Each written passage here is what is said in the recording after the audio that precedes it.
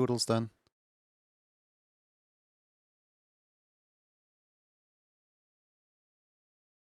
Oh no, we're still in the same session. Huh. Hold on, let me refresh my Twitch real quick. Yeah, no, now we're in a different session. Alright, I guess Twitch just doesn't know how to deal with that.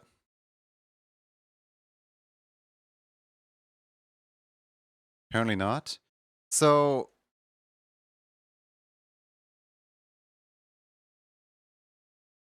yeah, so my Twitch dashboard reset. It was like, all right, now we're in the same session again. Now we're in a different session. Now we're in the same session again. Now we're in a different session again. Like there's 2 sessions running at once apparently. Because like we did reconnect into the old one, but also we're in a new one. That's not good.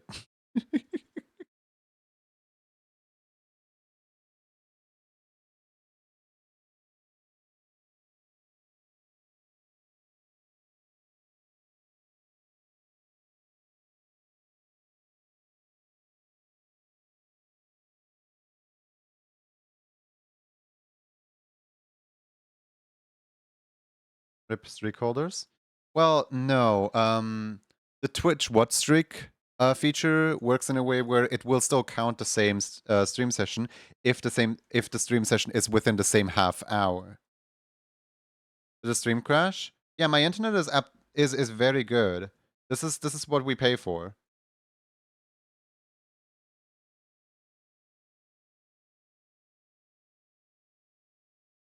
So Twitch like stream streak holders will still be able to retain their streak. But anyone who comes in now and wants to read their daily doodle will not be able to do that.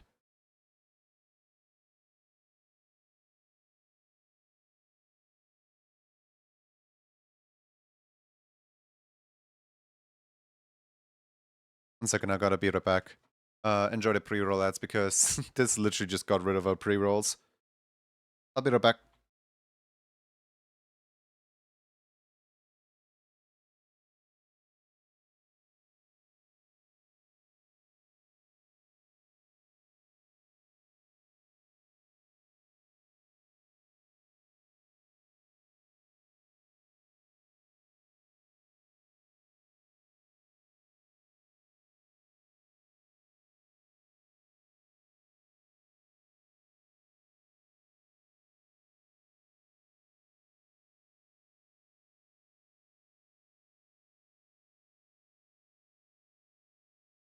Edge.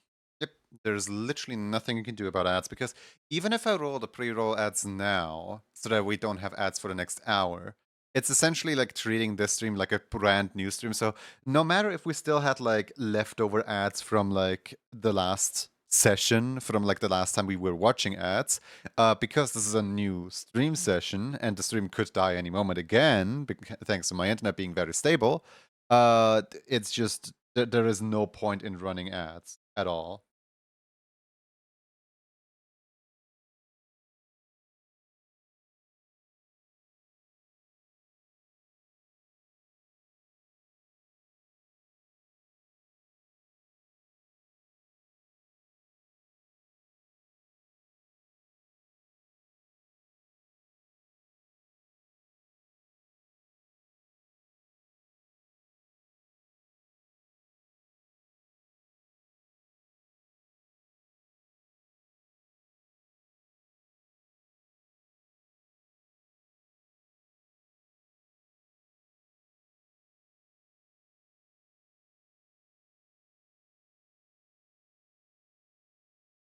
I feel like I should just make a separate drawing for the because like this entire thing looks weird.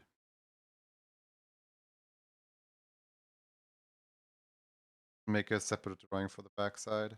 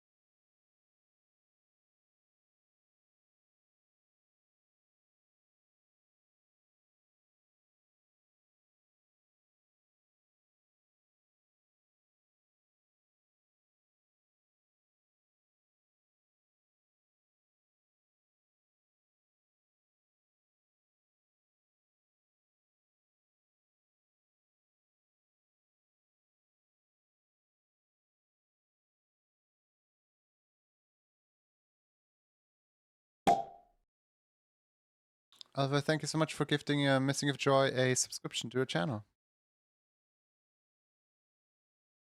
Hope Joy enjoys the subscription.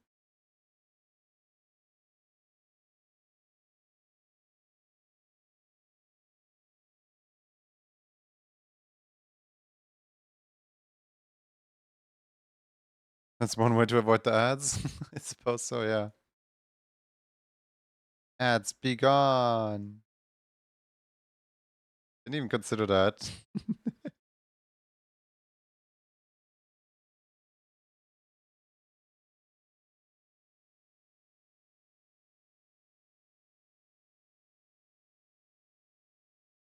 I think one issue I have with the drawing the goggles from behind is that it doesn't really make sense. Benito Jr., thank you for the follow, Gwen. Doesn't really make sense.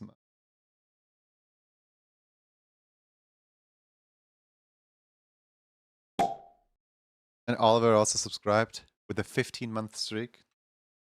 So much for your resubscription.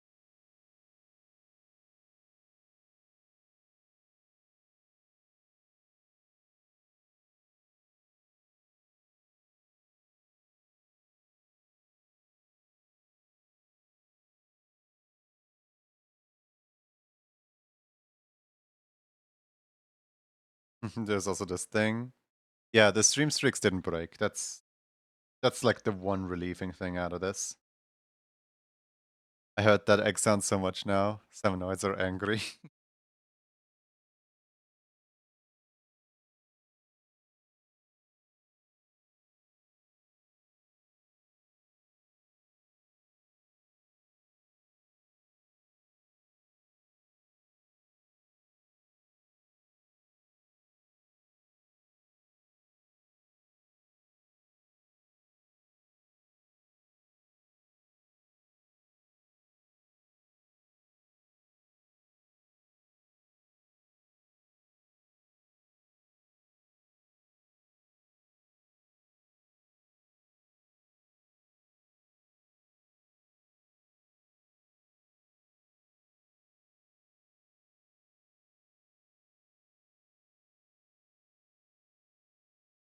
If the stream's broken or I can't tell, I was already here before the crash. No, the stream did break 8 minutes ago. And there's nothing I could do about it other than just, I guess, cry about it.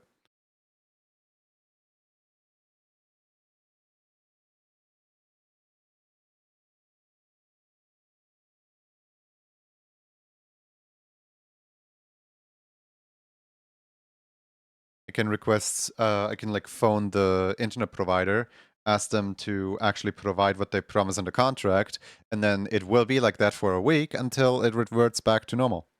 It's just how the provider be. Oh, you mean streak? Auto-corrected it? Sandstone Gazer collected January, February, and March so far. Nice.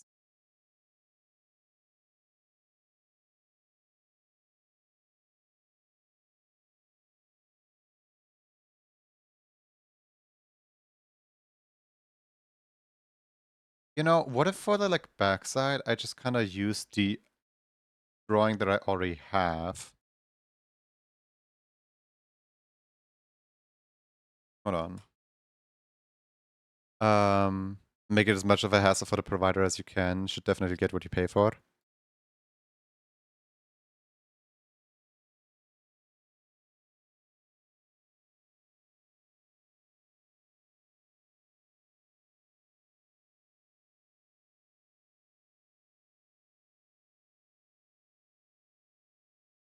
Like going through my files here. There we go.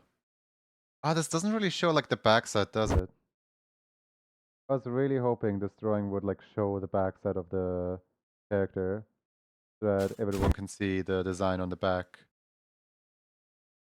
Like it would be a great design to put on a reference sheet. I think I might still just put it here because I have it.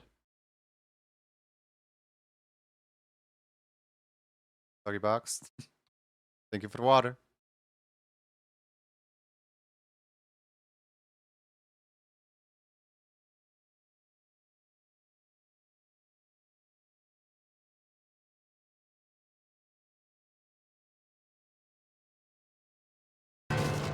Ow.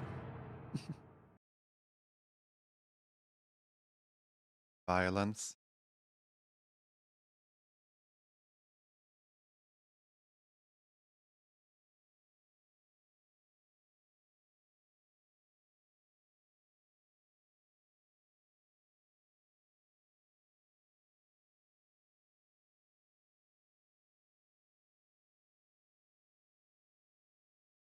What if I swap these two around? Yeah, no, that looks weird.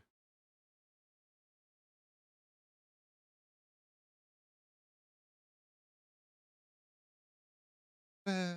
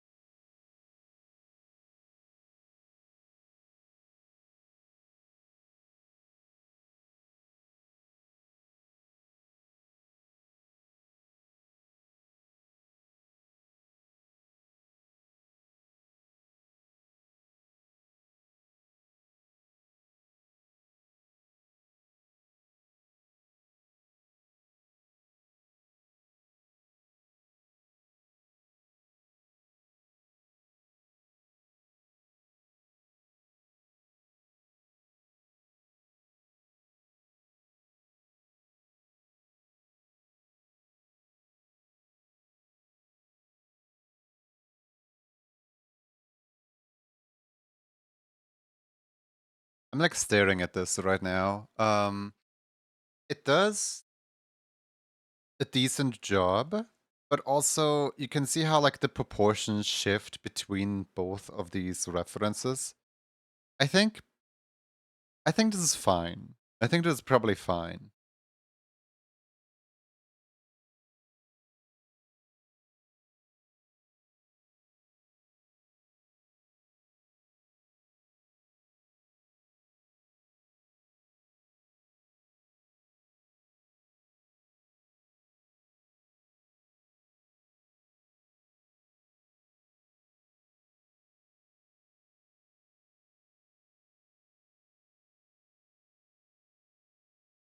Let's move on to the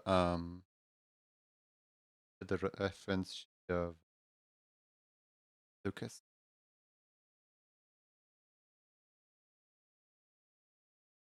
Part of me wants to actually mirror the two that I already have here.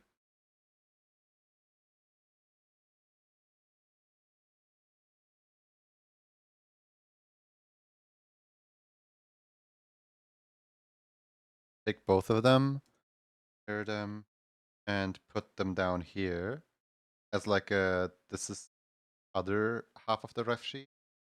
And just like swap out the different attributes.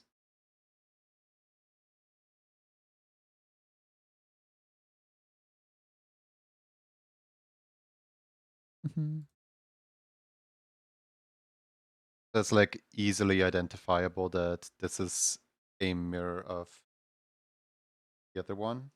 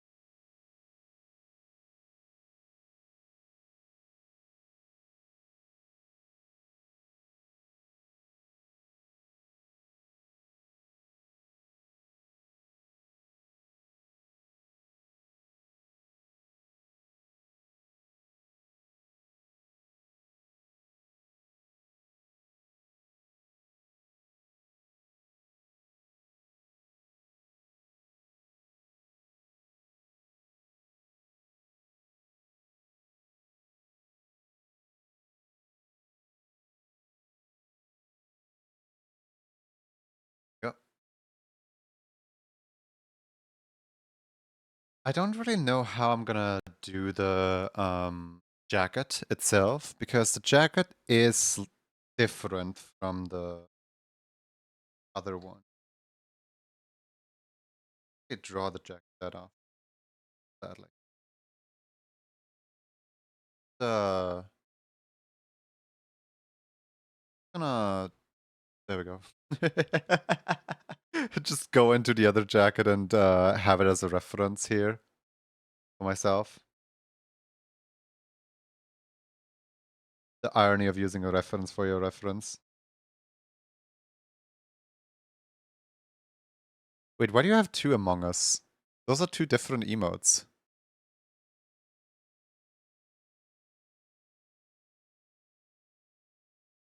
Why? Why does Jackie have two of these?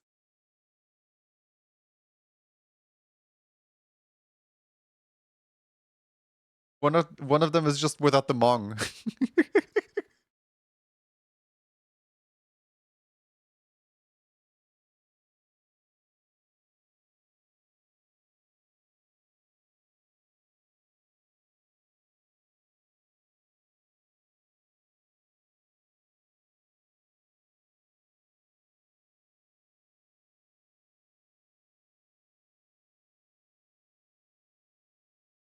Amogus is strong with Jackie. Do you know Jackie's actually the person who made Amogus? As in, like, that's the whole reason that that's one of their, like, channel point, that's one of their emotes, anime emotes. It's the Amogus person. One of my friends has created a viral meme.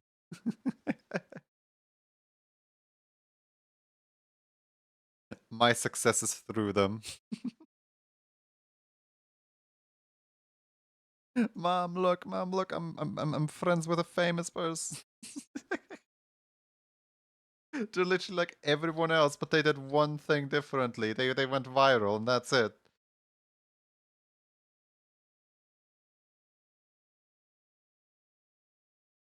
Amazing. I know, right? Life goals, dreams.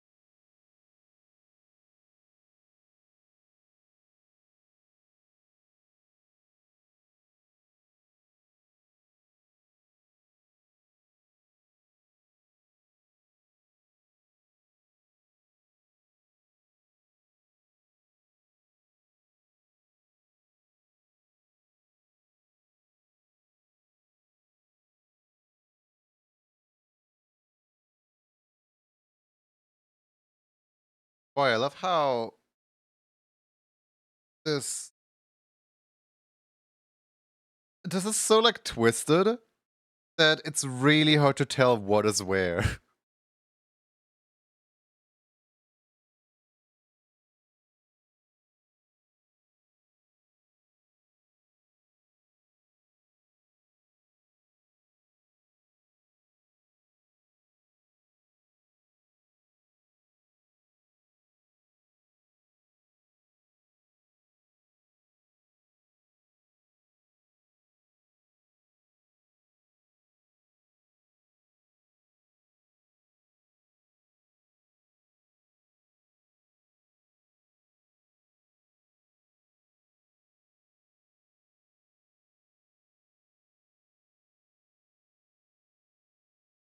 think I'm gonna put the foot out more so that it doesn't.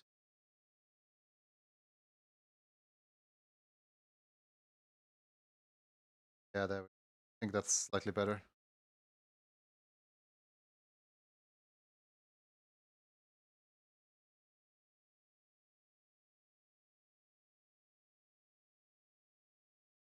Like here, I'm gonna mark. So this right here is the front leg, and then this right here is the hind leg. This is how confusing this is.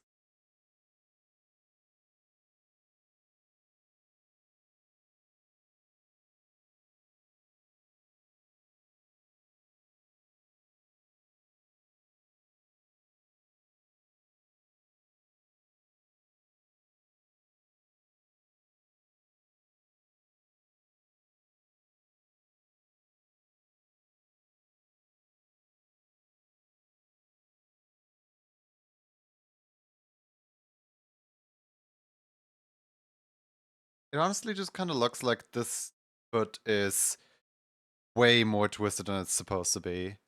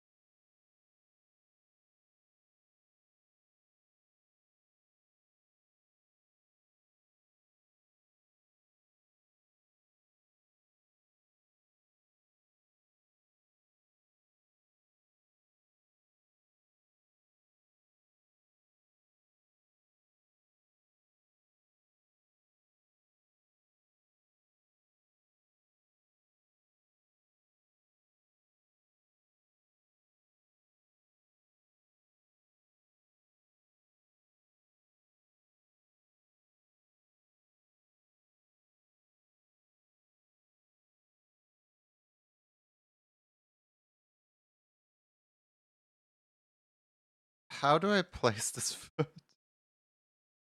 Where do I place this leg?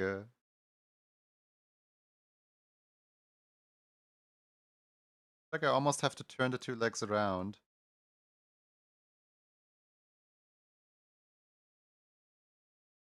Why?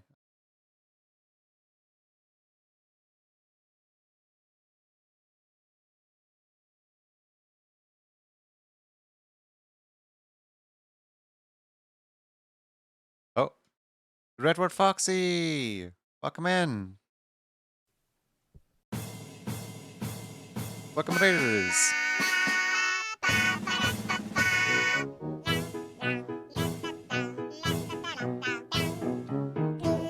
Hope you're having a good time today.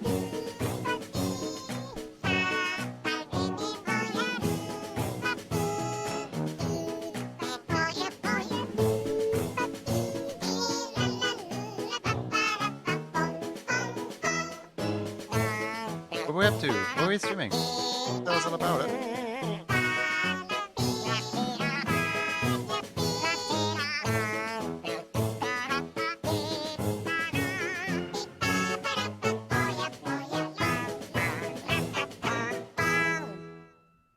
Up to now. Think my lovely's this way. Welcome in, everyone. Welcome in. My name is Junie. I'm an animator, and I'm currently trying to figure out how in the world this foot is twisted. Hands and poses, just art practice on stream. Ooh, cool.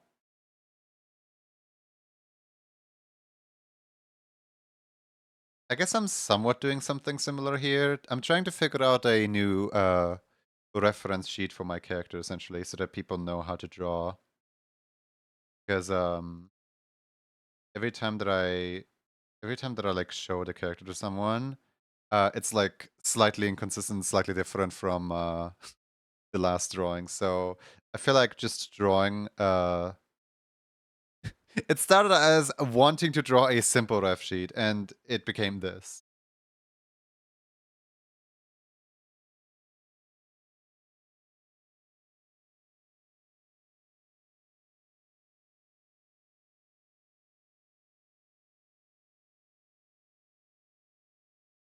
Just a art practice stream. Sounds fun. Do you want to pick up some art tags? Do you have any art that you want to share so that everyone here can see what your work looks like?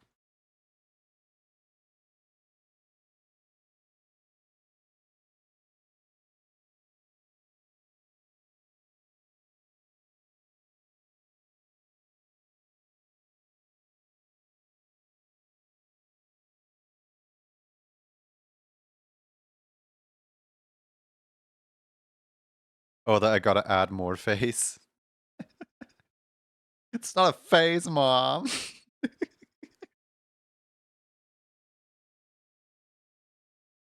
Right now, I don't think I have anything that's fitting for this channel to share. Fair enough. But if ever you have something you want to show off, please feel free to do so.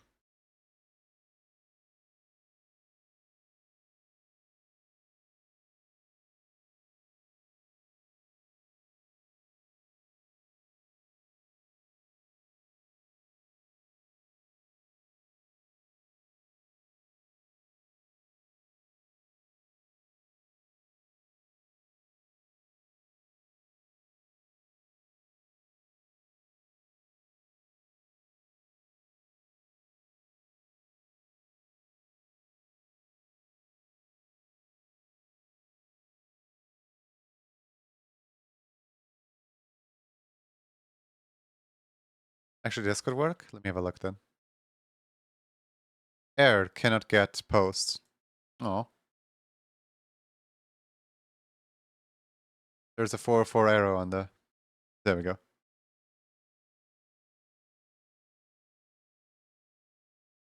Do you just wanna? Here, hold on. Let me just bluesky.social.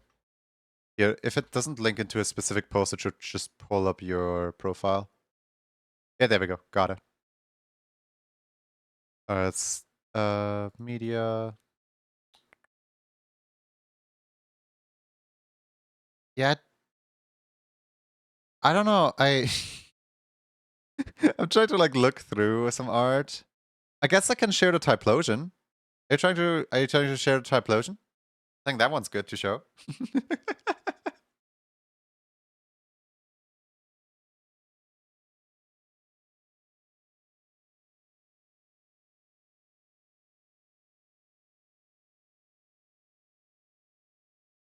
Even though Typlosion got into a bit of a controversy lately with the Pokemon League.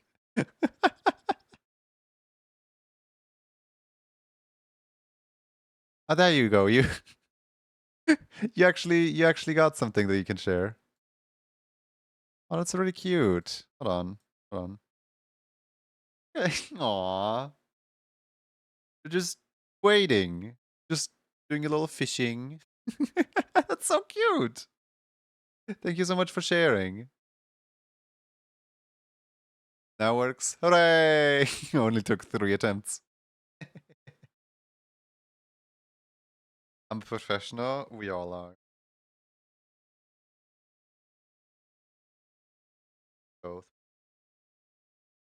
But yeah, please, after stream, get some rest. Like take care of yourself. I know stream can be quite stressful on people. Um, no, take care. Whatever you might want to be, you can feel free to stay. You can feel free to leave. Whatever you want to do, really. Make sure to stretch, save, and eat some food.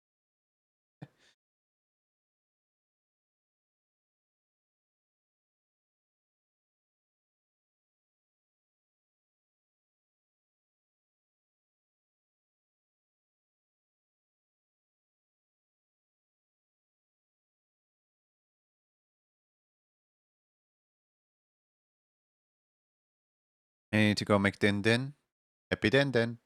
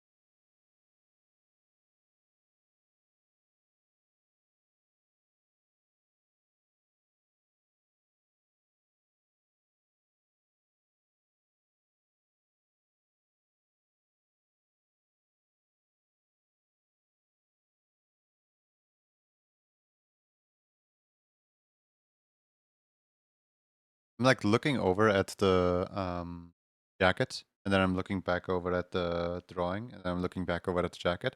I'm like, don't mess it up now.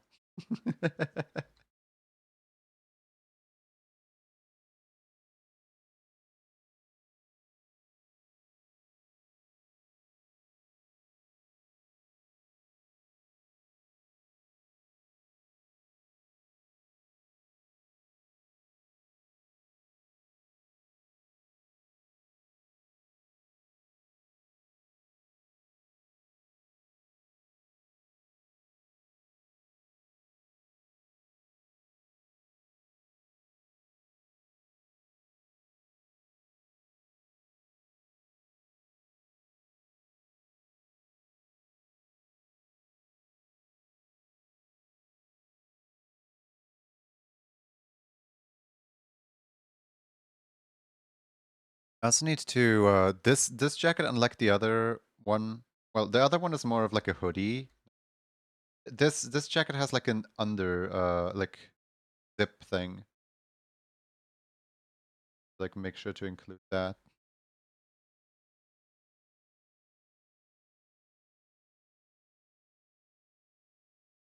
Immediately thought of "Don't Mess This Up" and the melody of "Don't mess this up. Don't mess this, 'cause I think you're doing good. Think you're doing good."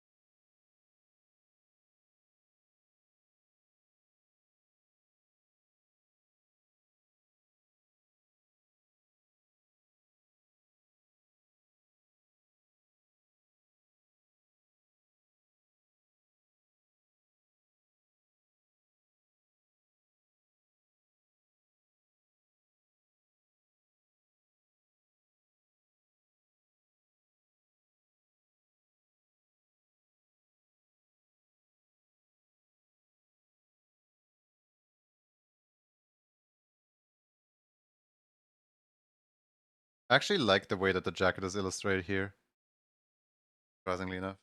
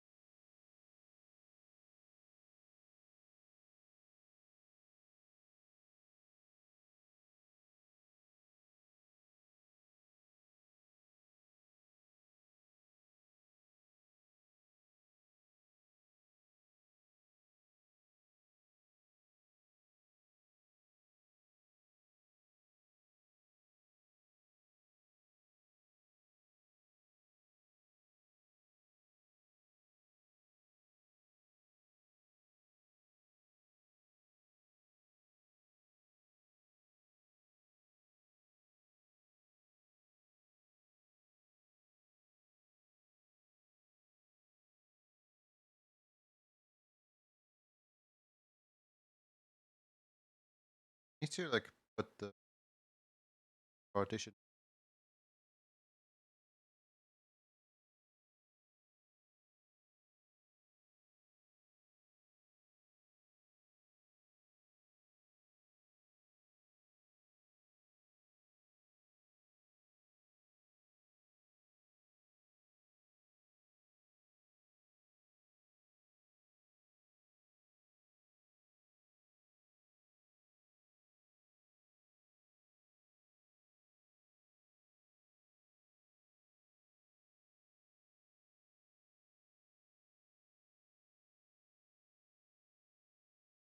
The one problem I'm gonna have with this reference is I'm gonna need separate references for both of the clothing options front and back because you can not tell very well what the clothing is gonna look like based on these drawings. Or maybe you can, I don't know.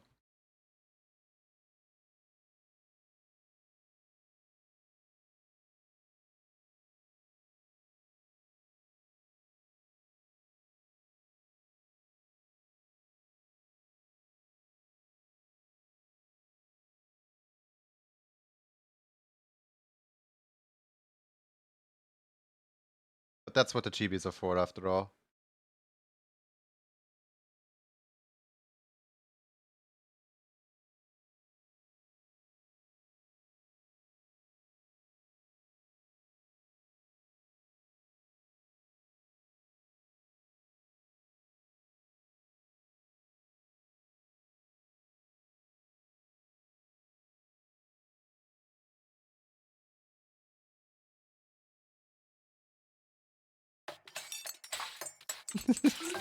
Oh my god. Foxes with the 1,474 bits. And 1,000 bits badge, wow. For no reason. Sure. No reason whatsoever. Let me guess, you just wanted to like empty out your bit wallet right there? Is that the reason for like the specific number? I don't know how many bits you have, but like that's an oddly specific number, yeah. What is that, like 15 bucks? Yeah, 15 bucks, basically.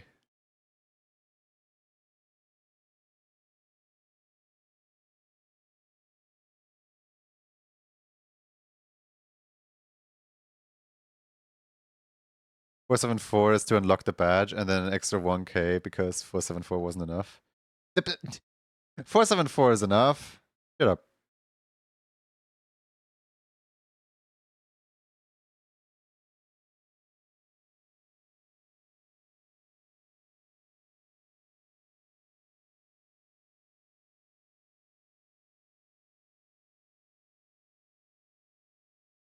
I'm a little bit sad that with the switch to event sub, Twitch took out the hook for uh, pulling how many total bits a person has spent. Because I liked knowing how close or far away a person was or is from getting the bits rewards.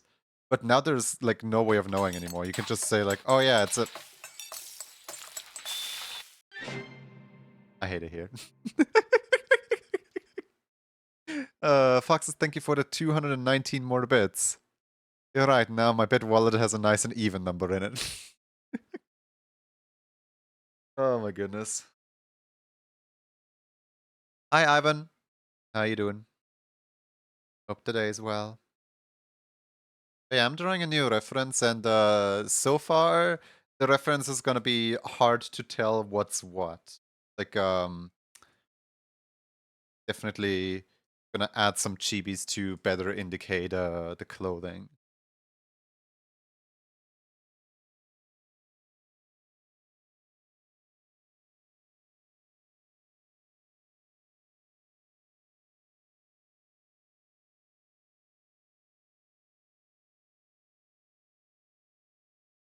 Like part of me is thinking, what if I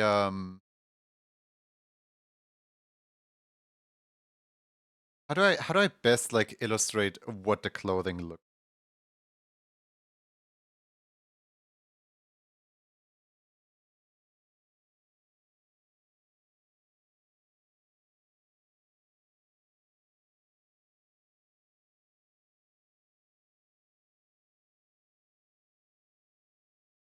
Taquitos, how you doing? I don't know why, but part of me is just looking at that like string of numbers and is like, is that your exact birthday? Is it like the 27th of October? I believe is that? Or is that like another like very significant date too, yeah? Uh if it's about the clothing specifically, you could like have it hanging on a hanger. Yeah, but like I was thinking, if I like spread out the clothes kinda like this, where it's just like, look, this is the backside of the clothing. And then like each clothing has like a backside and a front side. I'm done and tired and my head hurts. Aww.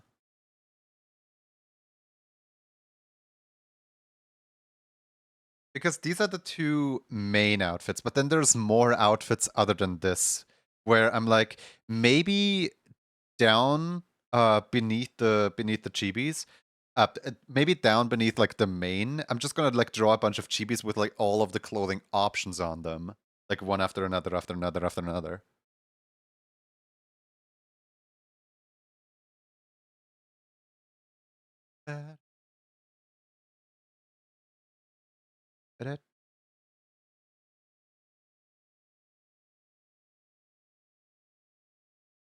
You're left out of the past half year from my side. Water really quick. Kind of interesting. I just before stream, which is 2 hours ago roughly, I ate. And I'm hungry again, and I don't know why. Apparently I didn't eat enough.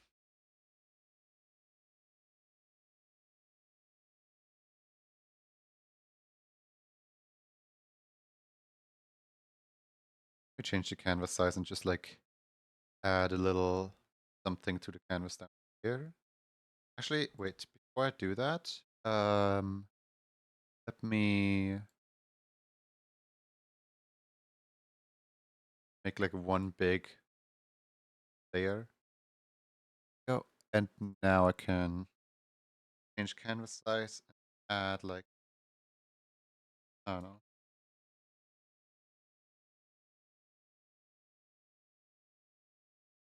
add like about this much.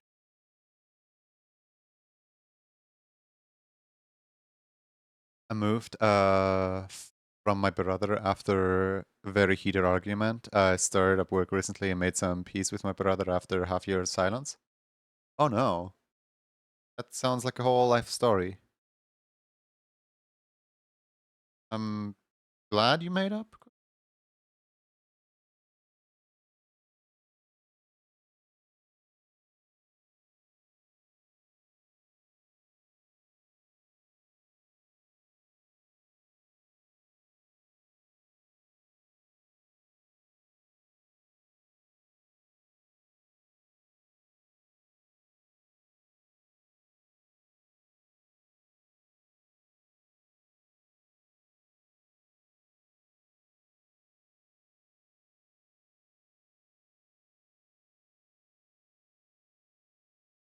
That chibi that I drew at the very beginning might come in handy here.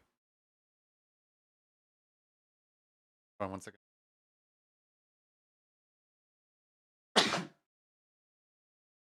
Recovered from PTSD as well as in his half year. Best of luck on your recovery path.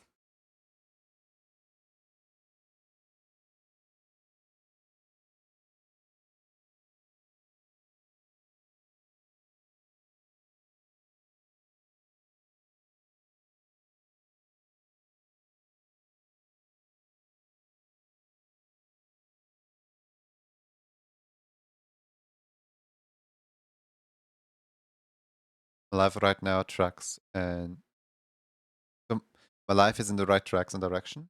That's good. That's good at least.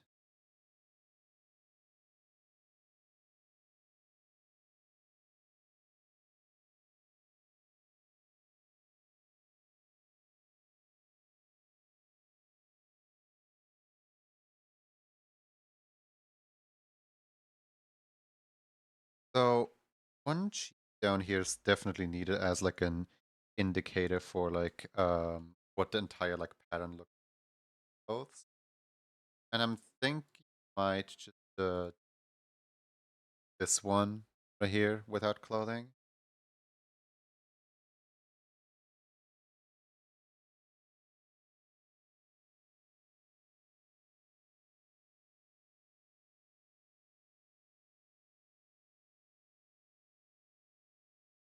Everyone of you was left out. I only gave hints to a few of you.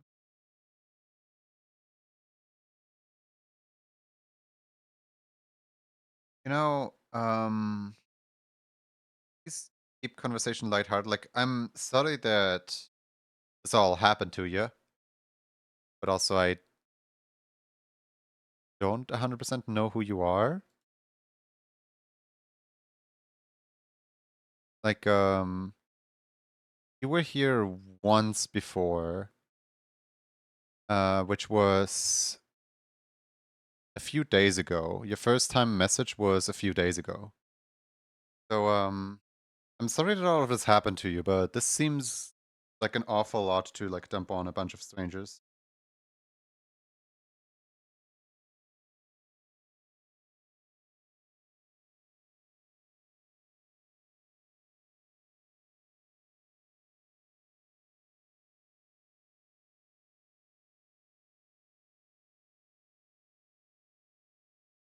I wish you all the best.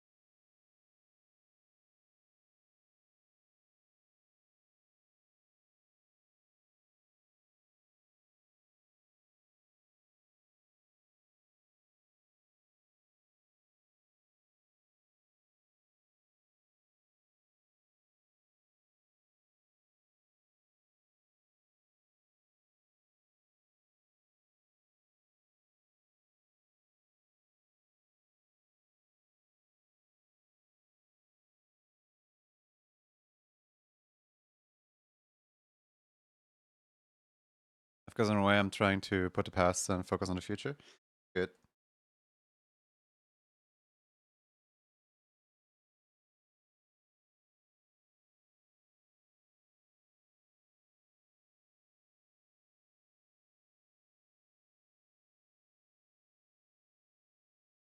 Disney announced a new Tron movie.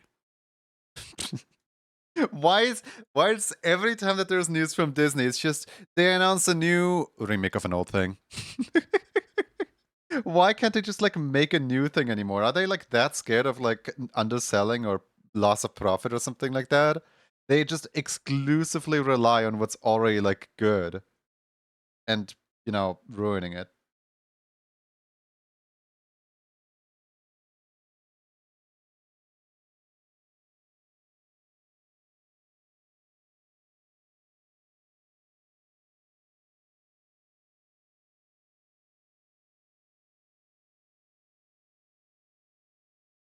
Okay, I think this might actually be kind of cute where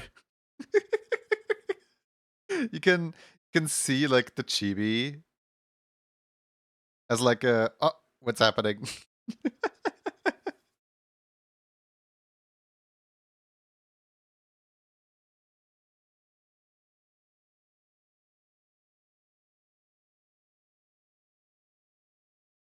Remix forevermore. Yeah, basically.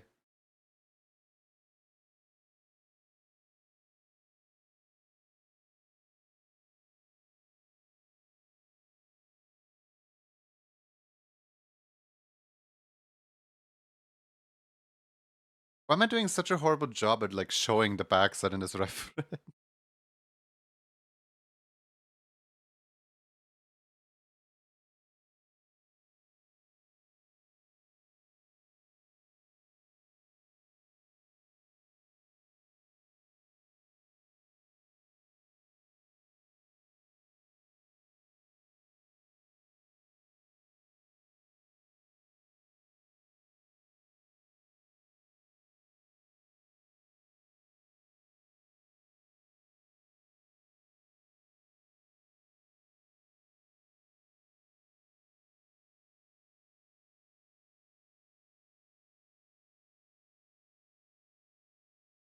Trying to reenact some of past stuff in a book with possible digital versions in 2 languages, Hungarian and English. Good luck with that.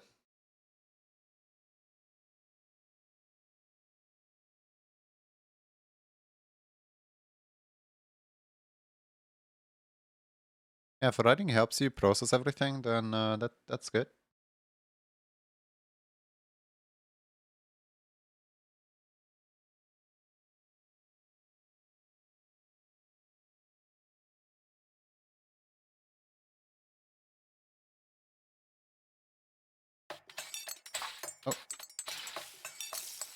Oh, bits for the art beam. Oh, thank you.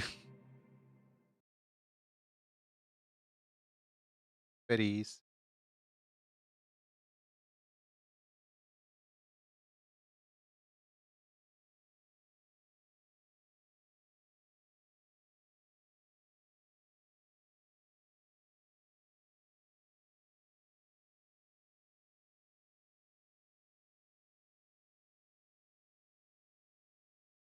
I'm thinking right now, if I were to essentially like, hold on, let me just redraw this real quick.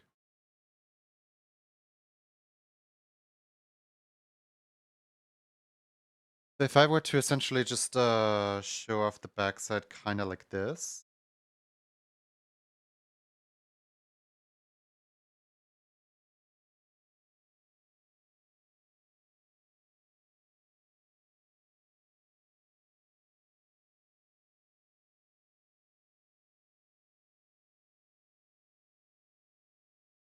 Difficult at first, but capable of doing whilst do work in 3 shift. Firstly, draft on paper and the digital version in a doc format.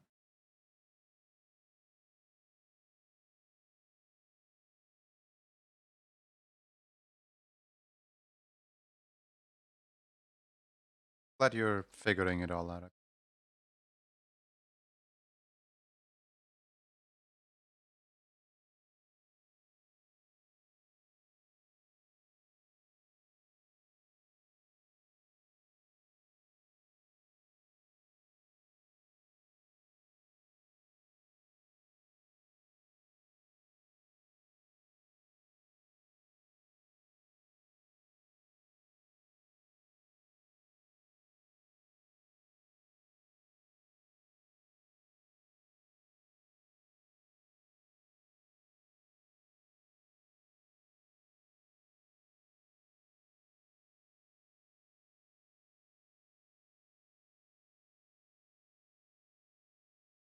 Curious, how many people are you like sharing this entire story with? Hi Kimi, how's it going?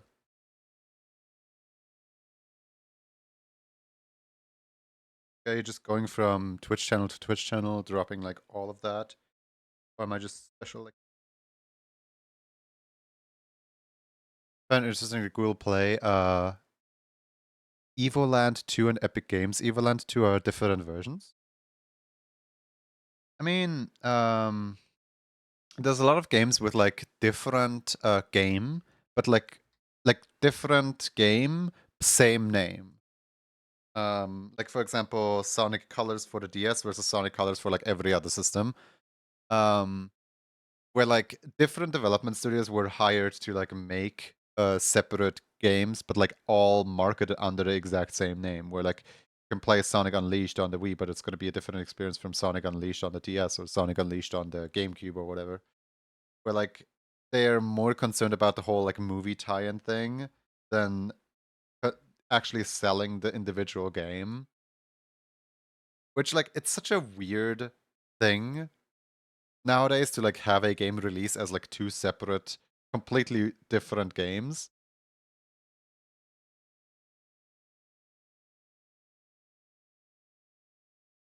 I wonder if that practice has, like, fully died out or if that practice is still, like, in practice.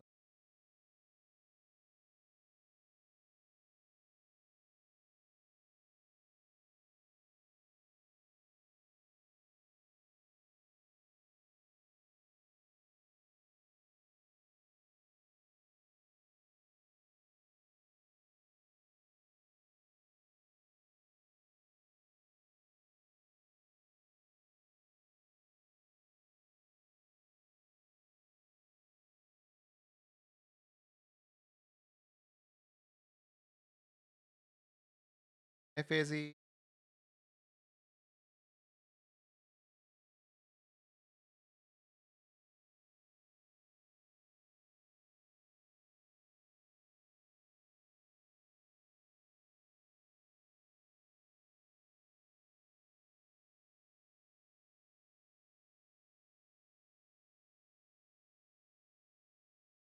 Sonic Games has been doing that for a while, but I doubt we'll see that again.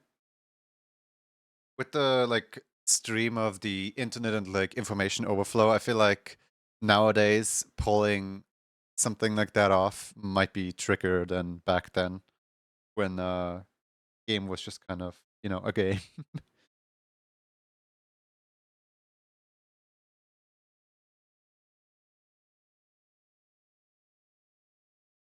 And you the finished form of that book. I don't know if I'm gonna have time to read all of that.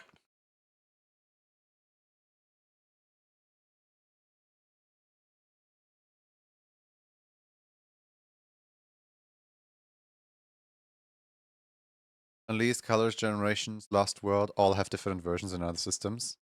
So interesting though.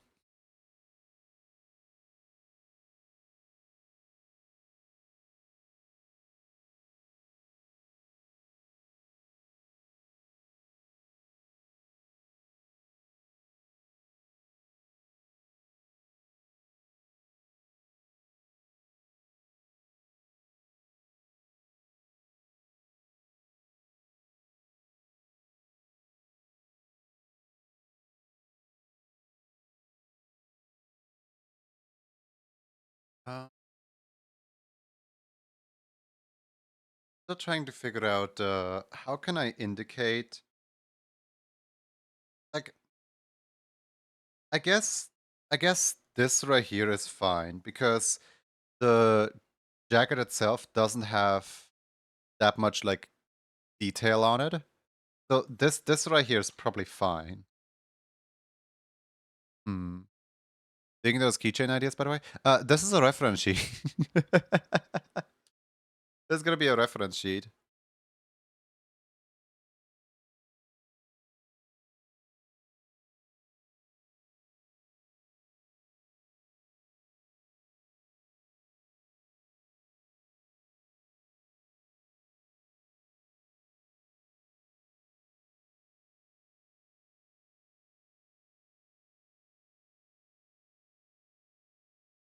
I'm, like, trying to figure out how I can properly like display every single detail of the clothing.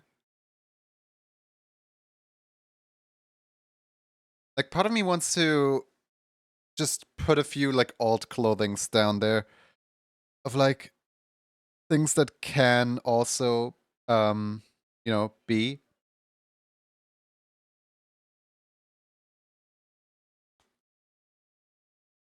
Still trying to figure out everything though.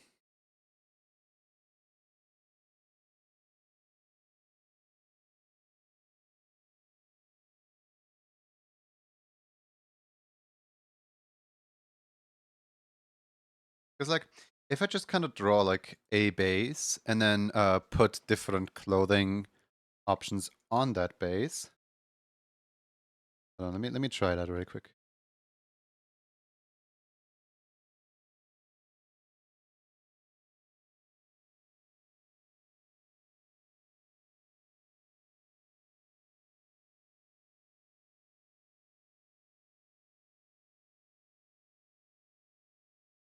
Except lesser tank splits or mere tank off bliss at your dub due to dividation Mr. Tarkov is different in many, many aspects.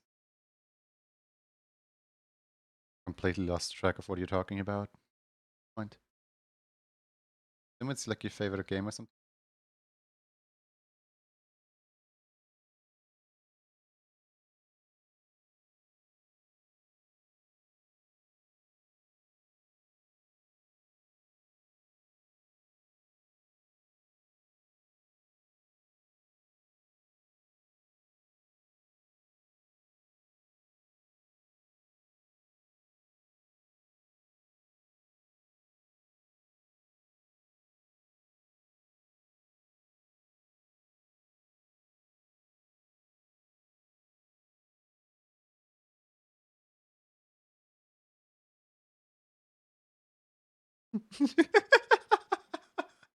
The baby. The creature.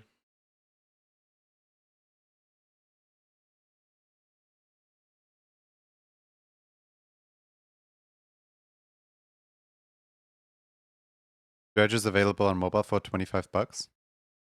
Is Dredge the boat one? Dredge is the one where you sail out, right? I did play that on stream, I think.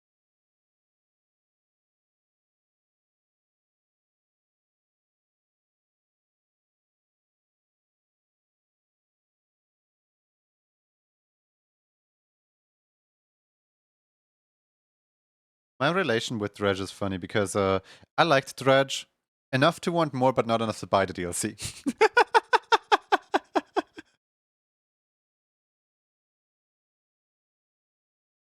Like, I know that there's DLC out there, I just can't get myself to, like, get it. Too lazy. It's not even that, like, the price is too expensive or anything, it's literally just too lazy.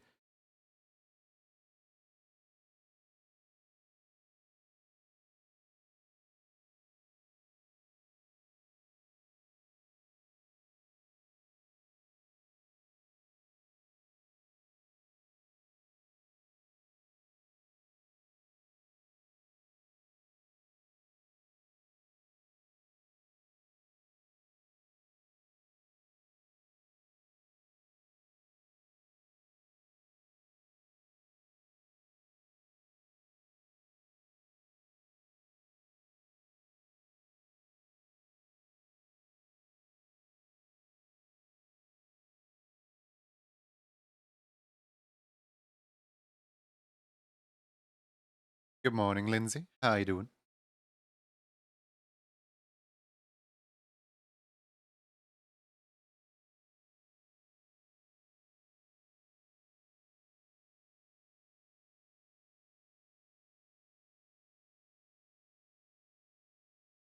How are you? Well, overall, can't complain.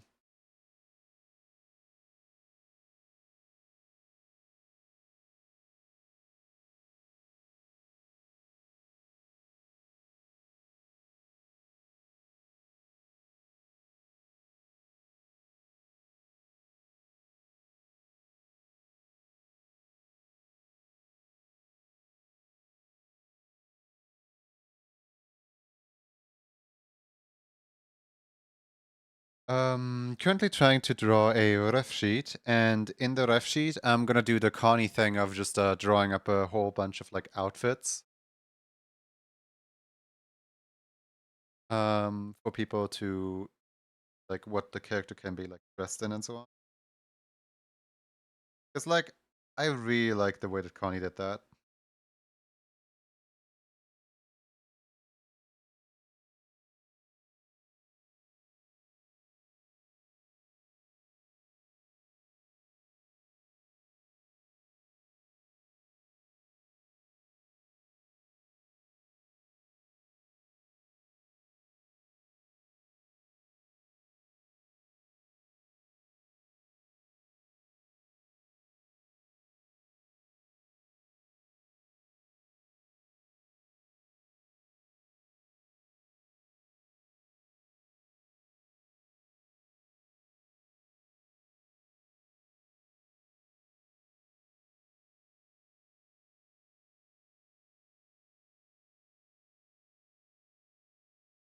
And to perform a little bit of a ref sheet robbery.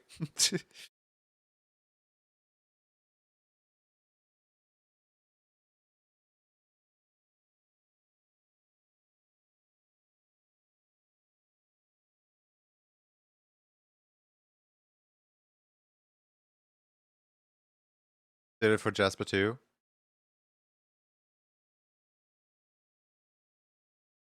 Not so sure about the whole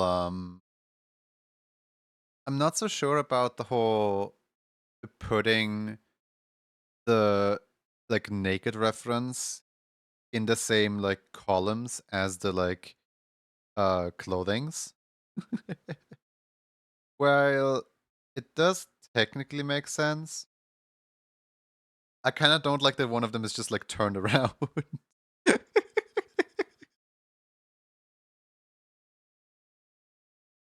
Know what I mean? Like I just think it's a little weird. I might put the like naked reference somewhere else.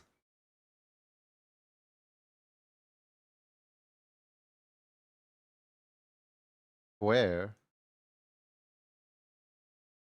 Like part of me was thinking, what if I double the like chibi area here and I just like put the like front and back of every like clothing options underneath each other so that there's like 2 rows of outfits of possible like outfits and I always show like the front and the back of that outfit. That way I can have 1, 2, 3, 4, 5, 6 different looks because I definitely do need at least 3. You could write that clothing isn't optional for just the markings. No. The thing is, I did that. I wrote here. Hold on. On my old ref sheet, I have written that clothing is not optional and that I feel extremely uncomfortable seeing my character drawn without clothes. Let me quickly go through the like gift art channel. Here, no clothes. No clothes. No clothes. No clothes. No clothes. No clothes. No clothes. Actually, let's start counting the ones that do have clothing on them. Hold on. How many times? One. Bu- bu- bu- bu- bu- bu- bu- bu- bu- bu- bu- bu- bu- 2. You see where the problem is? I guess technically 3, but this isn't one of the like canon ones. This is just a made up one. A 4. Oh, 5. 5. But yeah, like my old ref sheet did have written on it that clothing is not optional, and everybody ignored it. Like no one can read. Not faulting the people who make gift art, of course. Like no, far from it. Just a little note is not enough, is what I'm trying to say.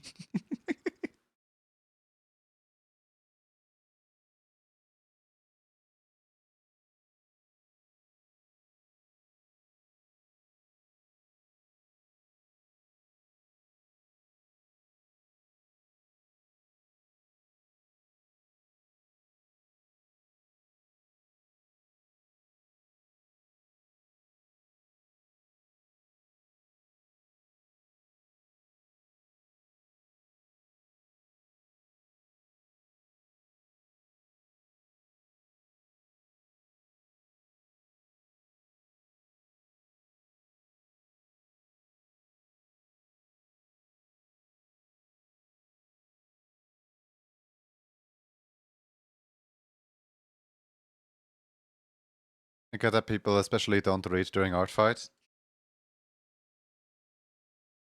Yep. Most of the gift art stuff comes from art fights, so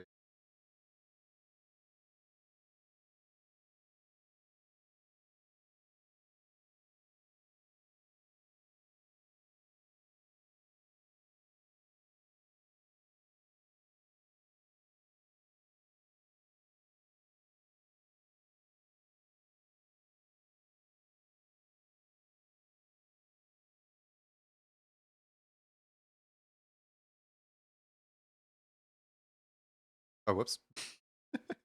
That's the wrong kind of flip.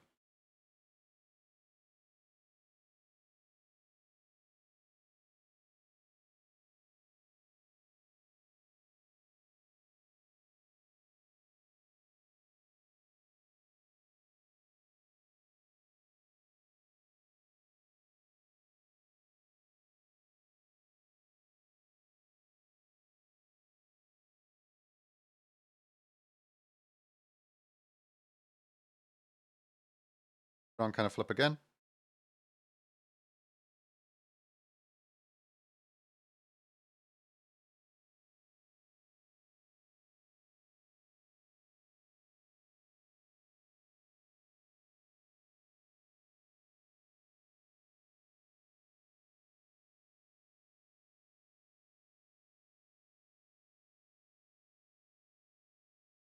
All right, how much room do we have? 1, 2, 3.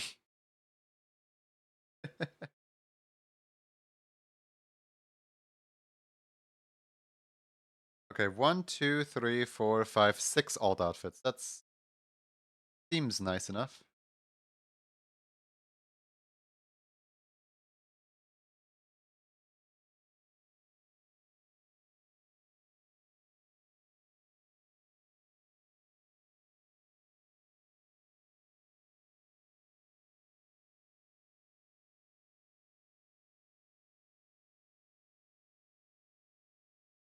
We do need to here so that we can all the way in.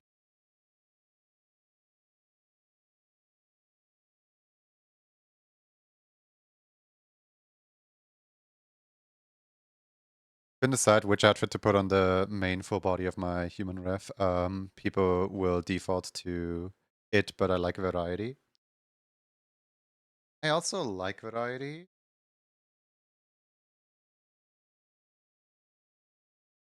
Like I like giving people a little bit of option with what kind of clothes they pick. But also based on the ref sheet, it's gonna be like very clear what like the main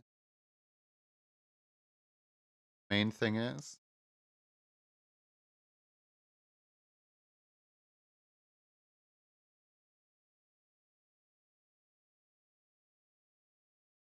Mission Roblets having more vehicles obtained in hybrid high-tech premium collector, better gameplay mechanics. I don't even know the game, I'm sorry.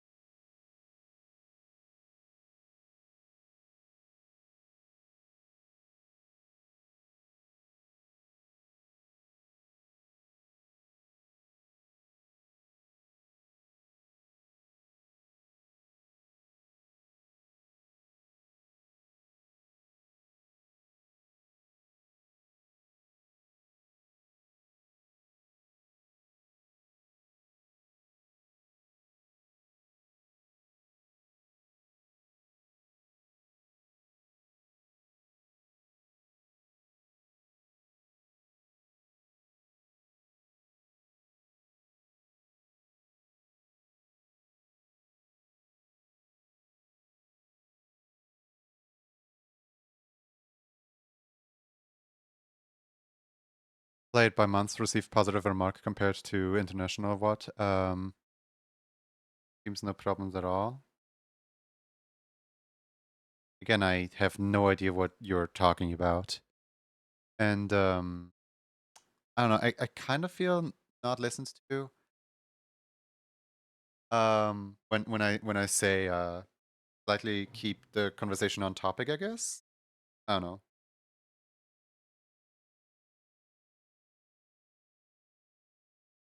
I want to put threats out there, but you know,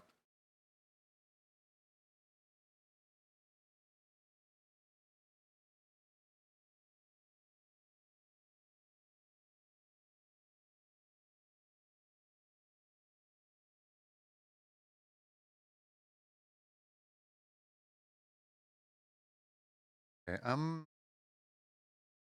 just I should not have copy pasted whilst still having the like face and everything in here. I mean, it's easy enough to delete the face on the chibis. It's still gonna be a hassle to like override all of the chibis with that now.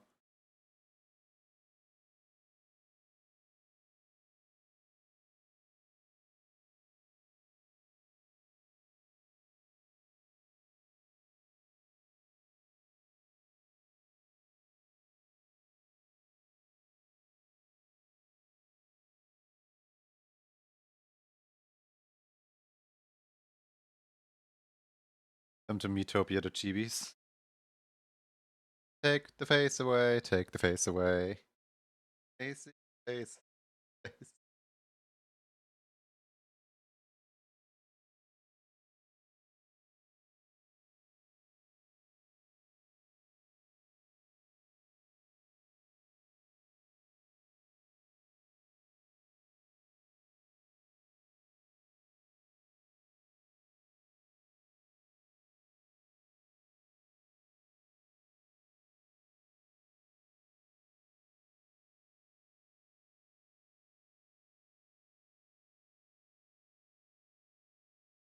I wonder if they'll ever make a Metopia 2.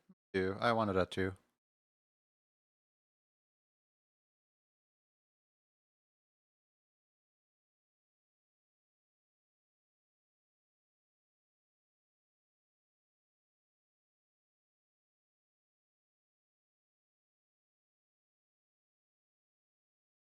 They remade the first one on the Switch. Feel like tough they got.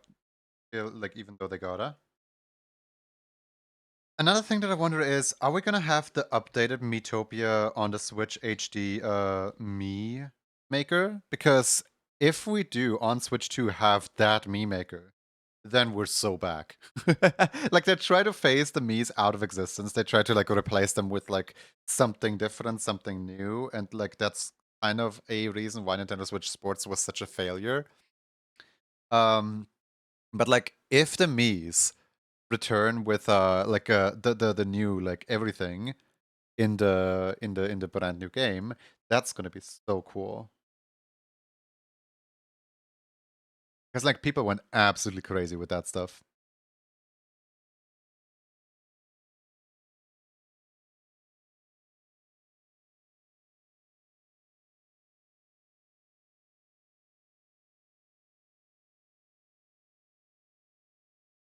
Stronger than ever, yeah.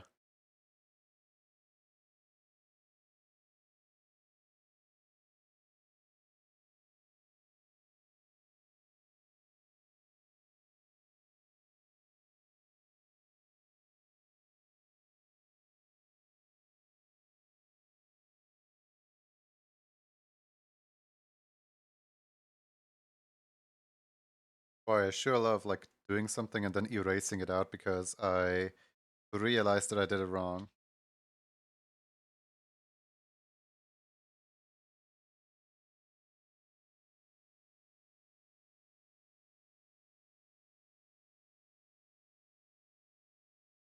Tomorrow you will go from your former village to visit your mother's grave. Again, that is way too much information to share with a bunch of strangers that you never met. What kind of like why is it important for us to know what your brother is called and that you're going to a mother's grave? I'm sorry, but this is severely off topic and like, you know,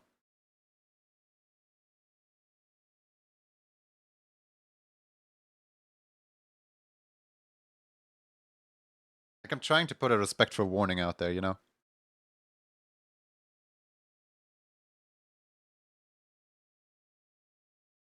I know you're just like trying to create small talk, but I guess time and place.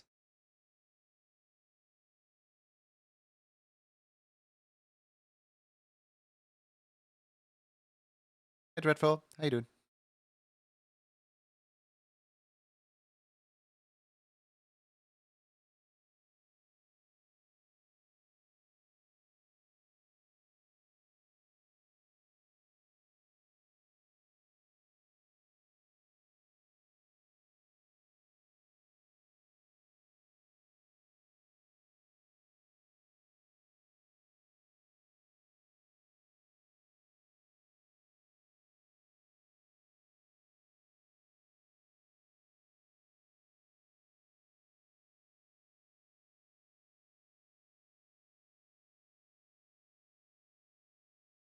Turn on my lunch break. How was the stream?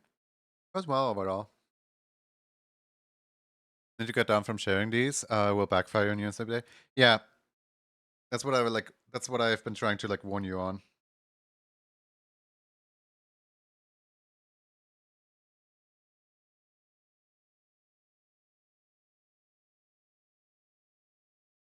I bet this looks so weird from like somebody like looking in as like a, oh look at me, I'm just like drawing a whole bunch of me. And like they all have the same clothing because I didn't customize the clothing on them yet. I'm just gonna start customizing like the first one's gonna be like this. Like the first one's the default outfit.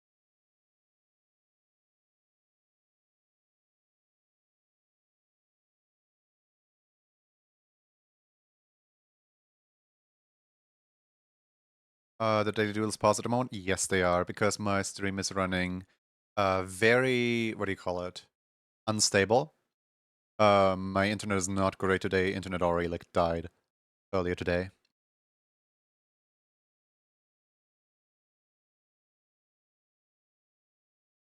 So you're not laundry day yet? Part of me wants to like put the blinding banks back here because in my old reference I did actually put the blinding bags in as well. I'm thinking it would be kind of funny to just like have one that like calls back into an old outfit. Sorry, hiccups. One that calls back into an old outfit.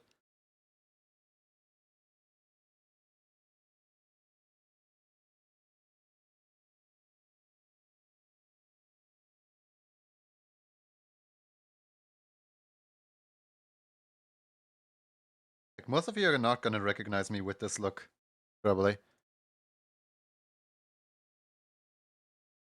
Should I keep the snow glasses on or not? Not sure.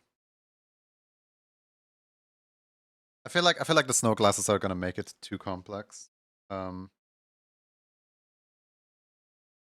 Even though I could absolutely leave them on, like get rid of.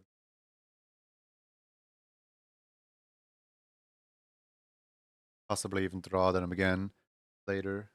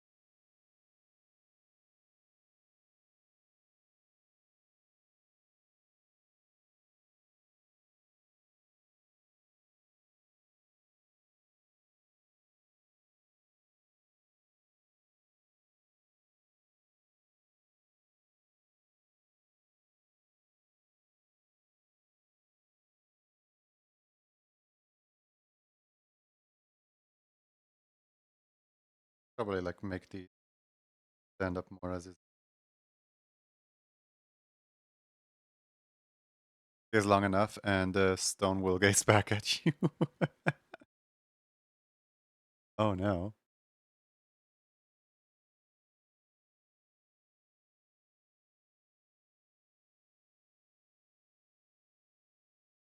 Back to gaming somehow stuck to the Russian games. Many games.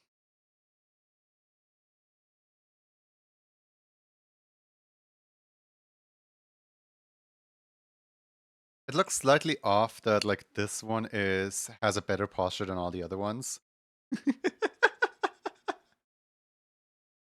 I should probably fix the posture on like all the other ones as well, not just this one.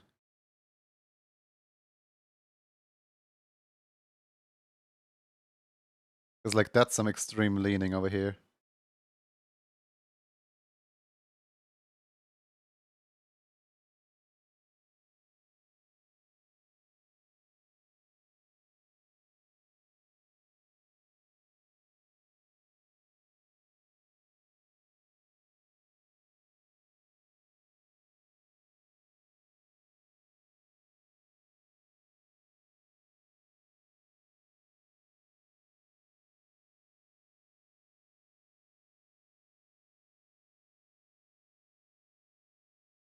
Showing off the great balance. Or the lack thereof.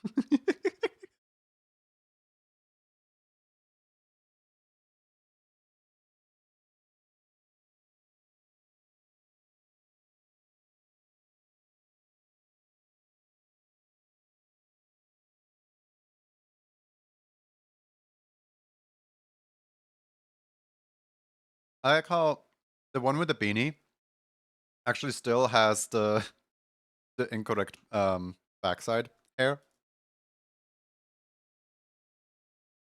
Kind of funny to me.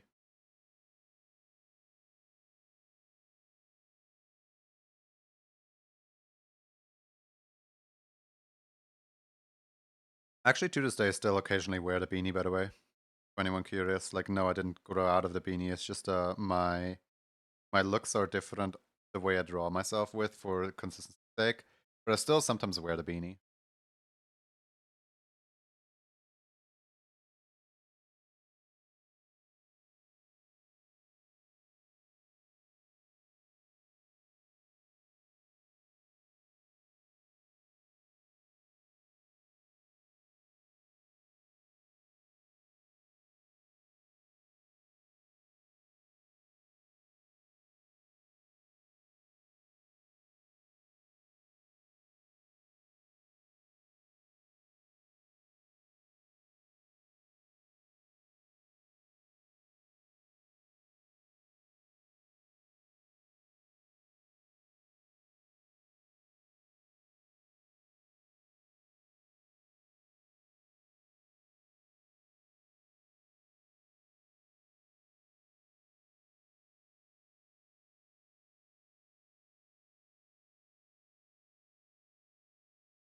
Should this be the party outfit? Because uh, this one right here is definitely like a canon outfit.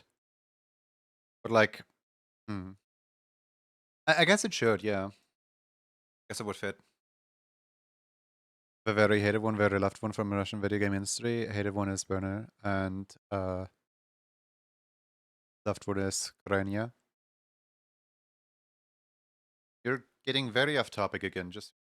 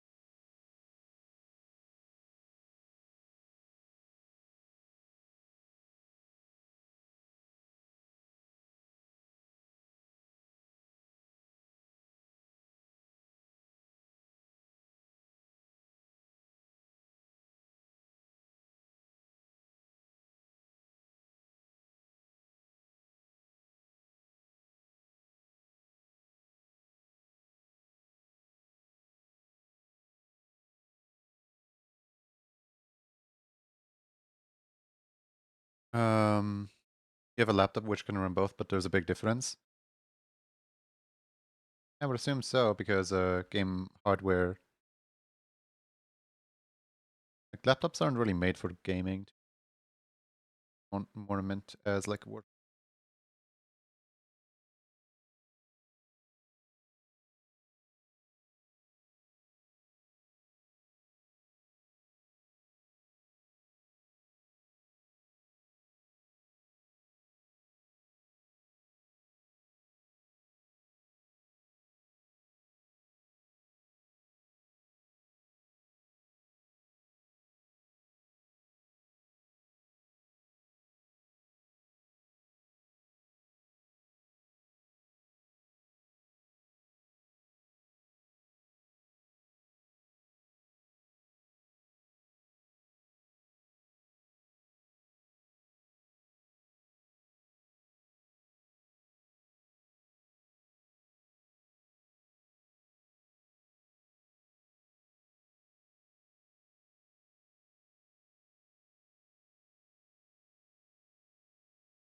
Okay, there's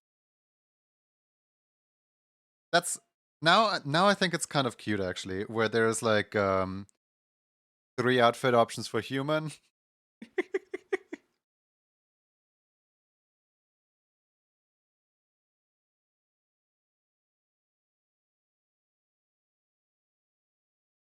This does imply a little bit that this right here is basically like exclusive to Coyote or something like that. It's not. I don't mind if I wear the outfit on this character. It just looks worse than if I wear the outfit on you know. Oh whoops. I wrong hotkey. My bad. I guess you guys get a freebie. My bad. There is no raid. I just have the outfit toggles right next to the raid button.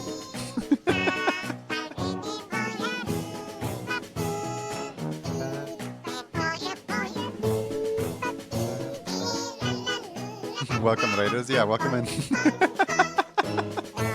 I'm so glad we're being raided today. Oh my goodness.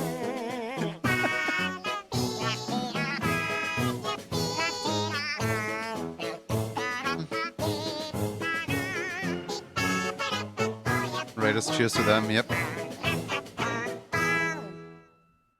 Welcome in, Raiders. Do you want to pay our tax? But guys, who wants to be the raider in this situation? Who wants to pay our tax?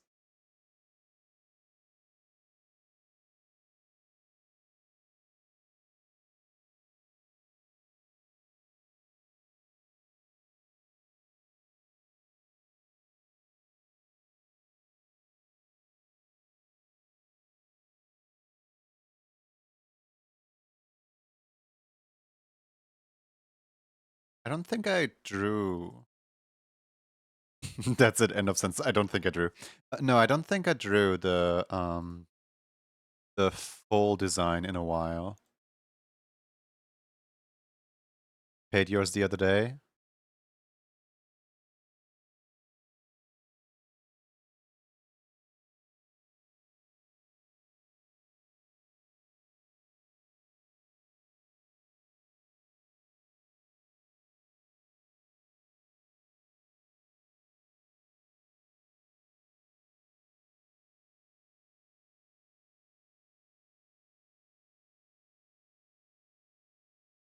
Can't supply our tax. I haven't been arting. Wow. Oh wait, you can supply our tax? Yeah, sure. I read it as can't. I was gonna like call you all out on not arting enough or something. I don't know.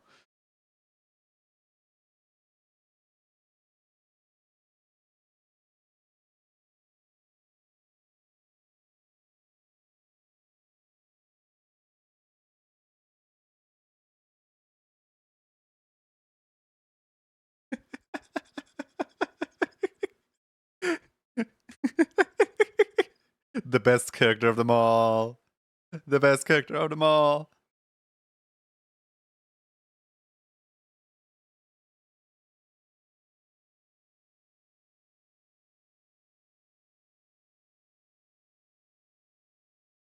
Good raid.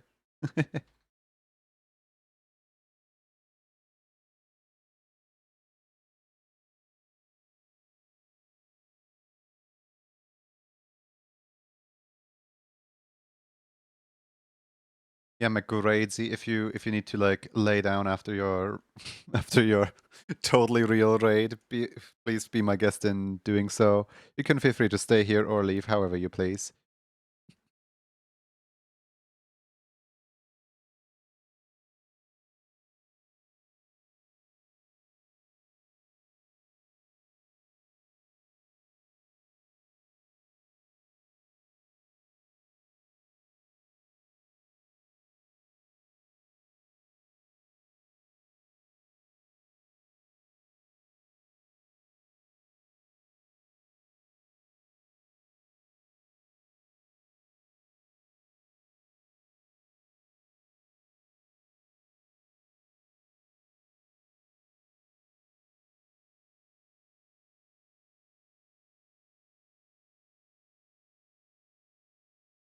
Sonic Rumble finally coming to North America. Nice. I shall become a professional instead.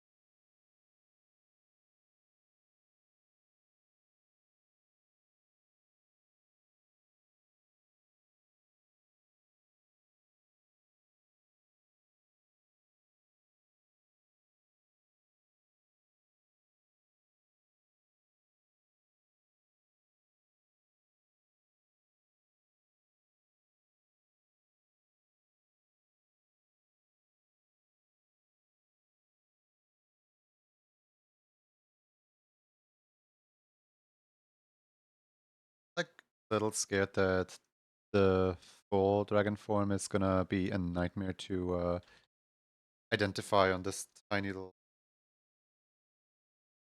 uh tiny little area. But like I never include it in the like reference anywhere.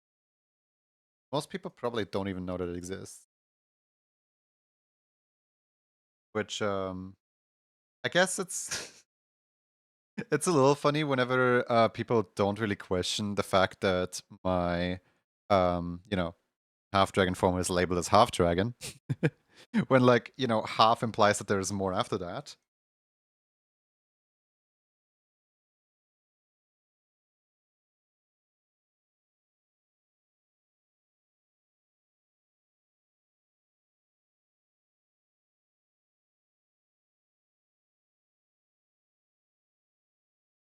Oh, dragon, yeah.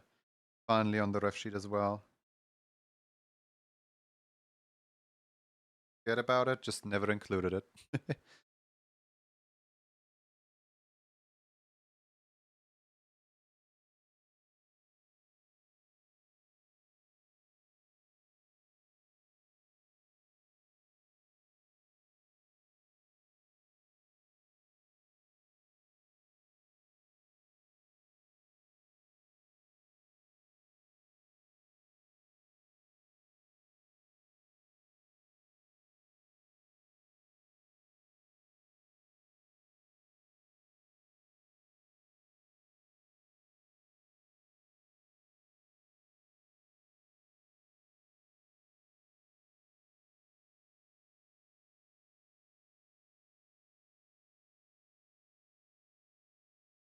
So this is why you hoard ref sheets?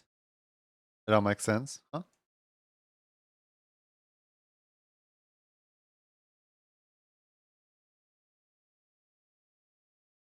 Oh. Oh, I get it.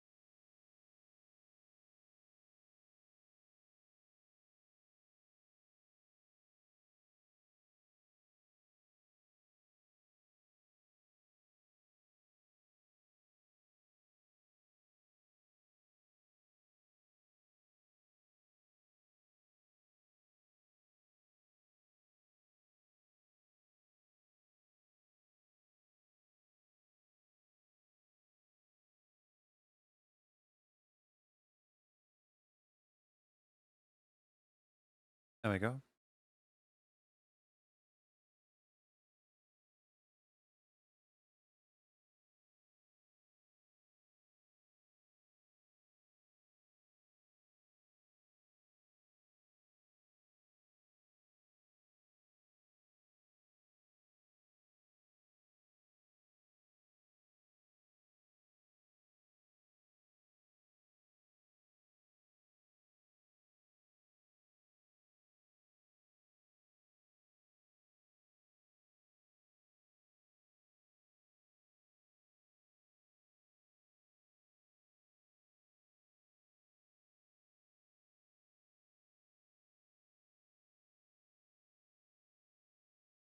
Thinking the entire like row of GB in a little more because um like it starts out with like quite a bit of gap, and then the gap closes with each one until like here there's barely any gap.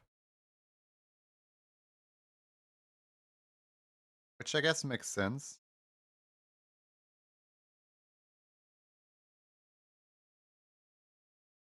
Wanna have them all like slightly with the same gap between each other. I'm just kind of like eyeballing the entire thing. Like it wouldn't even surprise me if the entire ref sheet wasn't symmetrical at all.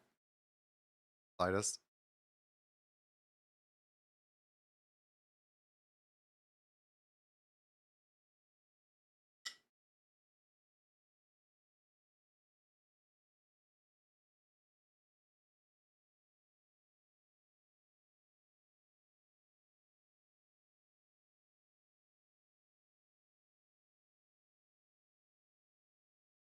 I mean, just doing a big stretch. Okay. What can I put into the little two in between section? Because like there's two little in between sections here. I'm just like staring them down. What do I put there? Mainly talking like around here and around here.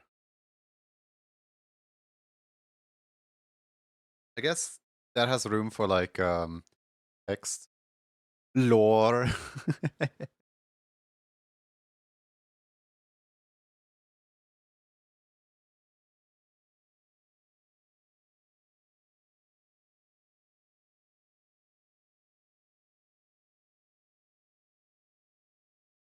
I think they're definitely gonna the fact that this one isn't even turned around.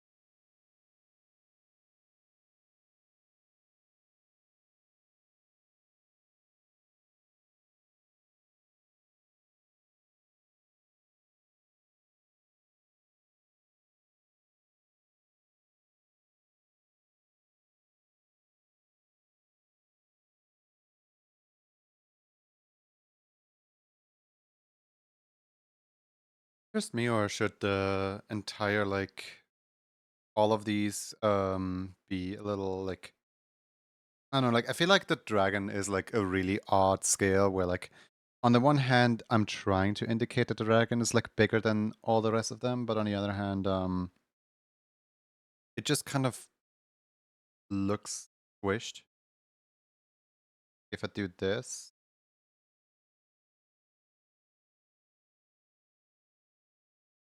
the dragon is suddenly like the same scale as everything else at least, or slightly taller scale at least.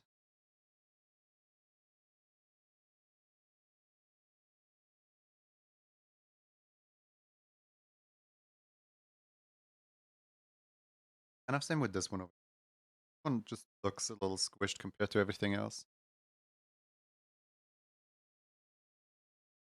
Even though I know it's technically not even this one's fault, it's the fact that the hair is down instead of up.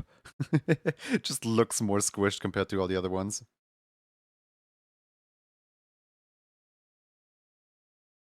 Is this ref sheet going to be confusing? Oh, absolutely.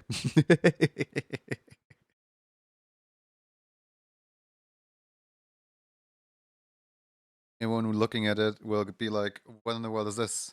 What am I looking at? I'll be like, okay,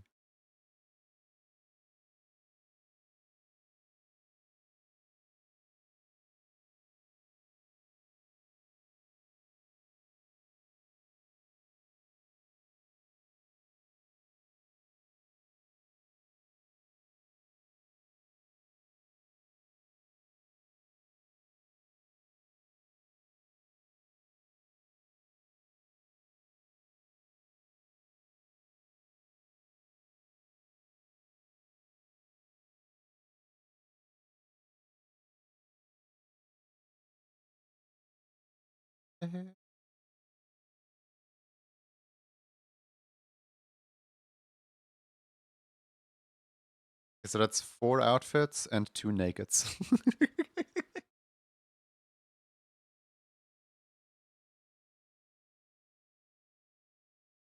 Boy, I'm not looking forward to the line art. Is there ever anyone who looks forward to the line art who's like, oh boy, I can't wait? I'm sure it's gonna be great.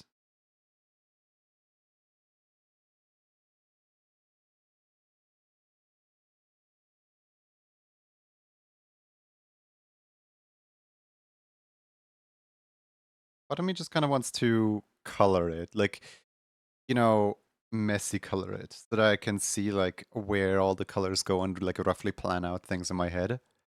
The problem with coloring things, I suppose, is the fact that it is useless right now because the because the line art doesn't exist. And if I just were to make the line art exist, I wouldn't have to worry about the coloring being used.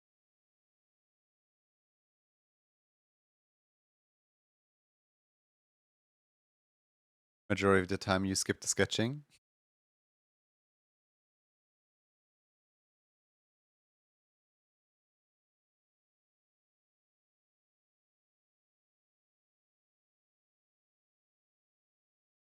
I do want to start with this one. Like this one looks really cool. Just conjure the line art.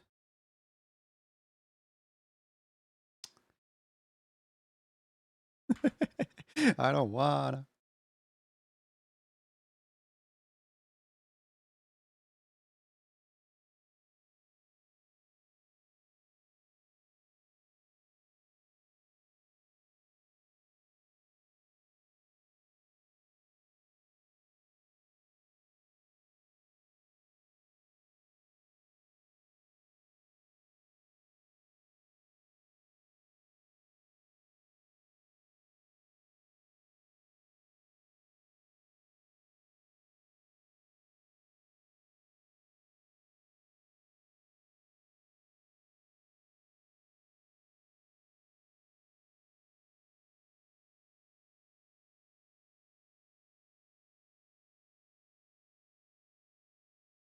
Make up the liner on the go.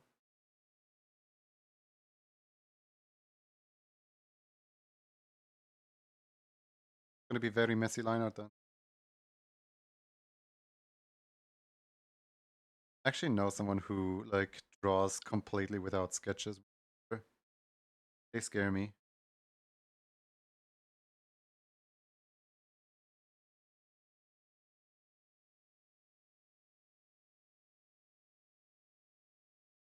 The start drawing, and at some point they just have like a finished thing. I'm just like, wait, how did you just get this finished thing without even drawing up a liner and then without even drawing up a like guidelines or reference, you know, like anything at all that your line art could use. And they're just like, yeah, just did it, you know, save some time.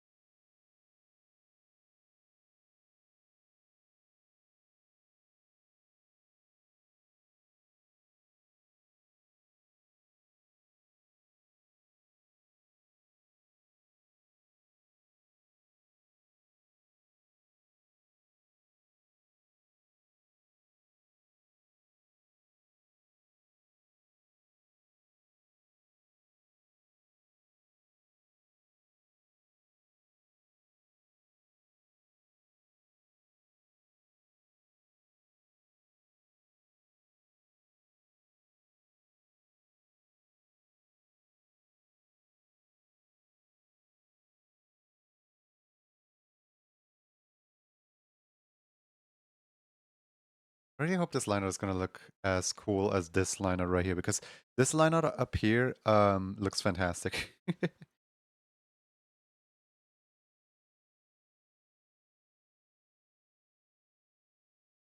I want the entire reference to have this kind of energy to it.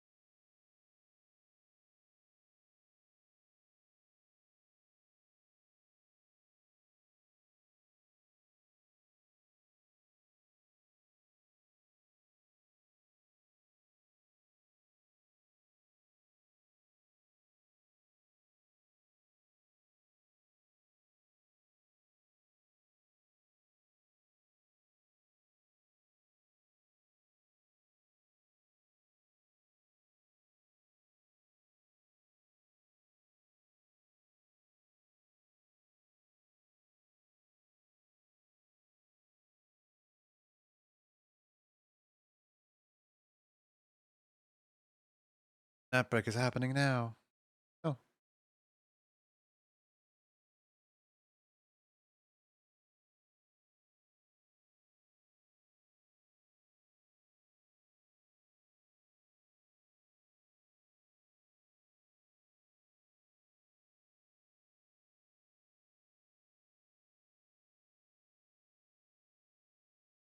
I grew up, we used to have this TV show that would run like all day long at the TV. When it's like after hours to like make children go to bed. And recently I checked out that channel because I was bored and I couldn't sleep at night. And I checked out that channel because I remember back then they had like basically like a half an hour like pre-recorded animation playing. And then after the half an hour is up, it would end for like 2 or 5 minutes or something like that. And then it would start again from the beginning. And it's just like meant to be a loop over and over and over. So when I flipped through channels and I saw that that program was running, I was like, "Oh hey, I wonder what the like what it now looks like, you know, with like more advanced technology or whatever." And it's actually now more like generative, as in like it has a bunch of random like animation samples to pick from, and it just puts them into a random order. As in, like, for example, animation clip 3 plays. Now, animation clip 3 is done, it plays transition 2, and it transitions into animation clip 5. Now, animation clip 5 is done, it transitions with transition A.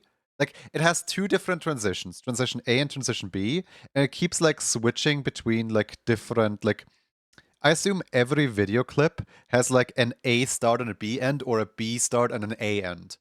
And like that is to make sure that it never shuffles into the same thing twice in a row. And I think that's actually really smart. Where like it's intentionally like made to be like so boring, but in a way it's also quite entertaining because you kind of like watch it and you're like, okay, which part did not yet happen at all? Right? And like the entire like every now and then it just like shuts down because the half-hour loop is over is a thing of the past because the entire program is now randomized and it goes all throughout the night. I really wonder how many individual clips they have and like how much time the individual clips would make up to you know, in this house we love line art. We love line art, and by in this house I mean me. I love line art.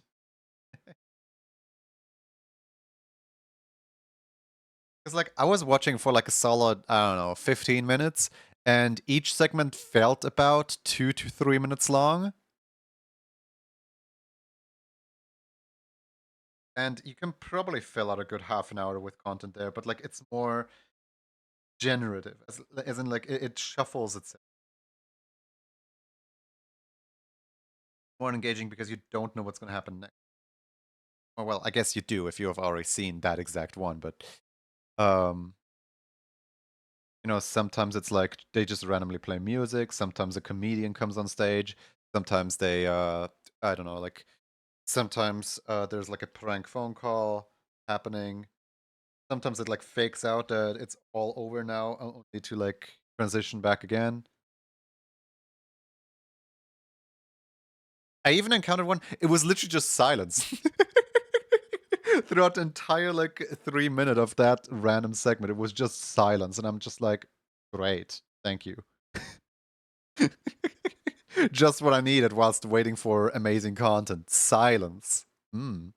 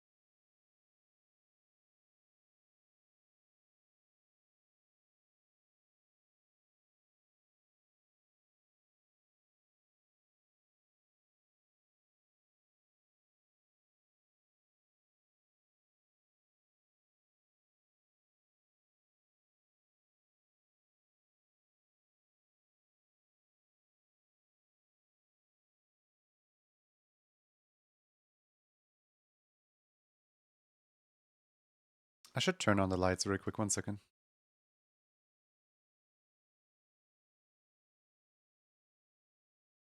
There we go. I can see once more. Yippee.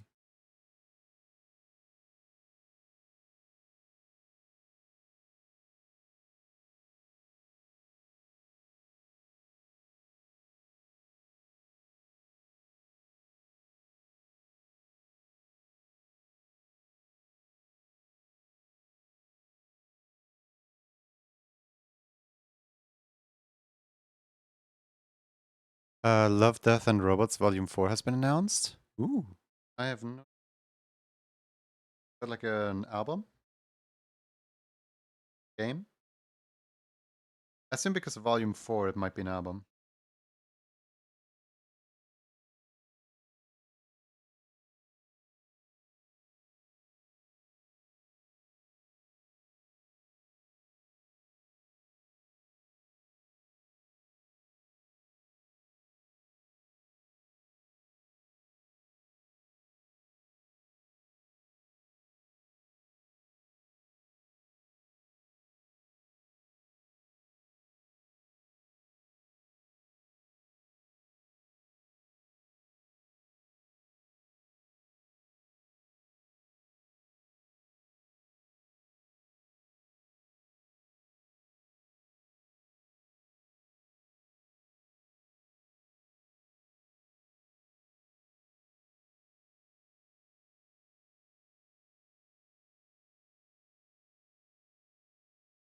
Ooh. Might have a guest join in voice chat soon.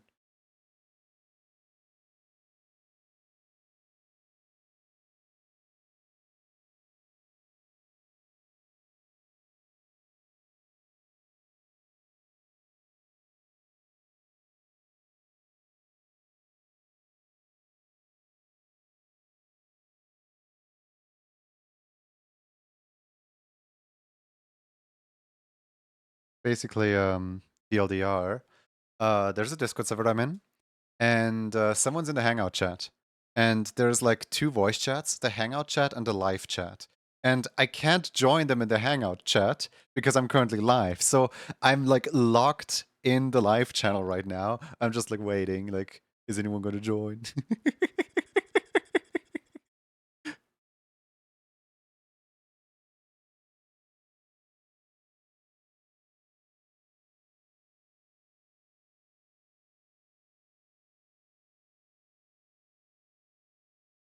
Probably get reactive Fuji tech already.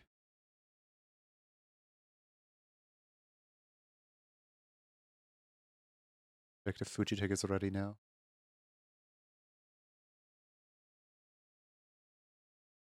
Do I still have the Discord characters activated? I don't know if I do. We'll see later. We'll see.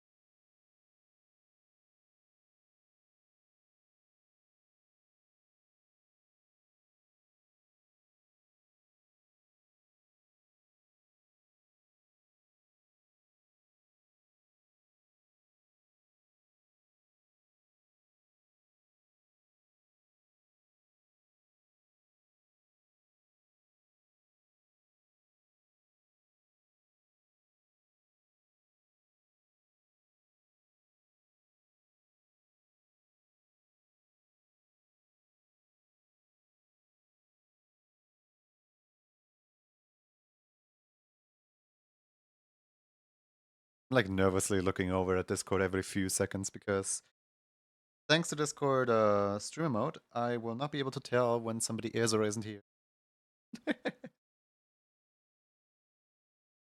Would just be a sudden jump scare of voice, possibly.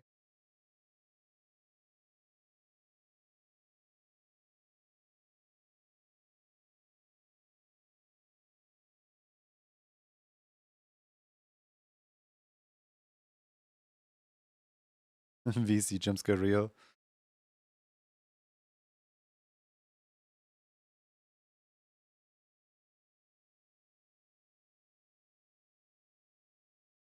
Sometimes I forget that streamer mode exists, even while like offline.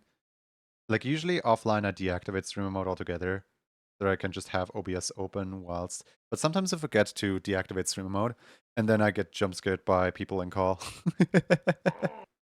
Whoa, there's people. Yo. Hello, why is you quiet? 1 second. Oh yeah, you're very quiet despite being on 200%.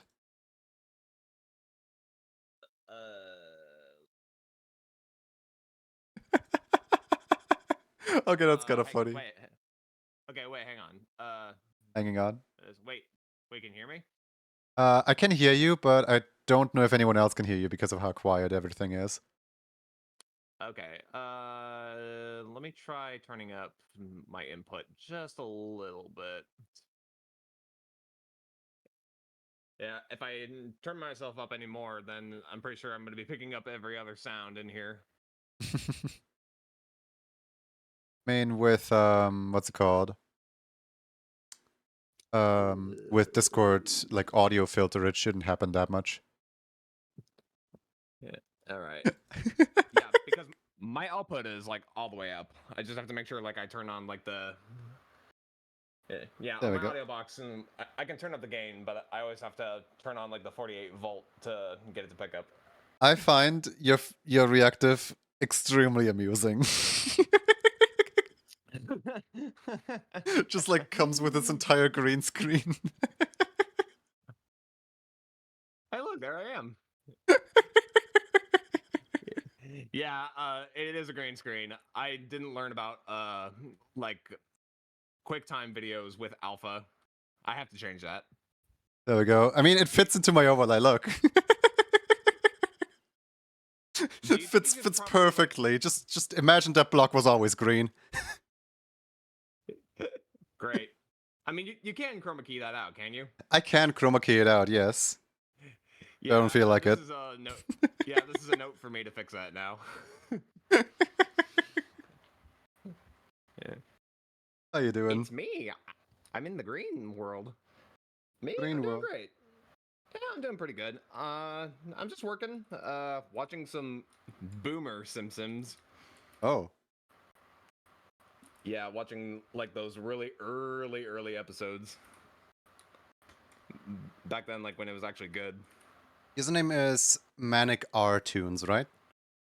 Just no underscores, no nothing, just Manic R Tunes, right? Yeah, just Manic Cartoons or just Manic R. Either say part of it or say the whole thing. No, I was. I need a full of it because shout out. Oh yeah. Yeah, it worked. All right, so yeah, we're good. I sound all right? Yeah, you sound good now. Oh, great. Yeah. Hey, chat. What's up? It's, yeah. It is me. I'm Manikar, also Manicartoons. I am a artist and animator. I'm currently making cartoons and stuff for Jesse Cox on YouTube and Twitch. And right now, it's like I'm just drawing some Final Fantasy 14 characters to add to his stream intro. Ooh. Yeah, it's been so far. It's been pretty interesting. Just trying to do the illustrations in Toon Boom because I don't like working in Flash anymore, and I have to use Flash to be able to do this job specifically because of the last artist who did all the work in Flash back then. What happened to the Wario project? Is that still going, or did you get done with that? It's done. I've Whoa! uploaded it to about. I uploaded it. Yeah, it was done for like a week already. So How are I'm you not that sure like if you fast? follow my. I'm. I don't really feel like I'm as fast as people say I am. I mean, I've been kind of just like on and off it, like for my free time, but now I've got tasks and stuff to do. But I want to be able to make more time for personal projects because it's just been nothing but work for the past year or so. So yeah, Yeah, I got to start making some animations for myself. same. I still have, I still have a placeholder subscription animation, a placeholder raid animation, a placeholder like everything, and also I kind of wanna, what's it called?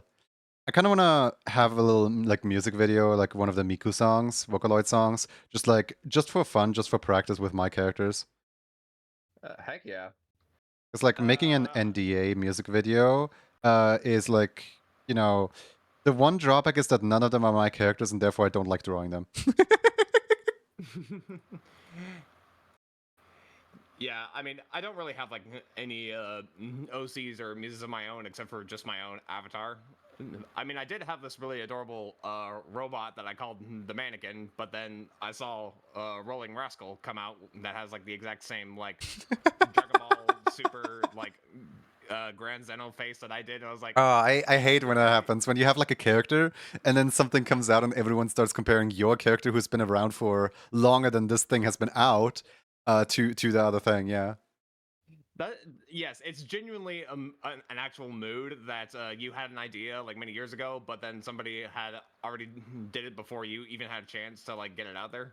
I have Yeah, I know such the feeling. It hurts. imposter syndrome with like one video game idea that like one day I want to make a game and I have like an entire like pitch bible and everything ready. I just hate talking about it because it's such a great idea that if somebody hears it, they're gonna do it instead. Yeah, yeah. Hi Garth, hi You birds. do. Yeah, it looks like I'm following you on Blue Sky. Yeah, it's like, do you want me to link that animation somewhere so you could probably check it out, or maybe share it with the class if you Sure, want? sure, sure, sure. Yeah, I don't know if your stream is set up for me needing a permit to put a link like No, you don't. in the chat. No, it's cool. Yeah. All right. I mean, as The long the as it's rule fine. overall is like you should ask before posting any links and the raider is permitted automatically for the next hour after the raid. Um Just, So it's just it's cool as long as people ask before posting. it's, yeah, I feel like that the least that you can always do is like try to ask. I know some streamers do suggest like either asking the streamer or the mods, and usually they'll put in a command for a permit for like just a few Yeah, seconds for you to put something. I I mean, can some put links something like are that, but my channel isn't big enough for needing that necessarily. yeah. Actually, you know what? Maybe instead of Blue Sky, I guess I'll put in the YouTube link. I think my YouTube might need a little bit of attention now. Big field in the entertainment industry, but even if you pitch an idea, no one will do it the same way that you do. Yes, but also like Uh, I don't mind with like sharing stories or sharing like characters or something like that, but I do mind with specifically sharing like one like game concept. I have talked about it a few times on stream, but I feel like if I talk about it openly, I want to talk about it as like if anyone wants to do it, they should just like message me to do it immediately right now. And so I'm currently not doing it specifically because of the fact that I don't have free time to do it. Otherwise, I will talk about it sometimes from time to time when When somebody could be potentially in chat who's like, ah, yeah, let's do it right now.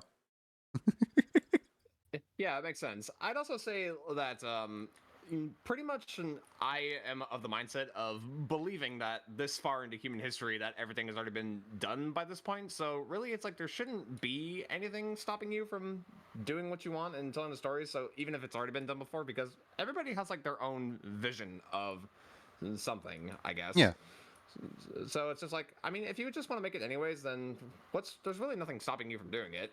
Right now, there's 2 NDAs stopping me from doing it. Is yeah, I mean, for me, it's mostly just procrastination, but there are some things that I would love to at least try to make some time. It's just a matter of like, I want to make sure that I have when the I go time to into do it doing it, before actually committing to do it. yeah, it's just mostly that I want to make sure like I can deliver on clarity of like how exactly like I want to do some stuff. It's how I feel about most like indie games that are doing things that are like inspired by things that have already been made, and it's really cool that they're pursuing that. But the issue that I have like with indie developers is that I feel like that's their mindset and their vision on how to execute a game that's like one that people like before. I feel like that their tastes are just a little bit too different from mine, that they don't really check all the boxes for just being able to make it. I mean, the I thing mean, with that's indie really development is there's so many indie developers out there, and like so many people are gonna have like different opinions and stuff like that. And like for everyone, it's mostly gonna be the case of they make a game, or at least hopefully gonna be the case of they make a game that they want to be on the market. They make the game that they want to exist. And usually a game is made out of the lack of that game already existing or lack of that like specific niche being filled. yeah. I mean, that's why I've been so like obsessed with like Anton Blast since it's leading up to its release and playing with it. Is because it's like it's not just like a Wario Land like inspired game. It's like it also like features mechanics that were also from like other beloved games like Crash Team Racing. And Yeah. it's like I really love just being able to see like those ideas be executed like into like a different genre. It's like it works for a kart racer, and this game definitely shown like it even works for like a fast-paced platformer. And I'm The like, one notion I do cool. not agree with, like whatsoever, is when the new Kirby Air Riders trailer dropped. I heard someone, I heard someone go on a take of like, this game is horrible because it copies Astrobot, and then everyone else in chat is like, so why does it copy Astrobot? What did Astrobot do that Kirby Air Riders now looks to be doing? Like, we literally haven't seen gameplay yet. This is a cutscene. This is a teaser trailer for a game that we have no idea about. And they're like, well, you see, when Astrobot is on its rocket, it like turns around and waves towards the camera and then flies off. Kirby is doing that exact thing. Therefore, Kirby Air Riders is a clone copy of Astrobot. I I'm mean, just sitting here like, are you I'm kidding me? well. Number one, it's like I'm surprised that you've actually found somebody who's actually like ignorant enough to like make that assumption. But at the same time, it's like, where the hell have they been? It's like Kirby Air Child, Riders I is would nothing presume. new. Like for one, it's like it's nothing new, and number two, it's like We only have I so many body it, parts. The motion isn't even that similar. It's literally just the fact that they're on a rocket turning around waving at the camera.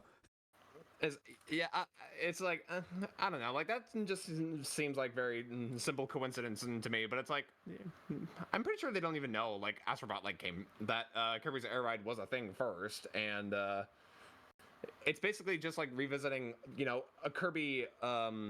It's a racer that is finally getting like another installment after like years of nothing because I mean, thank goodness. Like, I'm happy for Sakurai that he's now getting into making this. It's because I'm like, oh, please. It's like unchain me from Smash Brothers. I've been stuck with it for Poor like too man long. has It's like been making so many Smash Bros. Yeah.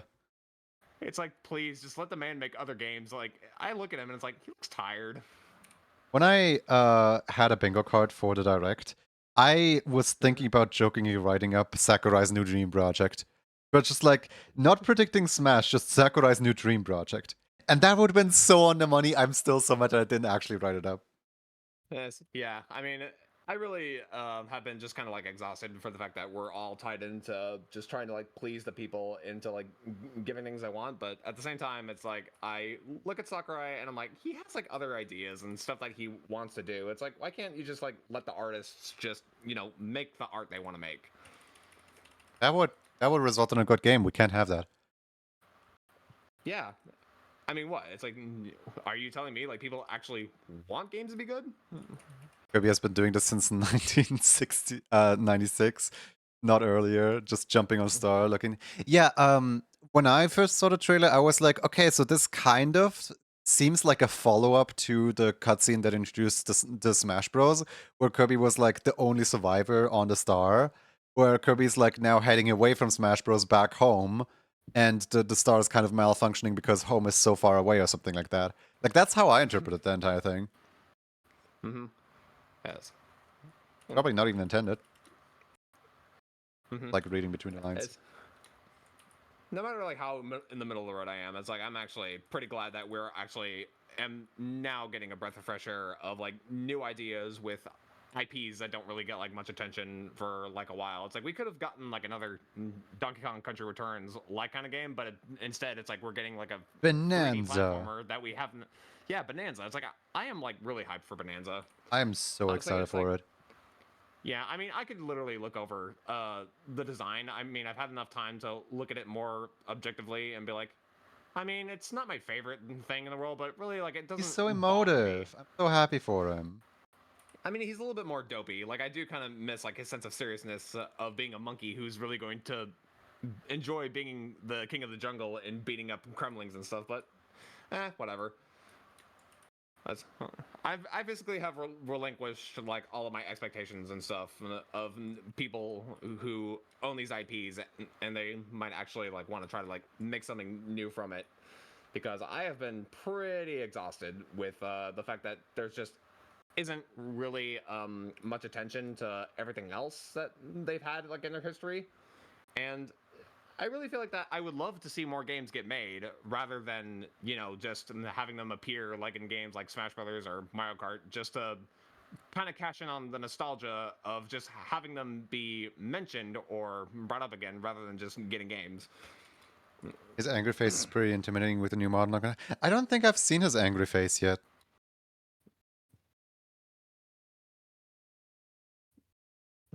I mean, I've seen like some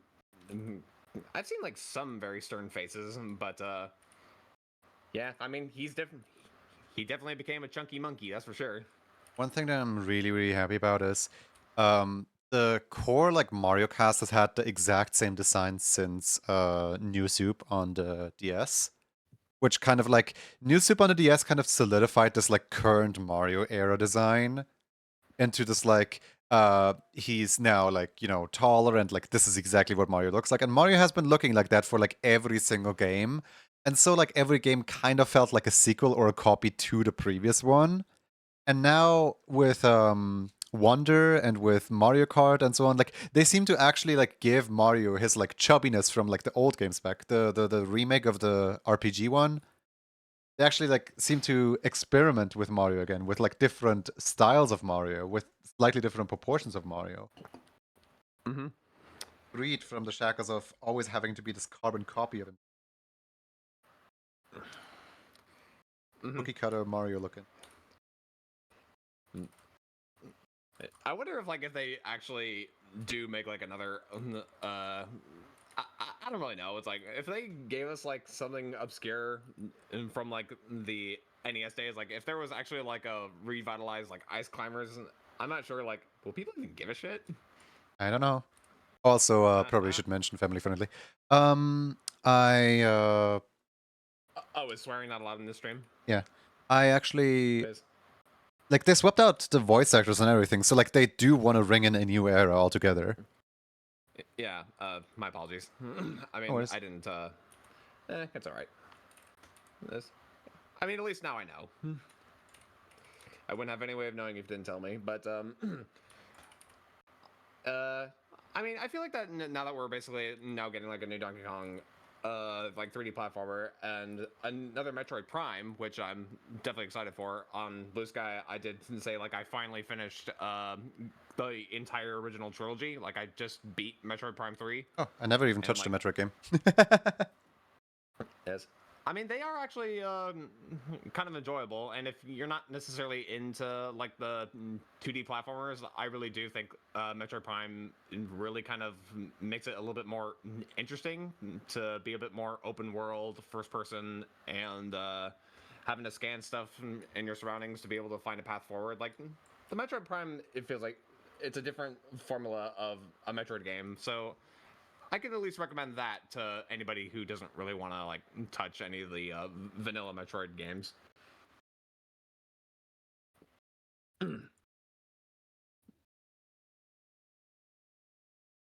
Still need to play Prime 2 and 3. I've yet to play every single Metroid. um, Yeah. By the way, I actually have acquired a physical copy of Metroid Prime 3. That's how I was able to play it. oh, It's like nice. I had, yeah, I've How had much Metroid did they Prime cost? trilogy, $20. Okay. I thought they were going to be like collector's items or something. To my surprise, I not really. I mean, it's usually it's like you never really know like until you check. But I guess there must have been like at least enough of them that it probably doesn't really go up in value. Like Fire Emblem Path of Radiance really goes on for like a ludicrous amount of money for Oh, it's Scott's favorite a game. GameCube game. But hey, I mean, at least it's coming to the GameCube Switch Online, so we can now we don't have to be sad and vote with our wallets Yeah, on that. the GameCube Switch Online games felt targeted, honestly. Like they, those are the games that are like really expensive in resale value for like all the like scalpers and collectors and stuff like that. Those felt targeted.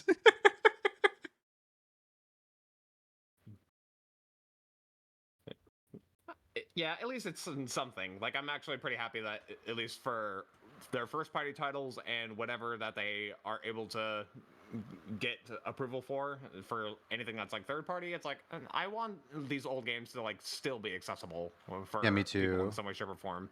Because let's be honest, I mean, we some of us did save like our old hardware, but some of them aren't really. Good luck like trying to find one that's in its prime, and most of them probably aren't anymore. Now that we have a confirmed GameCube emulator, what's the next emulator on the list? Would it be DS or Wii? I would say it would probably be DS and then Wii. Okay. If I'm thinking of like chronological order, I think Yeah, because DS I is don't pretty know good. in which order they came out because they were both already out when I was a child.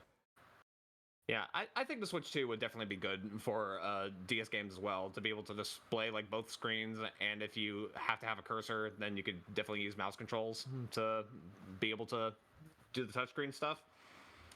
It's like I believe like the new Professor Layton is going to be played in that way specifically with the mouse. I still don't know how to feel about the mouse gimmick because I know Nintendo is going to push developers to actually utilize the mouse gimmick on these first few games. But also, I get caught in a tunnel from using a mouse very fast. So, I kind of don't want to utilize or play games that utilize this feature too much.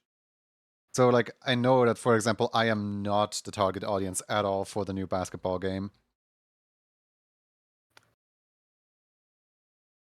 Yeah, I mean, it's interesting conceptually, but it's like just looking at it, it's like it doesn't really feel like that. It is.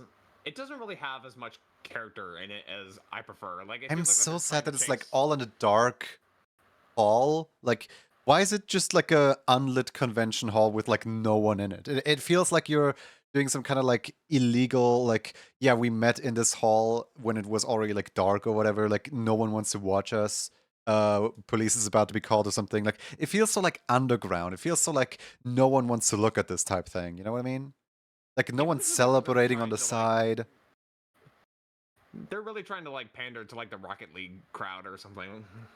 Yeah, but even Rocket League has like an audience, you know?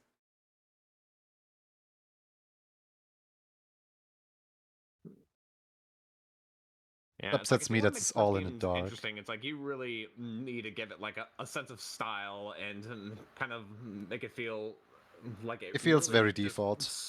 it splashes in your face like with character. I mean, that's why I definitely sing to the praises of like SSX Tricky on the GameCube, yeah, it's like they really should try to get EA to allow them to put SSX on the GameCube online. I would like that.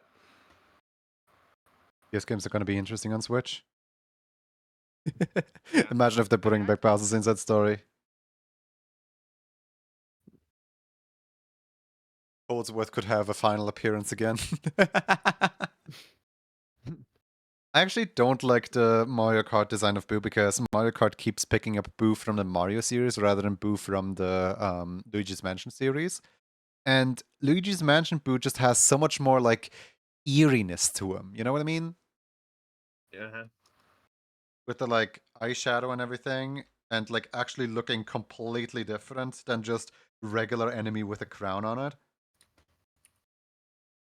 Like I don't know. I like the other King Boo way more. I like to think that there's two of them. They share the crown. They Yeah, share King the Boo has throne. really looked a lot more like 2017's Pennywise from the It movies. I do hope that because it is He seems a lot confirmed less. that He every seems a Mario lot less Kart, scary and a bit more like dweebish. yeah, just silly, yeah. Which Mhm. is the character that the game is going for, so I can absolutely understand why they picked him. But Come on. one thing that gives me hope is that every single character gets outfits in the new Mario Kart. Mhm. Imagine if the King Boo from Luigi's Mansion series is an outfit for King Boo. You know, like Just a put on just a the reskin, not makeup. even an outfit. Yeah, give him Just giving us makeup eyeshadow, and the make him more crown. purple.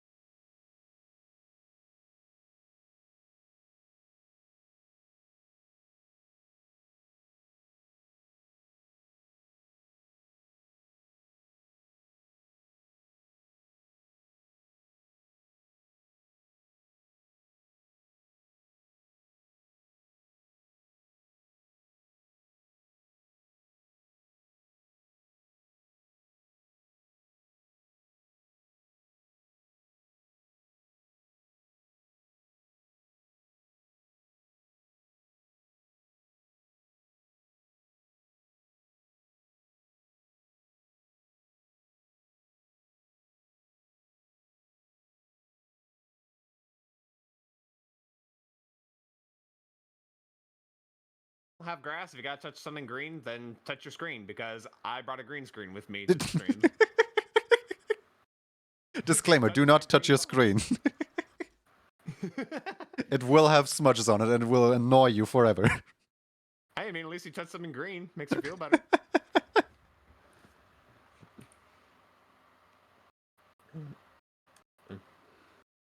Man, every time I look back at my screen, like this earlier Simpson stuff, it's like season 1 was ugly.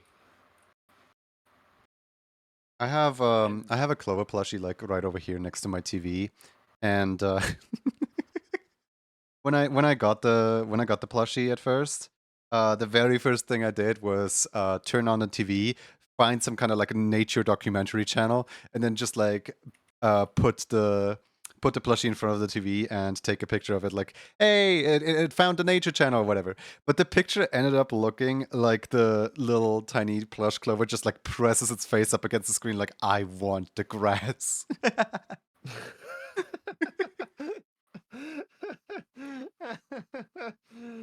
yeah. All right. Instead of touching the screen, But can I you did. smack it? It is not very recommended at all. Please do not. You ever like saw those like photos from Reddit where people actually keep mistaking like their iMacs to be touchscreen, and then they just have like so much like finger fudge just like all over the screen when it's off. Oh wait, iMac. Oh, as in like a computer. Oh yeah, yeah, yeah. Yeah, like the actual like iMac desktop I computers. hate the fact that my mom is like picking up her,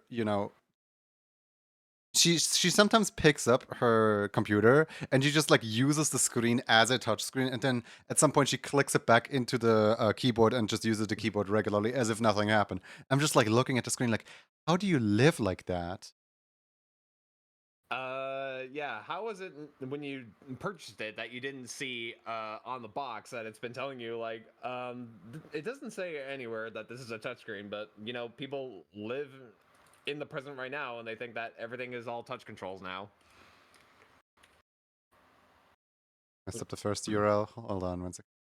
We got the URL. Oh right. You were working on the bunny creature. Oh, it looks so nice. This is like a commission specifically that you do for someone, or is this more of a what's it called? Is this like a customizable that people can buy later, or is this like a commission for one specific person? There's so many. You're such a magician when it comes to this thing. There's so many like everything in this. Woof. Man, It's the just interpolation crazy. is just clean. There's a commission for Lapire. I really hope they enjoy it. Hold on, actually, hold on. Nyom. You know, at least I look at all this stuff and it's pretty impressive, and I could figure out how to do this myself, but I mean, I'm just so overwhelmed by like all these features and stuff, and I'm like, it probably wouldn't hurt to pay somebody to do this for me. That was a long I mean, clip. if I wanted one. I'm waiting for VTube Studio to load up right now because I actually have a Clover model myself too. Clover made a little guy. Fun. Mm-hmm. It's loading. It's loading. Uh, there. Hold on. There it is. No, stop it. There it is. uh, so this is the little guy. The goober, yes. Goober shaped. I love how VTube Studio just like jump scares me with 500 pop-ups because I haven't opened it in the past like what 3 days, 4 days. It's like back up your files now, and I'm like no, and it's like yes, do it now. I don't wanna. Ooh, dog. Little fella, real, yeah. There are a million sliders, yeah. Uh, what a wonderful couple.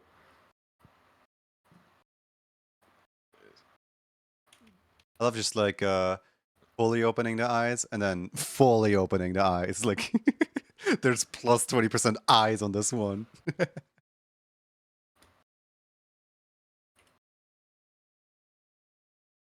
Mm-hmm. Let me Back just, up your files or else bite. No bite. Not backing up my files. I actually should back up my files. I have my hard drive right here. I just never do it. backing up your files. You can still do that. Yeah. It is quite important for, you know, there is computer corruption and stuff like that. Yeah. I gotta tell you, it's My last like backup back was in like 2020. beginning of year. It's yeah, it's like when I was still using Adobe Animate, it's like it really bothered me that I couldn't like create backup files. Like it would always like overwrite the other project I'm trying to save, but then Ew. it will magically like delete like the Why? other backup No, file that I that's made. gross. No. Ew. Adobe, why? Yeah, it's like, it's pretty much like in the nature that we have to back stuff up just to make sure like we don't lose anything. But it's like making your files like do that, especially Adobe. It's like you are really setting all of us up to fail.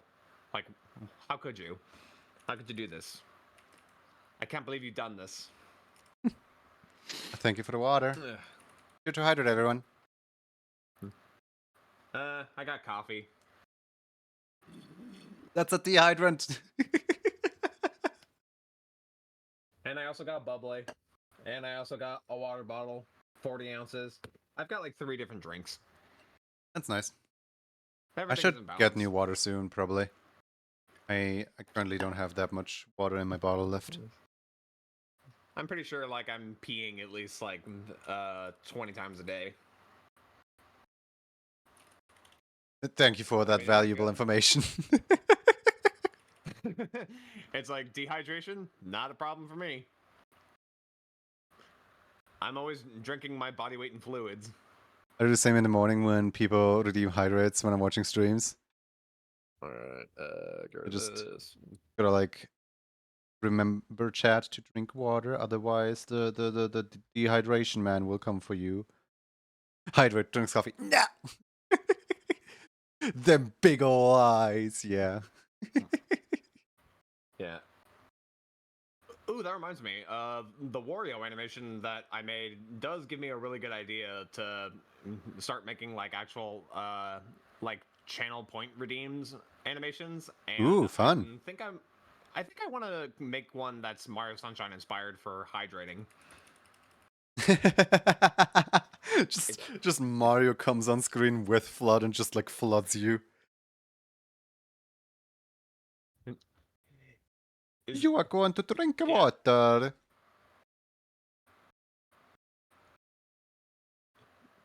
Yeah, I'll do an animation of Petey Piranha coming out, and Mario is there too, just to basically fill him up with water, and then his belly button turns into an Audi. Yeah. Just make an animation that's a recreation. Why of are like why are think early it'll be 3D games always so like over the top with like grotesque stuff? Because I mean, it was definitely after the era of the '90s where gross out was definitely a little bit more tolerated. It's a little bit less prevalent these days, but I think it really just depends on if the artist just can basically like create it. And honestly, it's like if the audience can't stomach it, they don't really have to watch it or play the game. I mean, it's that simple. It's like I don't think it's not allowed to exist. I know, but like I wasn't around doing like gross out stuff. I just like noticed that like when I was younger, things were grosser, quote unquote. Does that make sense? Yeah. I mean, there definitely were some shows that my mother would not let me watch just because she couldn't stomach it. Oh yeah. Gross out. For Yeah, me, one of those shows was sadly SpongeBob. Yeah. I mean, SpongeBob did kind of dial it back a little bit. I feel like that there were. I although know, they but did like kind of. my mom would never let me watch SpongeBob when I was a kid, and I would like whenever we were in the shopping center, I would like sneak to the what's it called? You know, childcare area and just like sign myself in for the childcare stuff. Like my mom and dad would know that I'm like going there anyway, so it wasn't like that big of a deal. But the specific reason why I wanted to be in the childcare area is because they had a big like cinema TV, and in the cinema TV they always played SpongeBob, and that was my only way to watch SpongeBob. Yeah, it's like you're gonna the kids are always gonna find their own way to access the things that their parents won't let them watch. But you know what they don't know don't hurt them. I remember the two episodes that they played on repeat were the one episode where Patrick like fell down a cliff and misplaced his brain with like an algae, and then his brain actually worked and he was super smart and everyone hated him. And then the other episode was when SpongeBob and Patrick locked themselves in the toy store overnight so that they can like play with all the toys while nobody's there. But then it like turns into like a horror attraction because I don't even know what happened, but like they when at 6 a.m. The night guard like opens the door for the first time, the two like escape the toys. Oh, And they're like, oh, no. yeah. Oh man, it's like you're really reflecting on those like very well. It's very mid right now, but like that's definitely like Gen Z SpongeBob.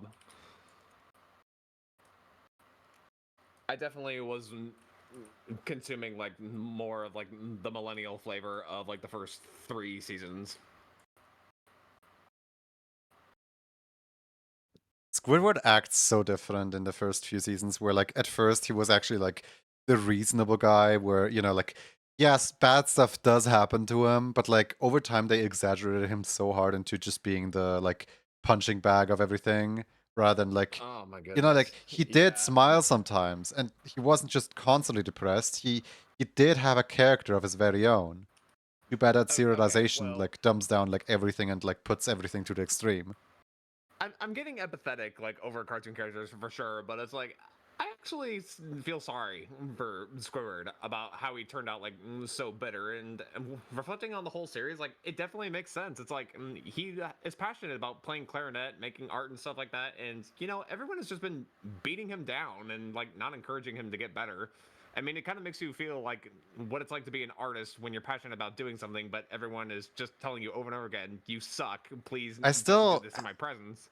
It's like, how in the world is he still doing exactly what he's doing in Bikini Bottom to this day? Like, if I was in his shoes, I would have just like moved out, like moved city, find a better life. Yeah, I mean, I'm very sorry. I feel very sorry for Squidward. I mean, he's definitely now an adult, and you know, it's like there's no way like to reverse it. But it's like he really gotten to be that way of no fault of his own. 90s were different when we grew up. 90s girls was a little more tolerated, saying is the most understatement. I bought a Stink Blaster action figure with the parents literally screaming and gaggling in the other room. The 90s were wild. Oh. Poor Squidward.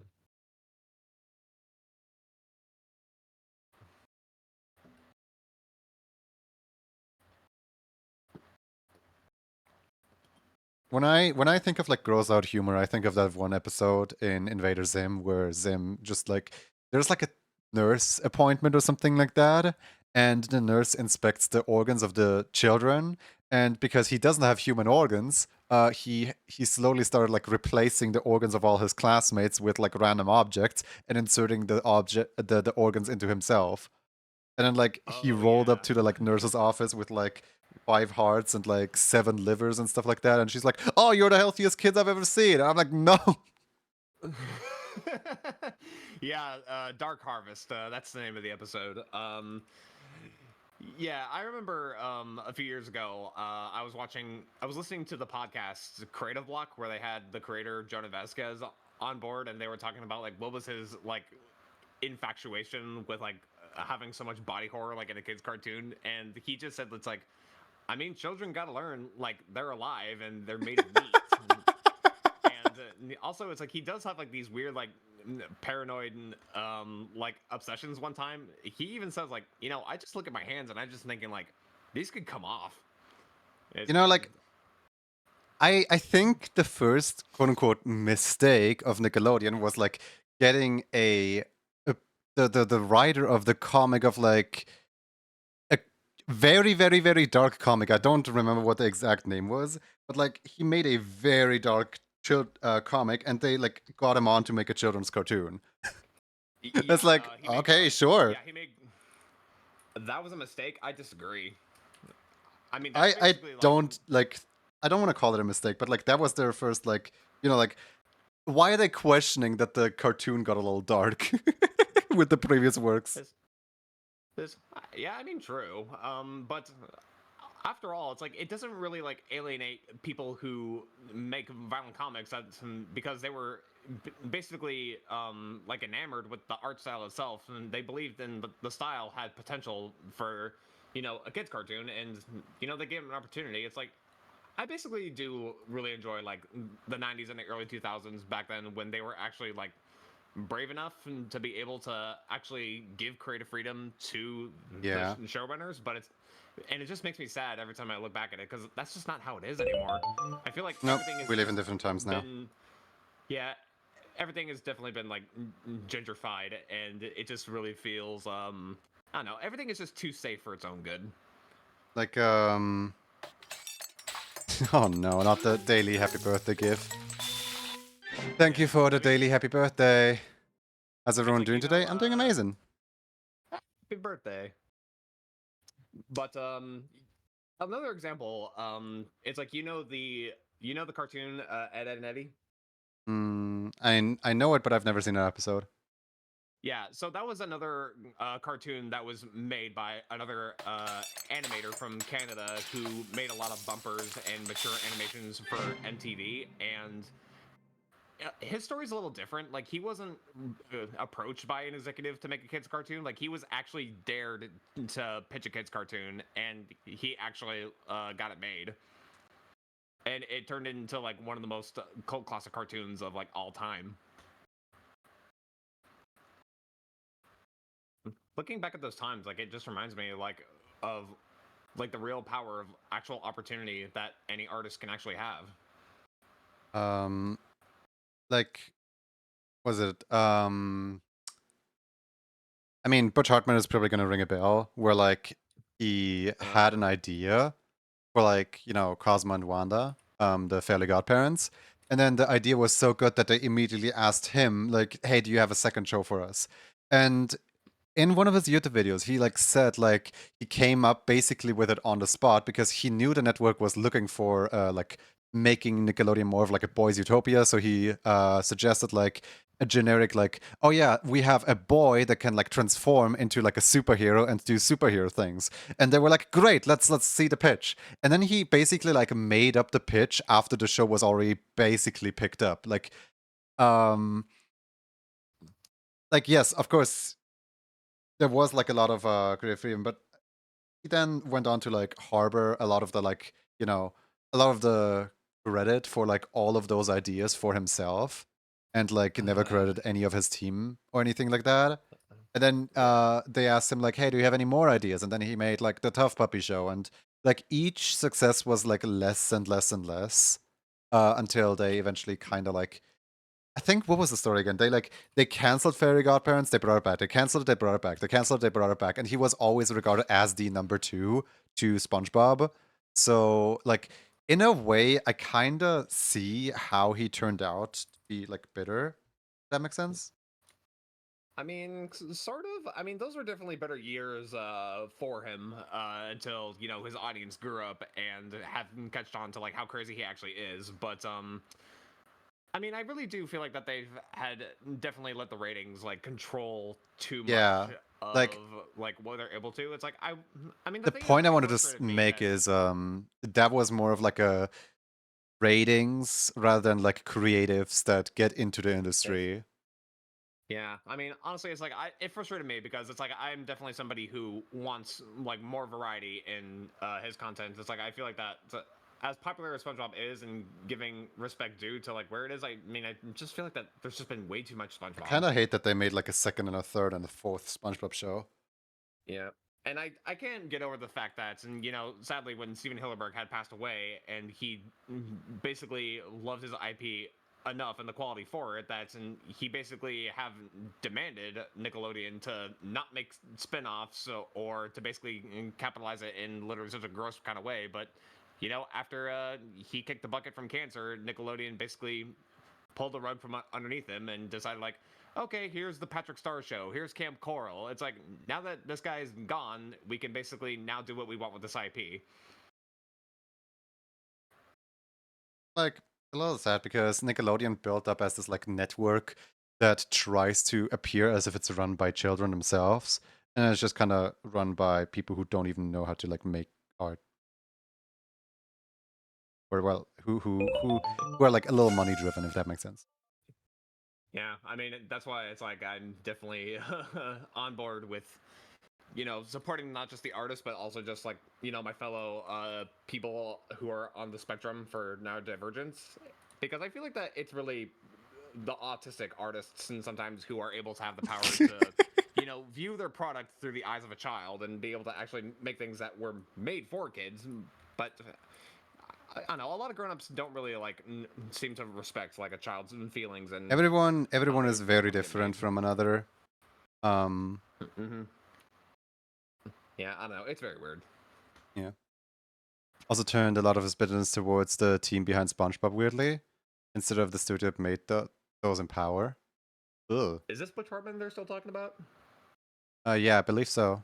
Um, Okay, I I just wanted to forgot we confirm were that cutting the we're water on the off same my page here. apartment today, and now I have soap in my hand and can't wash it off because my husband is cheap and won't buy bottled water. Oh no. Yeah, Joel Rock Candy, that's a great idea. Take Yeah, it. it's that's a good idea. Yeah, I took mine. I'm happy.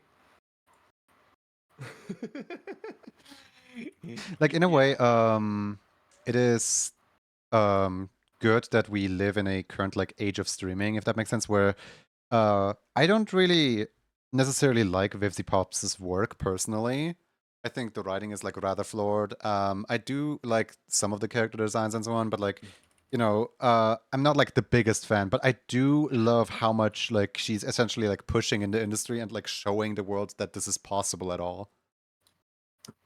Uh-huh. Yeah. I mean, that's really showing like it's really just the artists and their team who really want to have the power to be able Yeah. to express themselves Like and to be able to I'm a create the very things big that fan they of like wanted. Zuriel and their work.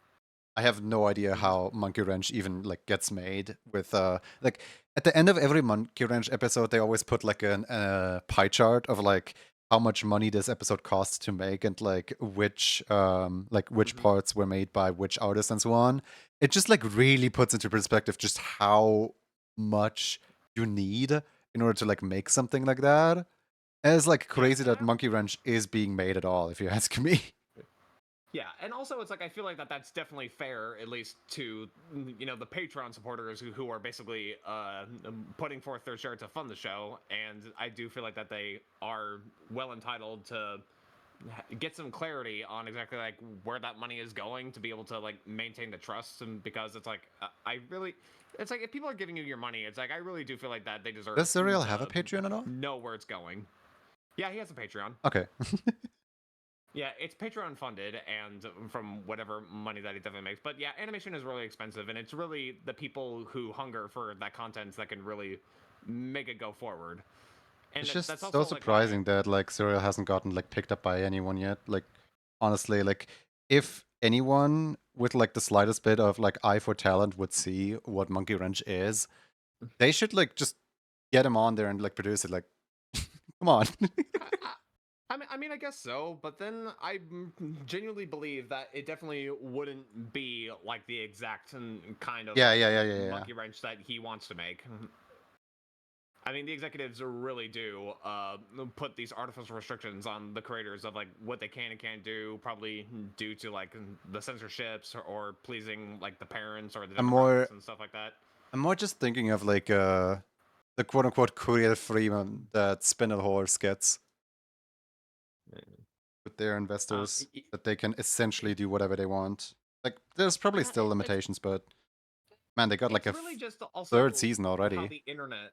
It's also the fact that the internet has like really opened up to like a lot of people who just don't necessarily like have the same tastes, and that's not ever that certain people necessarily do. And some people feel like that because of like their beliefs and stuff, that they want to be able to like censor it or put an input to either have it changed or to like have it stopped. And meanwhile, I'm just sitting here being like, I mean, if you don't like it, don't watch it, because Have you this is clearly ever not made for you. have you ever looked into the history of glitch productions? I haven't looked into the history of them, but it's like I am. every now and then, like I do kind of like get a bit of like their news stuff like that. It's It like is I don't know the so history. funny that essentially Glitch Productions is a standalone company made from or funded by the SMG 64 guy, like super glitchy Mario 64. You know, like basically just all YouTube poop videos that were so like so nice with the kids that they upped in quality, upped in quality, upped in quality until eventually they Mhm. reached such high quality that they funded an entire animation studio and they got like several like artists and animators that lost their job because, for example, what were they called? Like no, not Blue Sky. What's the Ice Age team animation team called? Blue Sky. What are they called? Blue Sky? I think they were called Blue Sky Studios. Like this is definitely like yeah. Remember, kids, like this is like way before Blue Sky became like a social platform. Not saying that they're the same people, but it's like the name got claimed for that platform now. Yeah, don't confuse Blue Sky, the social platform, with the animation studio who made Ice Age and Robots. Like part of me was like, it's Don't Blue confuse Sky, them. isn't it? But then I was like, oh no, it's not Blue Sky. Oh yeah, absolutely is Blue Sky. Yeah, they're called Blue Sky. But yeah, so for example, Kevin Turner, animator, just like got like was a little lost on the internet, was like floating around, showing some people how some behind the scenes, and like was looking for a job. And suddenly, Glitch Productions came around, and now Kevin is like one of the like head animators and stuff of Glitch Entertainment. And it's like so Hmm. interesting that like essentially indie animation is just absolutely exploding on the scene. Yeah, true. I mean, it's like I'm happy that we have the indies to be able to create stuff and do things, but at the same time, it's like I still feel like that we need to really fix the state of the industry itself for it to survive necessarily. It's like we don't really need like So what's so executives. important about the industry? I never really worked in industry. Yeah, me neither. I mean, one of these days maybe, but maybe not until they can clean up their act. Just feels nice to have the creatives in control. But that's kind of always how things start. Like there is a good idea and like talent and passion. Out of it comes like a company. The company like rises up, and then over time, the company needs more funds to do more like more extreme things, more creative things. And then the money people come in. They take what is like there of the idea, and they just kind of like start taking over until at some point all the creatives leaves because they don't like the decisions made anymore. More money people go in, and it just all burns to the ground. Yeah, it always Cycle comes of back to the life. money. It's a sad universal truth about our world. But You can actually see that yeah, exact thing happen if you look at the history of like what's it called, Activision. No, not Activision. The other one, Blizzard. uh, yeah, like before they merged, it's Activision Blizzard King. Yeah. Which honestly, it's like they didn't really like rebrand into something when they merged. They basically just were like, okay, let's put all three of our names together. All three. Yeah, you say Activision Blizzard, but sometimes also people say it's Activision Blizzard King as well. Huh. King, the people who made Candy Crush.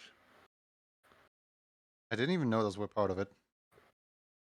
Yeah, yeah. It comes back to the money, but it's like even though like I know for a fact that it is true that Spin a Horse and making Hell of a Boss and Hazbin Hotel, it's like those are shows that were made for specific audiences, and I mean the popularity comes from like all those numbers are the people who definitely want that content. It's like I don't really feel like that. You can't really make everybody happy. It's like you should definitely cater to the right people. If you build it, they will come. I mean, they have their audience, and I'm happy for them that it is a success because I enjoy watching it. I'm not like a big fan of it, as in like like you can still watch something without being overly in love. I still acknowledge it's a very good show. You know what I mean? Yeah. It's like it's not really like your particular flavor, but it's like Yeah, yeah, yeah, you definitely feel like that the success it has is definitely earned, and you don't have yeah, to yeah, pay yeah, for yeah, it yeah. existing, right? Exactly. Yeah, I mean, it's really like, yeah, I mean, that's how I feel. It's like, even though this isn't for me, it's like I don't want to take it away from the people who do enjoy it. If it doesn't like bring any harm to just the overall like, In fact, I feel like it's just brings yeah, you good get the idea. because it shows that like an indie project can survive. That a fan base can be there if the stars align.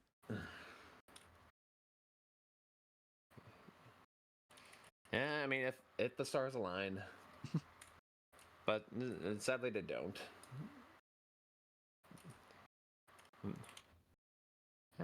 I have never been more sad about like how everything is always like dictated by money. I remember it's like Such I makes always the world go round. it makes the world go round, but then again, it's like I mean, it doesn't always go around, especially for the particular types of people who just want to hoard it for themselves. Uh, I lost my train of thought, but I was basically getting Except for chapter to 4 of Love, Death, and Robots. I still have to look into that. I have no idea what Love, Death, and Robot is. yeah. Also, like think about like how the internet like really started to be like a boom of independent creators who basically just like made their own content, like even though they weren't really like producing shows. I mean, back then, like before the internet had like became completely like corporatized and everything, it's like it was open, it was free, and people could make the stuff because they could.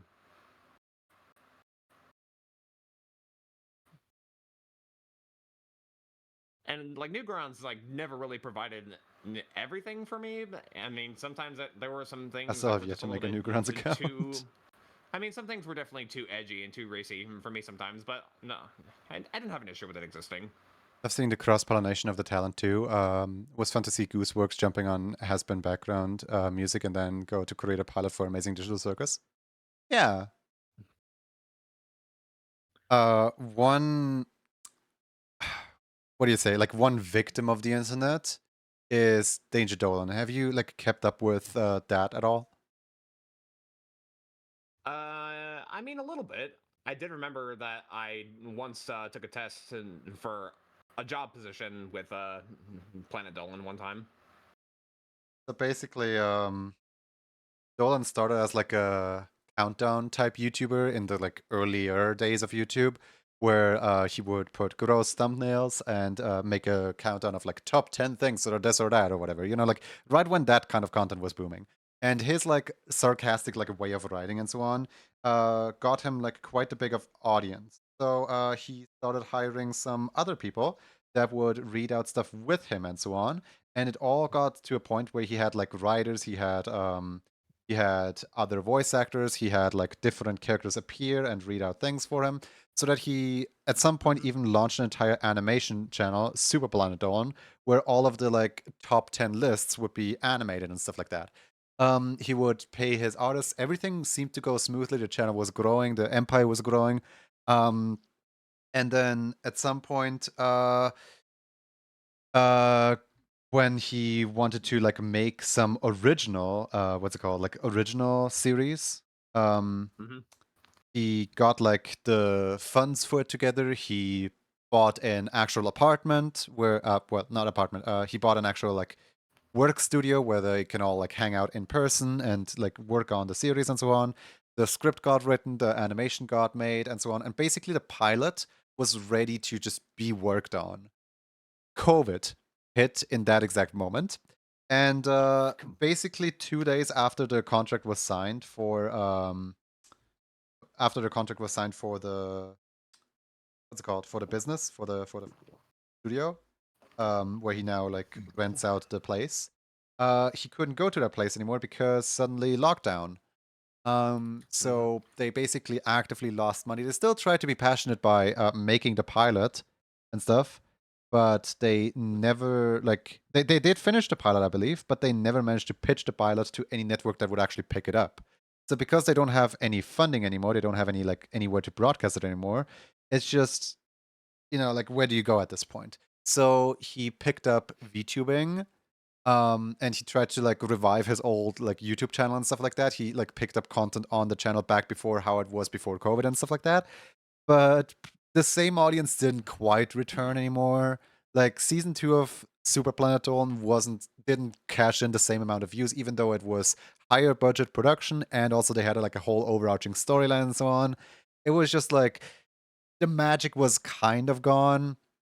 And then one of his like main voice actors got exposed for being into children, just like how all YouTubers' careers end. So Dolan just kind of vanished off the face of the internet and is now with Glitch Productions. Also, he's at Glitch now. Yeah, I believe he's at Glitch. Yes. Yep. All right. Well, I mean, it seems like that he definitely ended up somewhere. Like There's he, just he so many seems like to have hits that his like. career took where I just can't help but feel bad for him, honestly. Yeah, I mean, it's like I definitely have to. That's the lens I view it from. It's like there's like a lot. Everybody feels like that they're a victim. They're a victim of some form of like circumstance, like whether if it's like it is the pandemic or really it's like the times are changing and things just don't really click very well. And there were like a lot of other like projects and pilots that have definitely been funded, and it's like they got made, but then they never really see the light of day. They kind of will just upload them for the internet to see, but then it doesn't really go anywhere from there. Um, but yeah, I mean, either things just kind of like die off, or maybe right now there's just no certainty of like where it's gonna go. I mean, he ended up at Glitch right now. I'm not sure if that will eventually will Part of like me hopes kind of that that move will into eventually having. mean that he gets his series or something. Yeah, I mean, I'm also just like reflecting on how we've also got other great pilots as well. Like we got Long Gun Gulch from Yeah. that one studio, and it's a very good pilot, and it's still a pilot that people can go up and see. But it's like they never really like there was no news of it like being pitched anywhere or like nothing new being made for it. And I remember Ross O'Donovan or Rubber Ross, Rubber Ninja, whatever you knew him as. There was a lot of hype and fan art and stuff around the pilot for Gameverse, but then for a few years later, it's like Gameverse kind of just sort of died on the vine, and no one really talked about it. And weirdly, it's like I just don't know where Ross is right now. I'm not really sure what his level of motivation would be at, and what he wants to create in terms of animation. But it's like I really hope that one of these days he might be able to kick off something that will actually bring joy to his life that he could actually give to it. Is because I don't necessarily believe like he lost interest in making the show, but it is a shame that he never really decided to be like, yeah, I mean, I still have like my base and my fandom. I maybe we could definitely use that to make this project ourselves. But he made it pretty clear, like he didn't really want to make Gameverse himself. Like he really wanted like a studio to pick it up, but they never completed a pilot. They just have the boards and just the concept to pitch. Really, like that's it.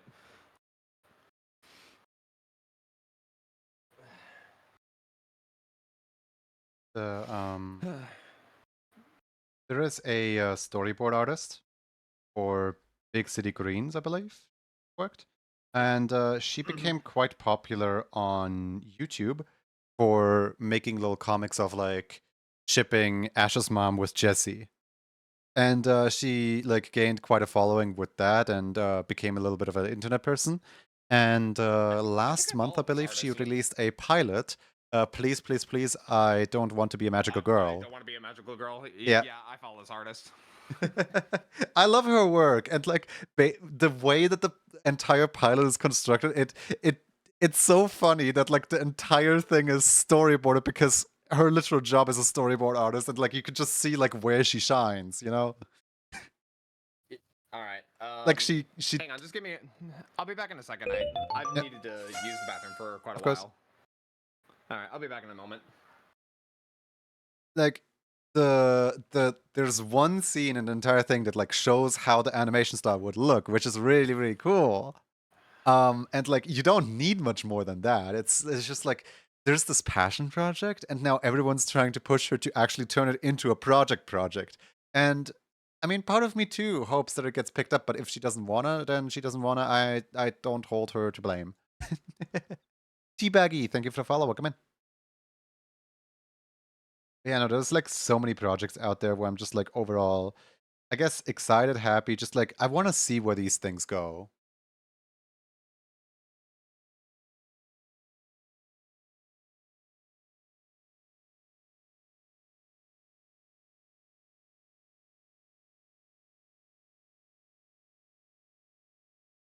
How's things going? Things are going well. Things are going well. I can't complain right.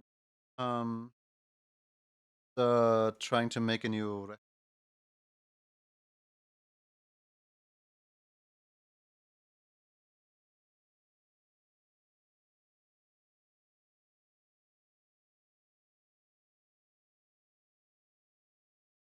Oh, things with you.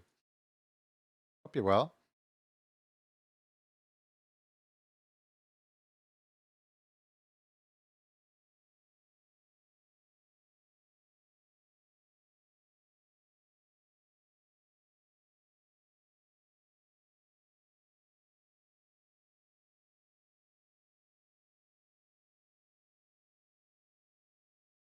I do think that the line art is not quite as snappy as here. Like, I don't know, like this liner right here is way snappier than like this liner because like here I have a lot more like round edges, soft edges, whereas like here I go a lot more in on all the like edges, punches, all the like everything. I'm still like figuring out what I'm doing here.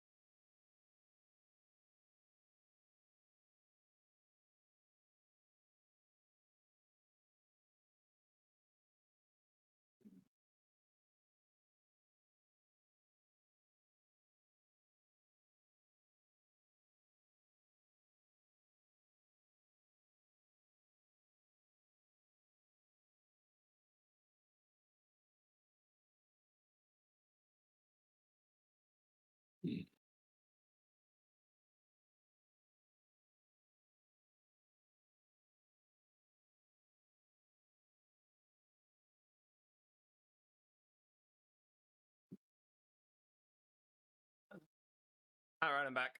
Back. All right. Yeah. I I haven't made time to see that yet. I need to. I'm curious Have you about. seen Ramshackle? I really don't. Say it again. Ramshackle? Ramshackle. Hmm? Basically, Probably Ramshackle not. is someone's like student film where they like they made like a little pilot test animation like 2 minutes or something like that as like a student film as like a final year's project. And ever since they have like opened up a Kickstarter or Patreon or something like that to like fund an actual pilot.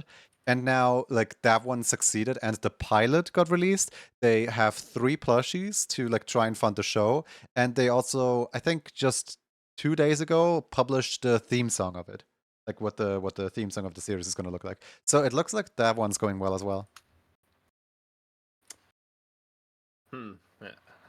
I'm stumped. I probably don't. I'm out of touch. uh, yeah. Get back home It's like, and felt like things went by fast. Felt slow today. Yeah, it's one of those days, isn't it? mm, yeah. I mean, all I'm gonna tell people, it's like, just make the art you want to make. You really shouldn't try to stress about like if people are gonna be into this or like if you're marketing to the right audience. It's like whatever. It's like honestly, it's like All you that might as well matters is just that you're make into it. all that matters is that you're into it, but also it's like just making the things you want to make and that just brings joy to your life and things like that. Because it's like at the end of the day, it's like I hate it when people just end up being miserable. Like, be happy, make what you want to make.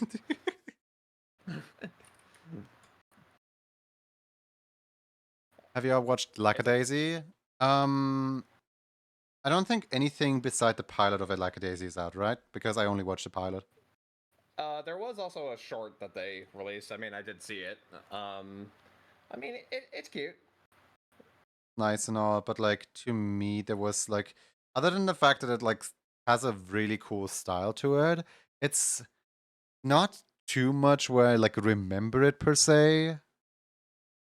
It's just like, yeah, this is cool. I can't wait to like see it in 4 one day, hopefully, maybe. Mm.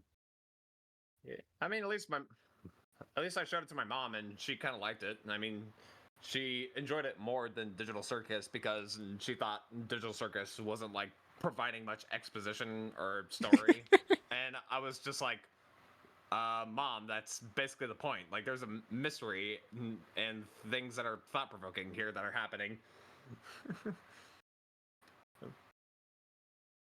Now, if I It's were to like, show my parents any of the like animated ew, media, they would just look at me like, yeah, what is this? you I'm not really like interested in this. you like art that actually makes you think about the art you're consuming? Gross. We live in a TikTok generation. Our attention spans are just not really wired for this stuff anymore, and it's like, oh boy, what has happened to culture? I mean, I don't know. It's like I feel like an old man every single day.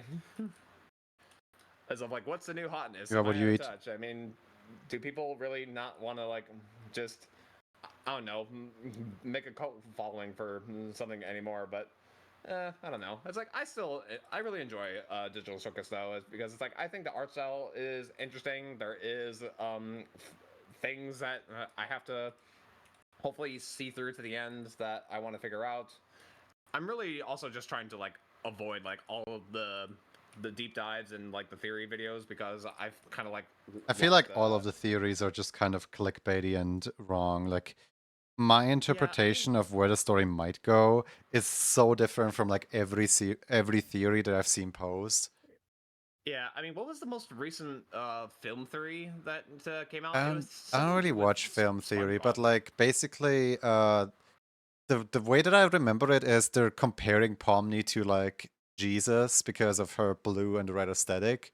And in the pilot, they all sat at a table, and in order to, like in order to stage the table as like one big wide table, they kind of have like, you know, everyone sitting on their own little segment rather than everyone sitting facing each other so that they can all face the camera all at once so they can get familiar with the cast. But they're comparing that framing to the biblical painting of the Last Supper.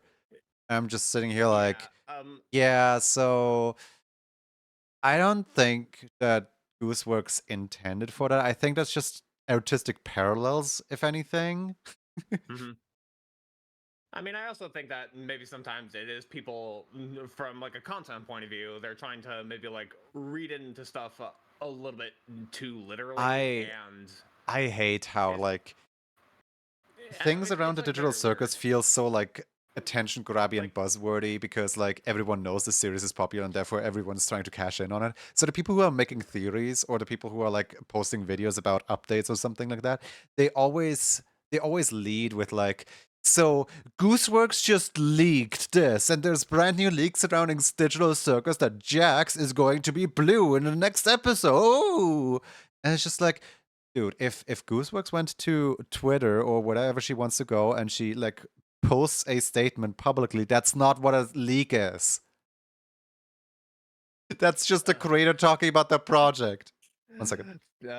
people can be so cruel with how they're reading into stuff. But I was just gonna say, like, I didn't watch this video, but the fact that 2 weeks ago they put out a video on film theory that says SpongeBob is an evil genius confirmed, and when I just read that title alone, it's like it does sound very clickbaity, and they probably might have some analysts behind it to give you, but at the same time, I'm just like, I mean, I don't know. Like, this probably might be entertaining, but at the same time, it's like this doesn't feel like SpongeBob's established character. Like, it doesn't feel like it's the point of his character. So it's like I don't really know if I can take this as true. Don't mind me, I'm just doing some stretches right now. No, you're fine. Making It's, sure the wrist spent the other direction as well. I guess they just want to say it's just a theory, just to be an excuse of being like, "Hey, man, don't take anything we're overanalyzing a little bit too literally." Even though that I feel like that there are people in this world that And will do that's that. kind of the premise of game theory of like we pose like really wacky situations and theories, but like more for the entertainment value rather than we actually believe this thing. And then FNAF came out and suddenly they actually had like serious theories about stuff. I mean, it just seems like that it's a little bit harmful, like on the art, and just in a way that this is really not how the characters were basically established, and it's not really like how we know them. Like it could almost like, and sometimes like people's like perception on something might get changed for better or Yeah, for worse like on a character. remember the very old game theory episodes where they were all like Mario secretly is communism or something like that. I don't know. But like they're They intentionally wacky and goofy to just like lure in your click. Yeah, That's they're how it started out. basically It didn't start out as their like theory was actually that trying to solve a game, but it their became theory that. was that Mario was like probably like a psychopath and a murderer because it's like he's always joyful and smiling, and you know whenever he steps on Goombas and stuff, he doesn't feel like any remorse and stuff like that. Yeah. And I'm like, you're. It's like you're controlling the character and you're playing a video game, and it's like I don't really know like if Mario has like any empathy for the Goombas he stomps on, and I really don't care. It's really I mean, for man, like, it's just a video game. Yeah, at the end of the day, it's Like, literally a video game. And like, it like just feels everybody like chill out. the people that make clickbait YouTube videos put more thought into it than the actual creator sometimes. Not that the creator doesn't put thought into it, but like, just like how can I turn this into money and views and stuff like that, where it's like the creator just wanted to create a fun experience. What even is reality with how people like perceive stuff and like where they get these ideas? I don't know. Eh, I'm,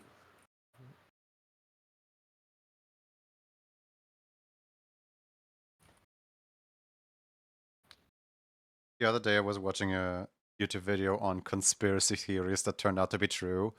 And literally none of the things posted in the video were even conspiracy theories at all. mm-hmm.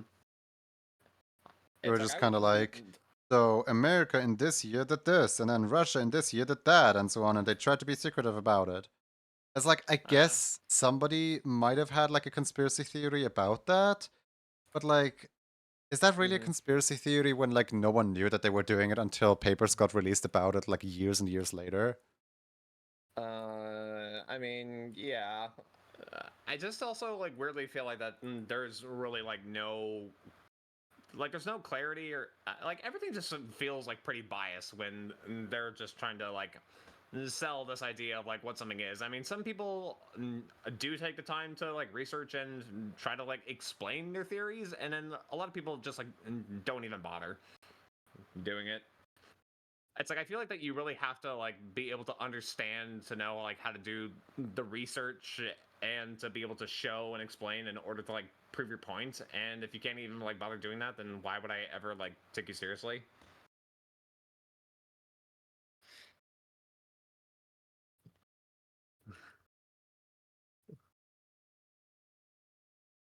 Yeah, I don't believe in anything.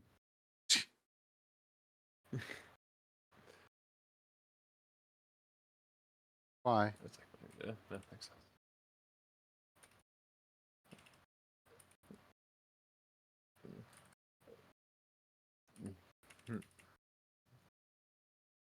I don't know if it's just me, but it seems like Manic is quite quiet to the music.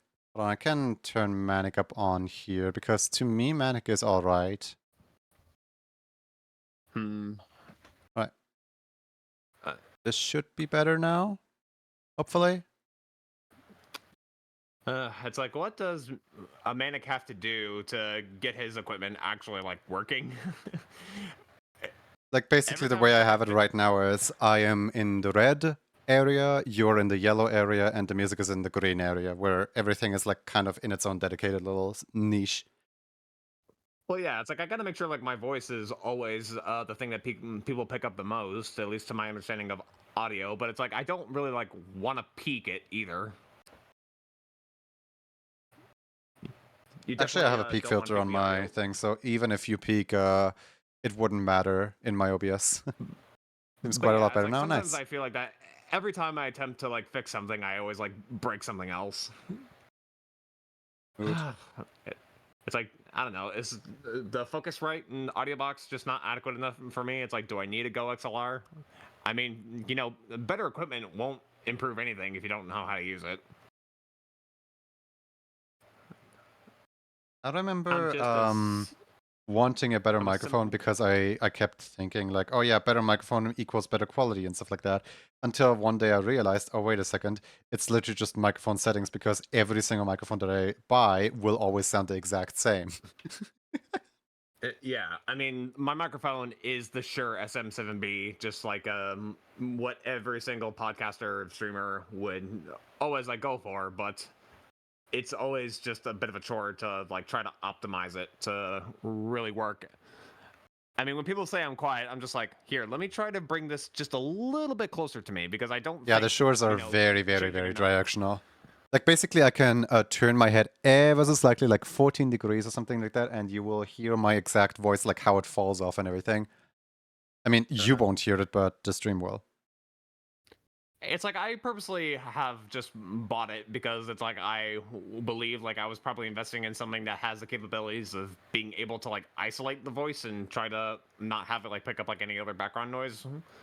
But then again, it's like it probably won't do that for you like if you don't know like how to like set it up properly. So and I don't know. I It's like mean, I'm as long as still it's a like in. directional mic and not a room microphone, it will do that by standard.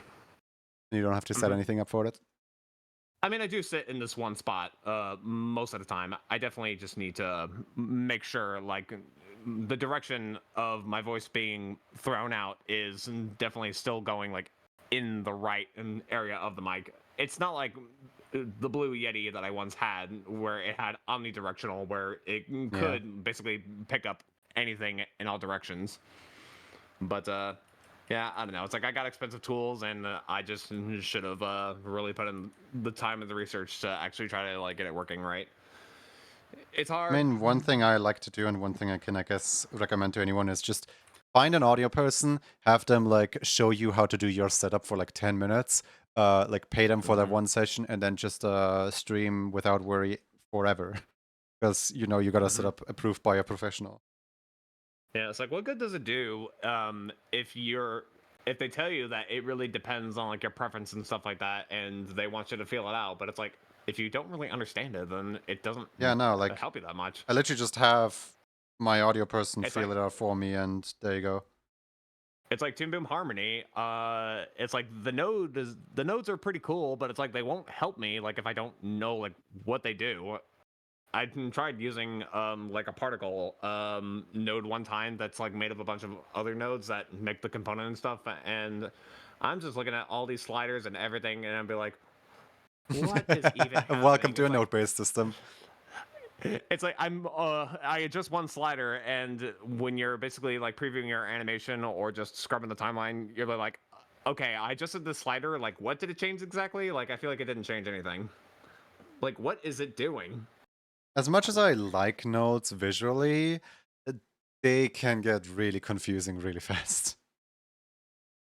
Yeah, so I mean, it just the bottom line is like it just will not help you like if you don't really understand exactly like what it's actually doing when you adjust some stuff. I mean, this is why for me like when it comes to like moving my characters and adjusting the easing and the spacing of things, it's like I'm very hands-on with my art. Like I don't really play around like with modules or do things like by the numbers. I do everything pretty much like by my own hand. It's like I do it with feeling because that's how I process what I'm doing. It's like it just makes a lot more sense to get a feel for like how things work rather than just knowing like hey, make this ease in 30% and make that ease out like 50%. It's like I don't do it. I don't play that way. Hey Doomsday, how's it going? Nodes definitely become spaghetti spoonish. Yeah, it's like yeah, I draw every frame. I mean, it takes a lot less brain power to just draw it.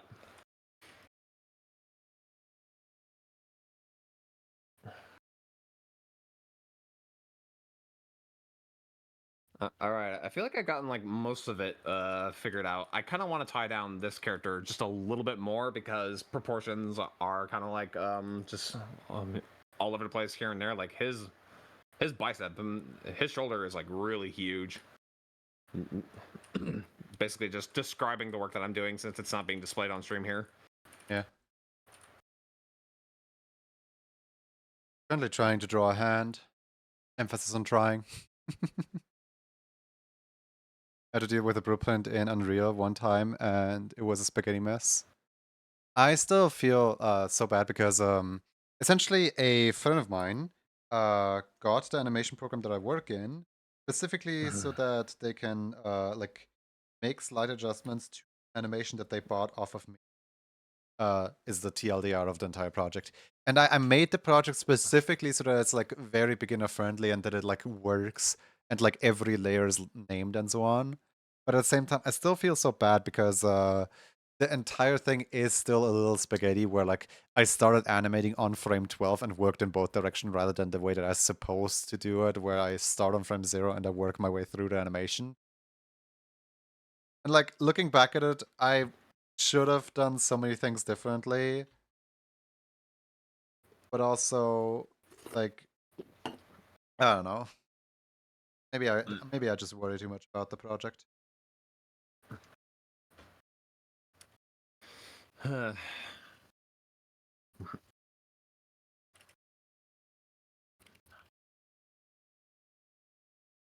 One of these days, it's like I know I'm gonna be right where I want to be, where I could just animate anything, anytime, anywhere, and I never have to think about like the spacing and the easing and stuff. It's like it's gonna be all second nature to me as time goes. It's like you already know how to animate a ball bounce. Like just do it. It's like don't think about. It's so funny that like the animation community is so split on the ball because like for half the people it's like, oh yeah, second nature, and for the other half the people it's like, don't learn that. That's Yeah, I mean, with the convenience of technology also comes, you know, just the privilege of like just being like, oh, nice, I get to do less. Yeah, I don't know. It's like it felt pretty like the magic of getting into animation really returned to me when I started reading like Richard Williams' animator's survival kit because Oh, you that's actually read it? I the just looked at the animate. pretty pictures. No, I've read it. It's like I'm Wow. passionate enough. I'm passionate enough for animation that I actually want to learn how to make things like less technical and stuff like that. And if you actually read it, you really do learn. You really do get some like actual good like recommendations and things like that. I would say the only thing about it that they corrected in the new editions is that there are just some things that are not politically correct with how Richard Williams like wrote it, but that's just because you know it's like Yeah, it's an they old can only. book. Yeah, it's an old book, but it's like if you basically make a new edition, you can make some slight corrections, but you don't really want to like completely rewrite it word per word. I mean, all the principles, the fundamentals and stuff in there, like it's all still like really, really good. It's like I don't have to really bother like learning perspective or how to draw it if I consider things like you just start with one shape and then you just draw an X like right in the middle of it and Part of me the wants to tangent read to it specifically to see the old world view in the book because I know several people have like told me about how like several takes are just very yikes in the book and several takes are just kind of yeah, just ignore that. Those were different times, but like I kind of want to read it now specifically to see what people are on about. I is have it like right behind me, but I never read it. I only ever looked at picture. you might get maybe some time in your life to probably read it, but I mean, I'll leave it for you to make the time for it someday when you have it. But yeah, but really, it's like it really shows goes back like in the same crap we put up with like today in the industry of how artists are viewed and treated. Like it's no different from how it was like back then. Like back then, it's like it was really demanding that they have to like get things done quickly or they'll basically be fired. They had to put out like 30 feet of animation, or they'll be out of a job. Do it, or you're gone. I still find the what's it called? The cobbler and the three balls. I forgot what the movie's called. The Richard William one. Uh, the the Princess and the Cobbler, or Yeah, the Thief and the Cobbler. Thief and the Cobbler, thank you. Yeah, I'm. I still find I that have one that so movie. interesting because like looking at it nowadays, it just looks so like disconjointed. It just looks like they wanted to make something impressive and they had like one or two scenes like planned out, but then they didn't know how to like stitch them together properly. Yeah, I feel like that if they probably had like a bigger budget and maybe more experienced writers to maybe help flesh out just a couple of the rough edges of it, I probably wouldn't have been such a flop. But I mean, right now it's like I Bigger only look at budget that. is bigger budget is a little bit of an understatement. They had like a literal like crown prince fund like the entirety of like a kingdom's savings into this movie. This Oh movie yeah, had like like what? one of the biggest budgets ever. Yeah, yeah. Honestly, it's like I should have known better to be like. I mean, having more money won't do anything. It's like it's just a matter of like just the overall experience that they have and the quality that they can provide. I guess it's like I don't know. Some people have made like some of the greatest things ever with like less money.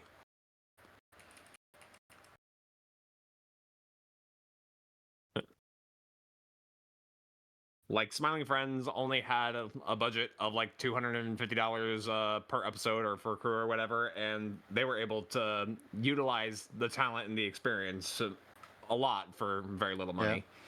So it's like it doesn't really matter like how much money Sometimes you spend.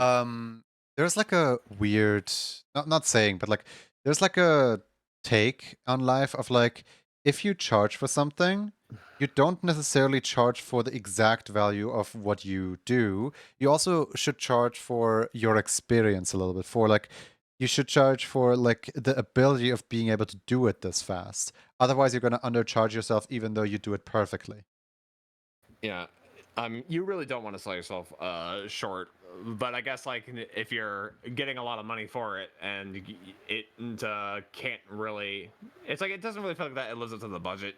You would just get something that feels like a Mighty Number Nine kind of story where you raise like $4 million and then the product that you put out was literally just so mediocre by the numbers, if not bad, and it just makes you be like, where did the money go? Why did how is it Oh worth this man, much? like how in the world did the Minecraft movie cost as much as it did when it's like I mean, yes, there is like art direction with like the hyper realism and all the like animation and stuff like that, but like this movie had like a budget of like a fully animated film. How in the world did a like live action movie cost that much? I mean, I just never really believed that Minecraft, of all things, could have been translated like into a movie. I mean, they tried it. I mean, I I haven't mean, seen it myself, and I have no in interest in some seeing news it. article they said they had like 10 rewrites or something like that. Yeah.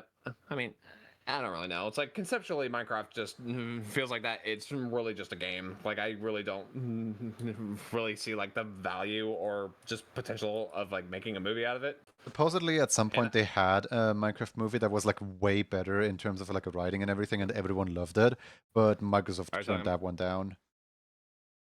Oh, for a second, like I thought you were going to talk about the Telltale's Minecraft Oh story no! game. Another raid! Here come the doggy! Goldie, hello. Welcome, raiders! How y'all doing? Hope you're having an amazing day today.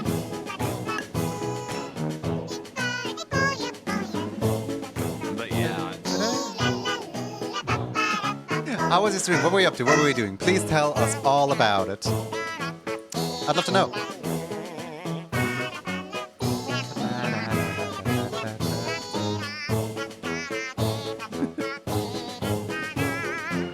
you have my artificial undivided attention.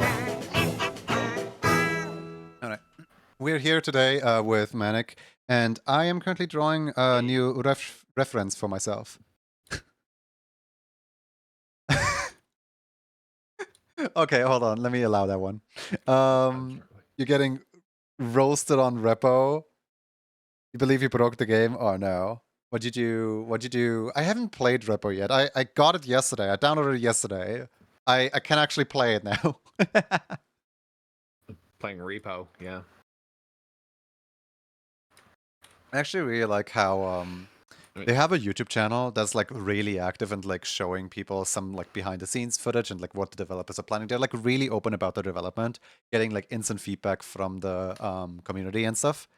And Uh, some people are trying to expose them like these developers are doing more videos than they are doing the game development, and then they're like, no guys, we have one dedicated video guy and the rest is the development team. Like, this video guy doesn't even know how to touch the game engine. He knows After Effects and that's all he does. and, that's like, what are you whining about? He's a core member of the team. Important.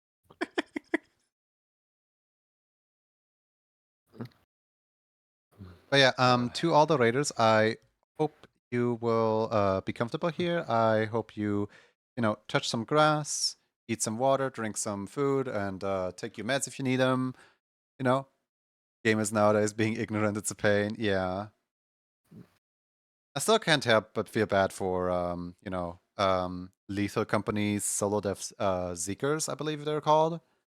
Because essentially the way I understand their situation, based on like their tweets and stuff, where they said like, "Oh yeah, the old birds were like the best thing that they did," and then like the shrubs were really embarrassing and so on. Like where they like looked back at like the year of 2024 and how they handled the game and updates and so on.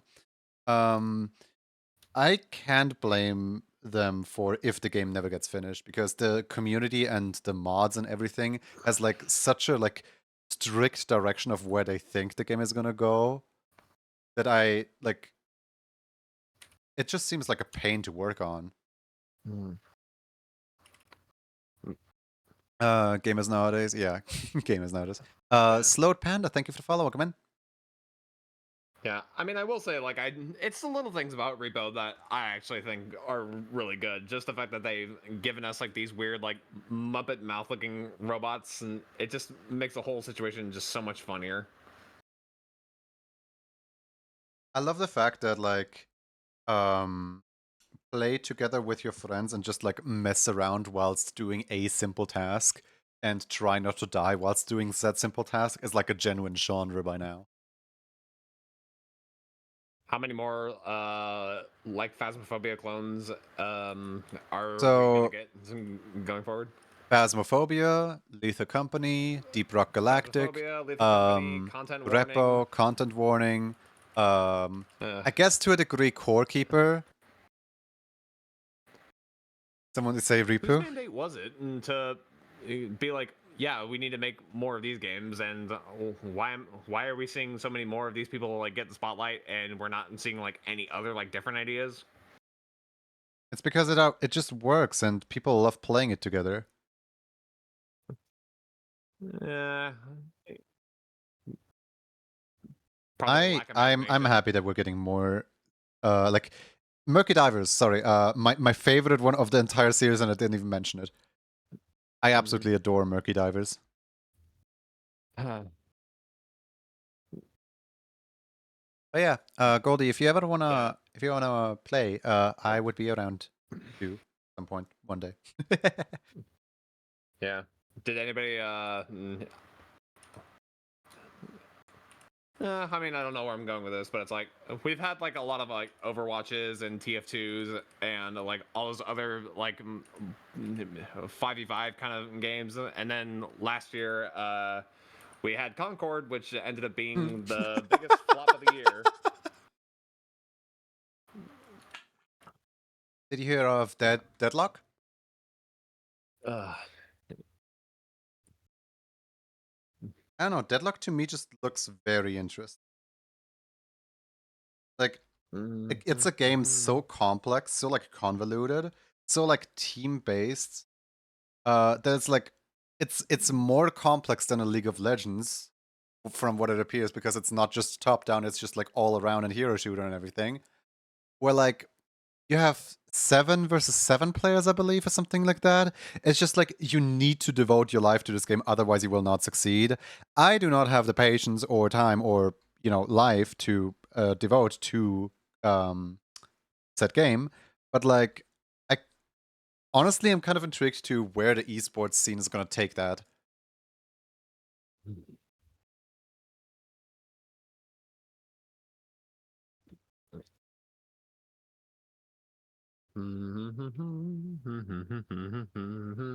It's like it's definitely gonna be the niche of like the gamers that just devote themselves to the game. Uh, No more life, there's only game.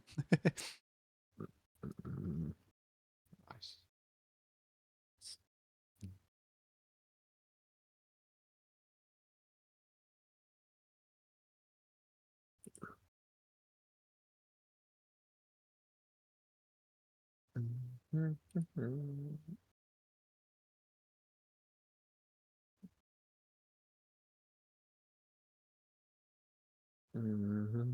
Like almost knocked over my water bottle. All right, I need to bring back pure ref because now I'm adding in more detail and I don't remember what I'm doing. I actually have PureF on my other screen. Not Yeah, letting anyone know that I'm secretly PureF over here. I mean, a reference is not embarrassing. No. It's just I'm too lazy to like drag it over to the other screen.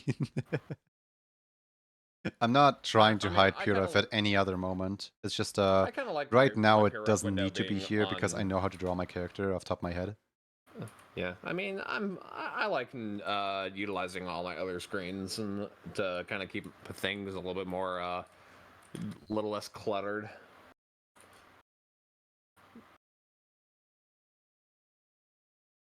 I definitely need to get myself another LG 4K monitor, just to go right next to the one that I already have, so I can have. I mean, all of my displays are different, but the ones that I'm not really using for art, I kind of want them to be the same.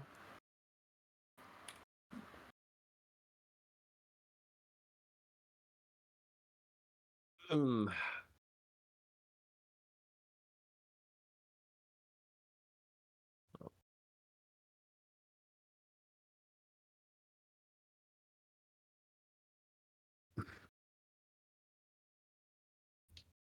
PureF is so good. Yeah, PureF is an absolute lifesaver. You know that if you press 1, 2, or 3 on PureF, you can make it transparent, black or white? I mean, I've just no. Yeah, I just use it on the default settings too, but like I know that it's a thing. I mean, I think that's a feature that I don't have enabled. I just tried it, but I mean, I just do what a normal person does. I just go to the preferences to change my overlays and my opacities and stuff. Oh, hold on. Is it I think I Control have like 1? that. I have like some Alt features 1? Shift? disabled. Which is Um, I I also could like have sworn it was updated like this one of them. recently. Oh yeah, it's Alt 1, 2, 3. Oh yeah, you gotta get your controls or shifts or alts to do special things. Yeah. It's very weird that I feel like that I can find a way to be able to make a shortcut for anything I need in an animation program, but the one thing that I can't make a custom shortcut for is just to make a shortcut to just play the animation.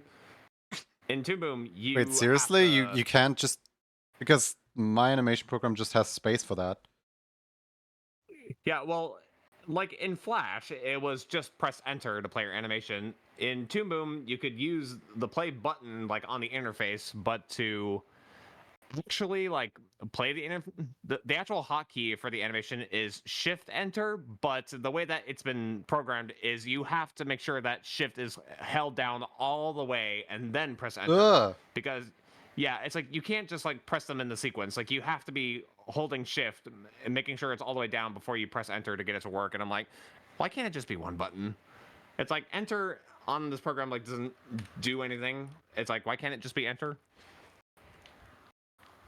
That would be too easy. It has nothing to do with being easy. It's a matter of convenience. It's inconvenient that I can't do it.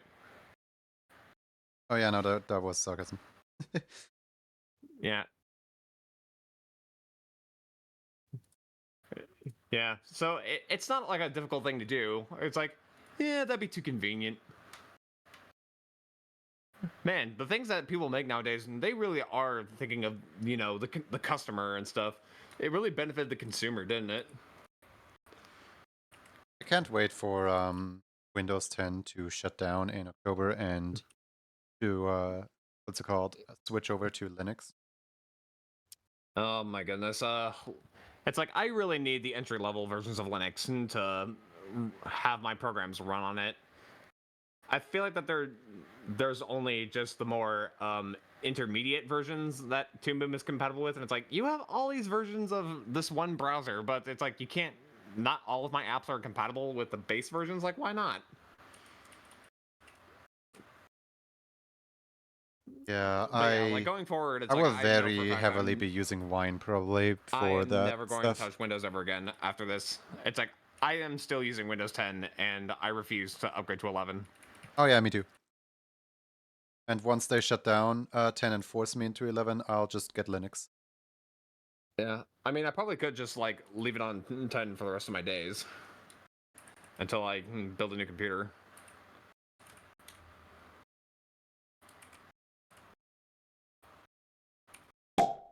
Aiden!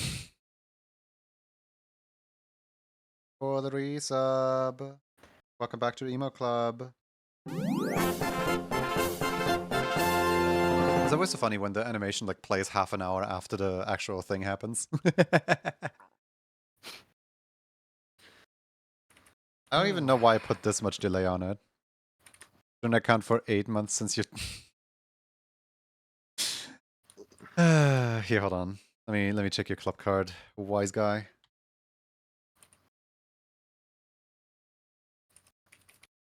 Let's see. I keep you waiting for 1 emotes on February, March, and April.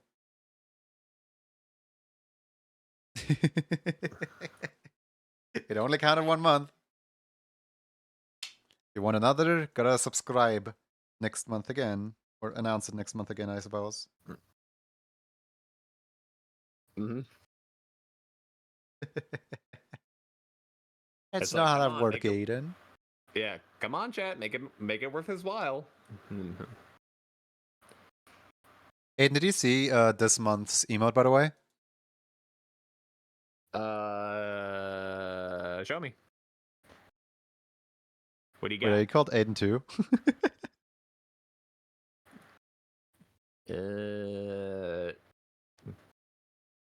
I can't really tell. I don't have a sub, so all these are locked.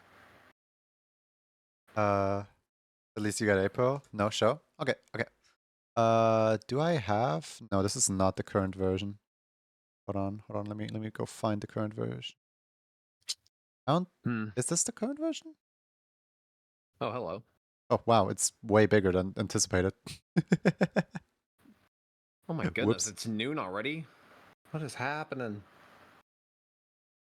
But yeah, popcorn emote this month. Look.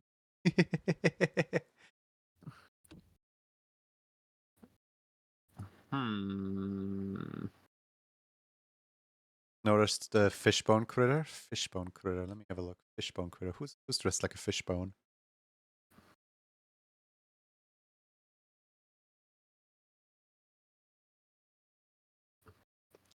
It's so weird that Discord now forces itself on like every single app, including like non-game apps such as what's it called? Twitch integrated throwing system and stream avatars and Verudo.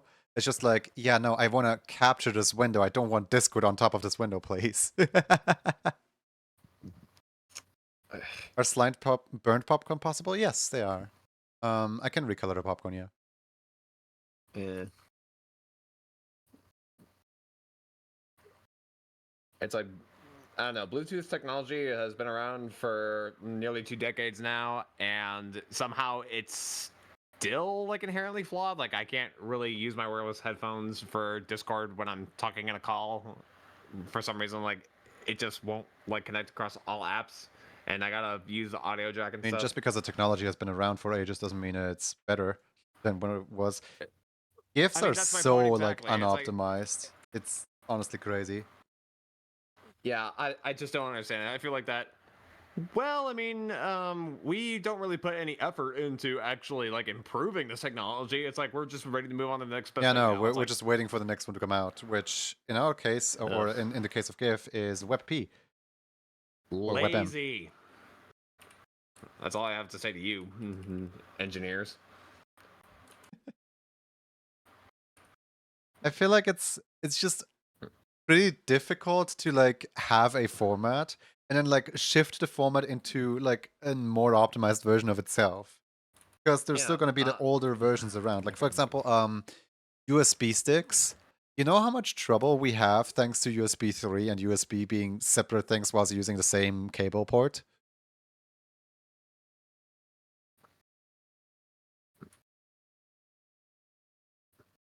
Uh-huh. The new Discord overlay is cool, but the ability of forcing itself onto every single program is bad. Yeah. Yeah, I mean, I hate to like bring up Adobe again, but it's like you gotta remember, it's like Animate has been rebranded, and it basically means that Flash is like still around, and they're always like putting some new stuff in it. But it's like I really wish that they would have instead put their focus towards like fixing just the basics that have been broken for like ages, and they just never really bother fixing anything. It's like, hang on, I mean, our shareholders are telling us that augmented reality like cylinders are a lot more appealing, and I don't know, like people who are One shinier, new, really fancier versions are definitely more appealing to the shareholders, like rather than actually considering the artists, the people who actually give feedback and use their stuff to be able to make their cartoons and everything. One really interesting thing about my animation program is that like they don't do patch notes. They don't show you like bug reports. They don't show you like what has been changed between versions. They always only like show off like here's a new feature with this update, here's a new feature with that update, here's a new feature with that update. And from the outside looking in, it just looks like they're just adding random stuff. But they are actually fixing a bunch of stuff because, for example, Moho 14, in the jump from 13 to 14, they had a graphics engine update. And this graphics engine update came with a bunch of flaws where, for example, if you would load in an image, the image had a 1 or 3 chance of crashing the entire program. So I would counteract this by always saving before I load in an image because I know the program might restart by loading in the image. Now with the newer version, this actually isn't the case anymore because, I could just load in as many images as I want and it doesn't crash anymore. Which, honestly, thank you for fixing it. I wish they had logged it. Well, Stolas, thank you for the follow. Welcome in.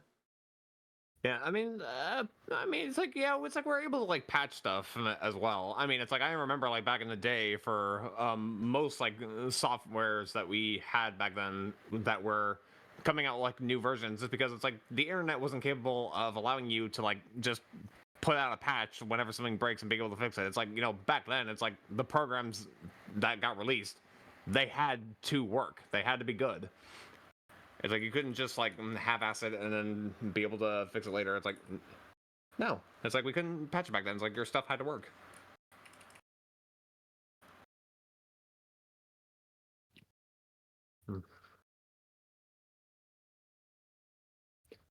And every time when something does end up being fixed, another thing breaks, and so the cycle continues. All right. I'm just gonna do one more once over with this one character right here, and I feel like I'm just gonna leave it there, and then I'm gonna bring these into Flash to clean them up in color, deal with the agony of using Flash CS6. Oh, the misery. Yeah, I mean, I've been singing its praises for like an entry level program, and I mean, at least the older versions are definitely free now, and and people are able to access it like if they want to be able to get their start in some way, shape, or form. But yeah, after like using Toon Boom for like a year with just all of these quality of life things that the early versions just didn't have, I'm just like, oh man, there's no greater feeling than just being able to press one key to be able to flip it horizontally and then be able to actually like rotate your canvas is a privilege. Yeah, like in Flash CS6 from like 2012, it's like you can't flip the canvas, you can't rotate anything, you had to do everything in just like one go. And I'm just like looking back at that, I was like, I don't know, like they were really, really slow into like introducing some actual like game-changing ideas.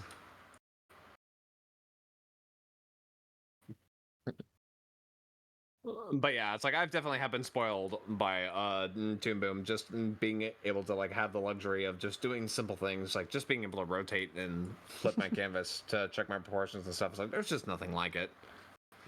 Whenever people ask me if the animation program I work in is good or if I would recommend it, I will usually opt to like say no, specifically because of the reason that I have a pen tool, I have an eraser, and I have a fill tool.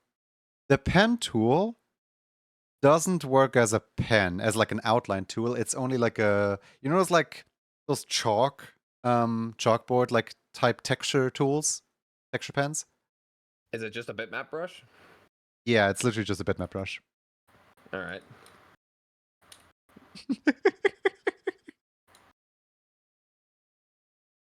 Hi Gob, how you doing? Yeah. Hope you're well.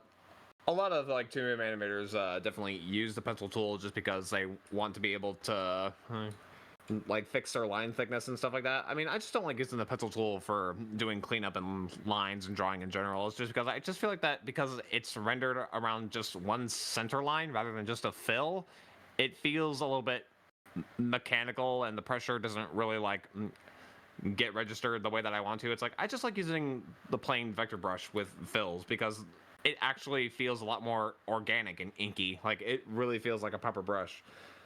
And if everyone is like, yeah, you won't be able to change the line thickness and everything, it's like I actually don't really care.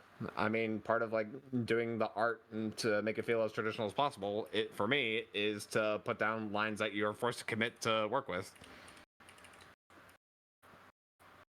It's like I don't like being crippled by these quality of life features because they don't really make my process feel any more or less meaningful. Actually, old one for the colors of this new one.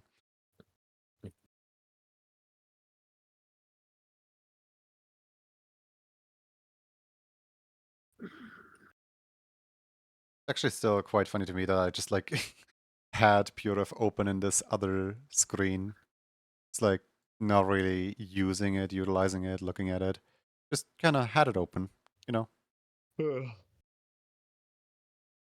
Man, it's almost lunchtime. I wonder what there is to eat. Is there anything to eat at all? Or was it all Oh in your yeah, imagination? no, there's stuff to eat. Usually, like with me, it's like I always make sure like my freezer is like full of stuff. But every time I shop, I always try to prioritize like making fresh meals rather than frozen ones because I mean the frozen stuff will keep. Like, there's no reason to like prioritize it.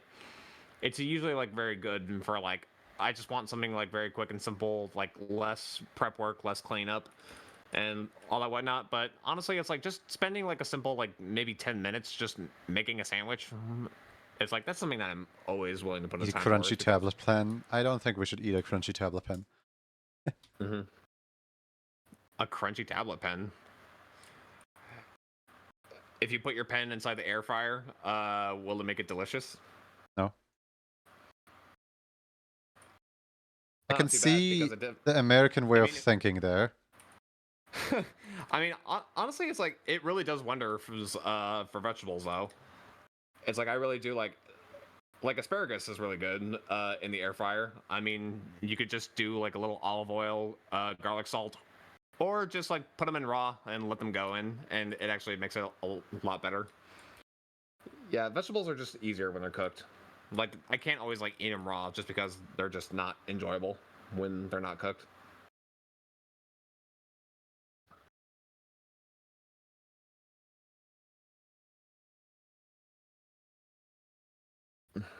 I'm not sure like if that is just like American mindset or whatever you want to say, but I it's like actually how can anyone like don't have an air fryer. Like, I have an oven and a microwave, and usually I just use the oven as an air fryer, essentially. if the oven has like an air fryer setting, then I feel like No, it doesn't. that's adequate enough. I just turn on the oven and yeet something in there and hope it gets crispy. Okay, well, yeah, you're basically baking it then. That's not really air Sometimes, frying. sometimes I use the oven as a microwave. It's just a really big microwave, you know. Yeah, I But mean like, microwaves are really good for just like heating stuff up. But I, if you decide to I like don't, bake it I in the don't oven, like the particle accelerator. Gotta be honest. Like, it's just It always makes the dish hot, it never makes the food hot. Can't believe Junior doesn't even own an air fryer. There's no such thing as air it fry doesn't anything. it It's all doesn't just cook roasting. anything. All it does, it just heats things. Like it doesn't really like cook it or actually like make the food good. I mean, it's the same thing like with food processors and why they're not a replacement for a pestle and mortar because they give different results. Like they're for different purposes. Food It's like processors, as in like those devices that parents keep buying from teleshopping, because it's like easily cutting into slices and stuff, like slice yeah, and that's pretty dicers. much that's pretty much all it does. It just slices stuff up. It basically just makes things all sliced and diced, and a pestle and mortar is really good for turning things into a paste. I Twitch. I'm sorry, Aiden. So for context, Aiden is a chef. uh, but like I mean, my I'm not parents make like the worst decision when it comes to like food and stuff at some point because yeah, like we're definitely not experts. I mean, this is just us like at some flexing our point common I sense. discovered a cabinet full of chili jam because Jamie Oliver told them to buy it or something. I don't know. Yeah, I was about to Staring at it ask like like this if they chili were. jam expired in 2017. It's like they got into like the whole chili jam craze all because like Jamie Oliver. I mean, it's like Can't they just I like at really least start watch to. Gordon Ramsay if they have to watch, anyone at all?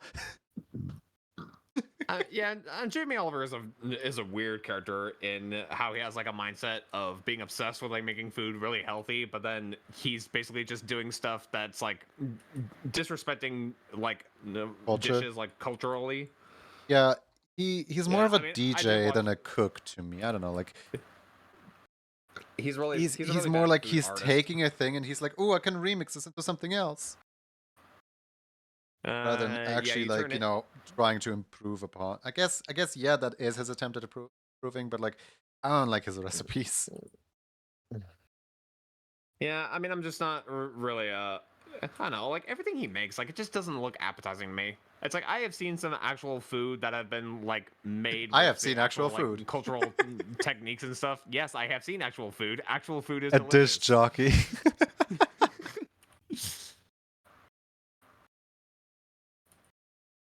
A dish jockey is what they call it.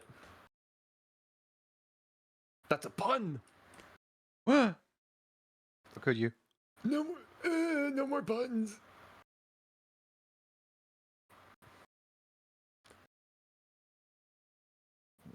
Yeah, I did have. I watched like a lot of Uncle Roger. Like, even though he's like a comedian, it's like I love how he uses like his cultural like correctness to be able to make just jokes about like how people are just like messing up dishes and not really making them appetizing or interesting. The thing is, It's he can funny. actually like cook the like one or two dishes that are like culture killer to him because he grew up on those dishes.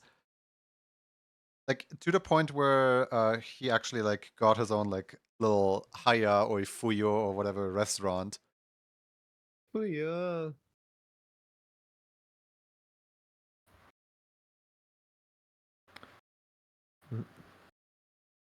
One thing that I find really cute is like the one question he Like, gets asked the most is if it's like cultural appropriation or if it's like wrong to mimic his fuyo. And he's like fully open to it. He's like, no, please say it as much as you want. I don't care. I give you the Asian pass. yeah, I mean that's something that I really see a lot of like the problem with the social justice movement. It's like, I mean, are they really offended? Like, do you know that for sure? It's still so Like, funny do to they me really when care? Odyssey released. And they were like, take the sombrero off Mario, the sombrero people will be offended. And the sombrero people were like, actually, we think this is really cool. Please keep the sombrero on. Yeah, I mean, to me, that's basically saying like you don't like sombreros, or you're basically saying, yeah, Mexicans are not allowed to exist. He's I an mean, that's what. Italian, what do you mean? They're fine with Italians, but not with Mexicans? It's like, why is this alien in speaking Spanish? It's like you can't let Charles Martinet be an Italian character. He's French.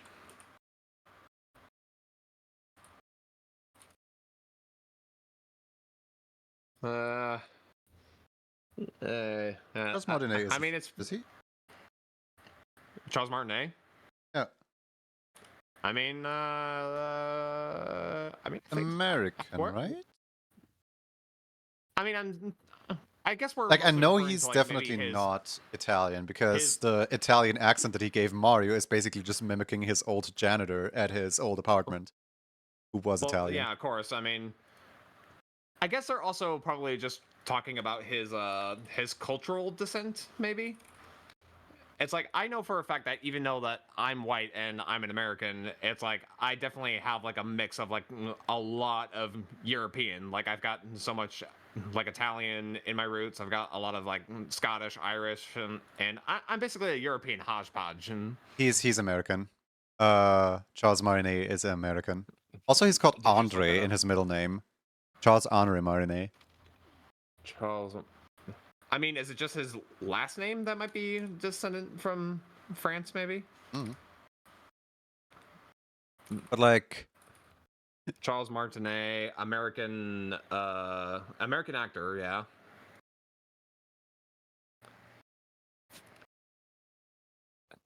I find it a little sad that when I googled is Charles Martinet, and I wanted to Google is he American, but like the first autofill thing is he dead? No, No, he's not. he's like 80 and that's it. Yes. He's 69. Oh, Nice. change the fact that he's Thank- like grandpa age. yeah.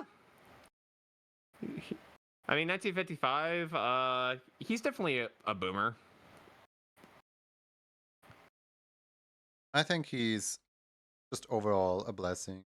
Like every interaction that people post online of him seems so like pleasant, of like just like meeting a hero Born type thing. in San Jose, California, to his father, Jacques René Pierre Montanet. So his father is French.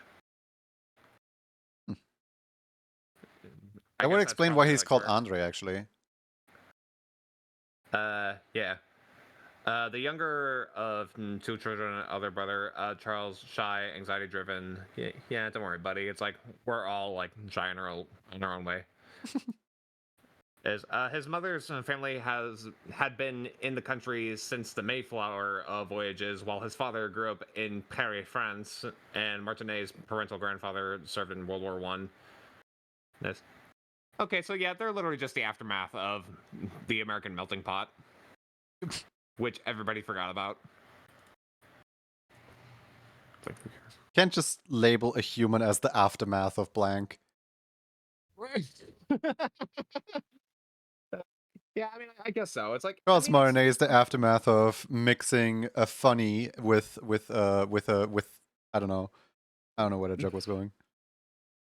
I mean, I don't really know. It's like, I guess, like what they're trying to say is like, I mean, it's very interesting little known fact that we know where we come from in our roots, but at the same time, it's like I don't feel like that my roots are definitive to who I am as a person. Yeah, no, absolutely not. Like that's Like the it's cool to idea. have that information, but what are you gonna do with that information?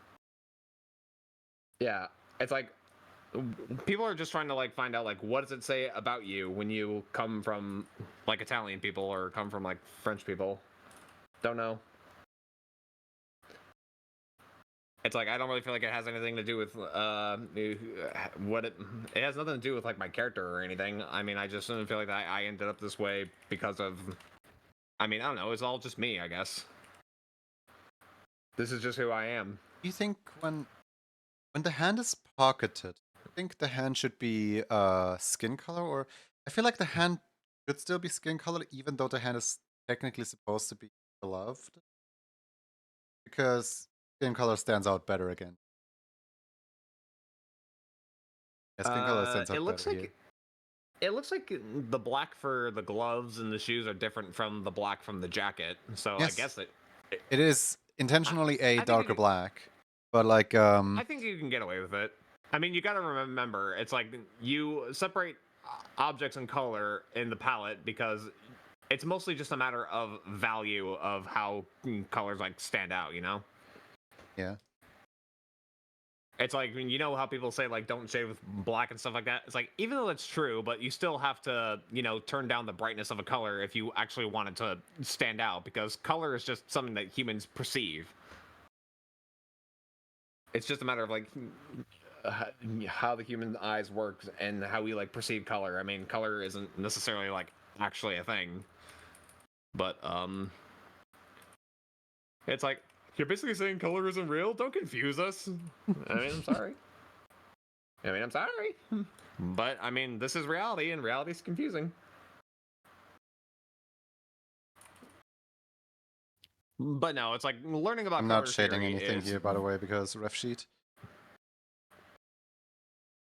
Huh? I mean, if it isn't necessary for the sheet, then don't do it.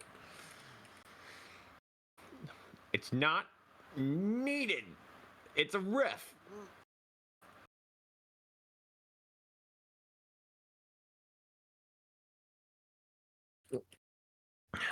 It's also funny though that this is the first time that I draw, specifically this jacket having a pocket at all, Mm-hmm. and the pocket is only really there for the pose. The pocket, I don't know if the pocket is even canon or not.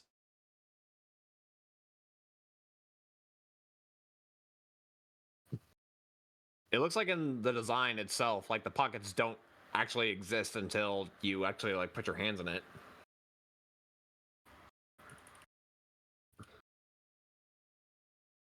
It- You look at some characters, you don't know they have pockets until they put their hands in it.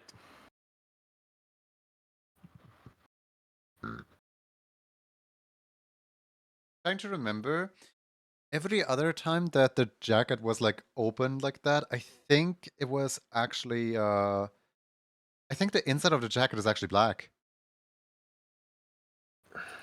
Trying to remember how I drew it in pre. Can't Daily Duel, sorry. I turned them off for the day because the stream died. Did the Yeah, stream die? yeah, yeah, yeah, yeah. It's black. It's black. I mean, it's still going for me.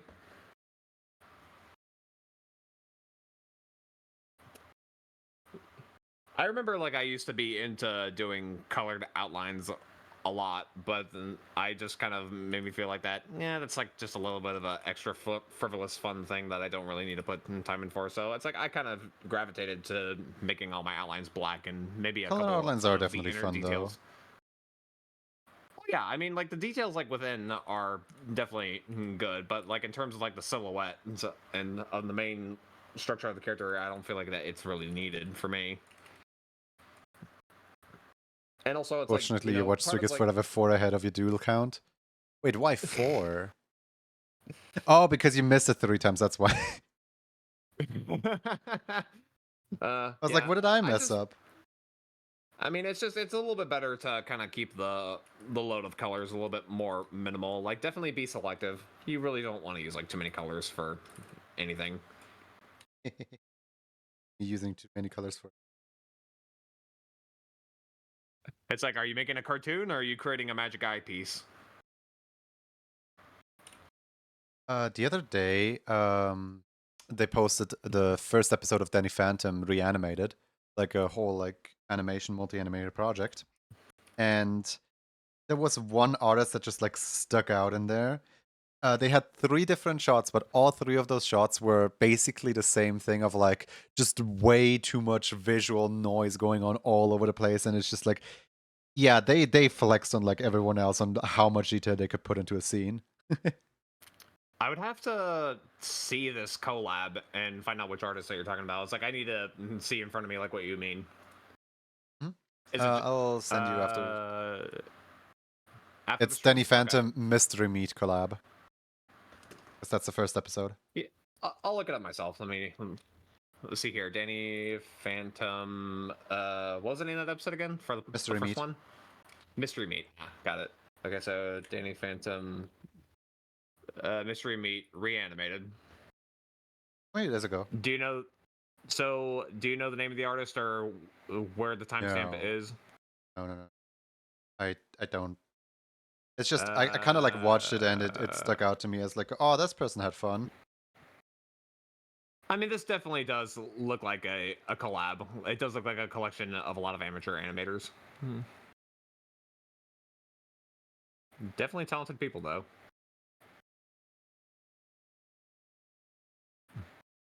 I don't know why, but like in my mind, amateur is always like so negatively. What do you say? Like it's not intended as a negative strictly, but like amateur is just kind of like to me it feels like an insult, even though it just means that you just started out with the medium. Uh huh. I mean, don't believe like it's. I mean, it makes sense. Like people kind of associate it with being negative. Like they're like, oh yeah, like if a person who's not that experienced made this, and it means it isn't good. It's like I'm not saying it's bad. I mean, I'm just saying it's like it really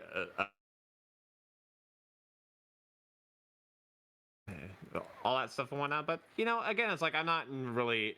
You got to remember like the context of like the words, like what they Yeah, mean, yeah, how they're yeah. Of being course, of course. used.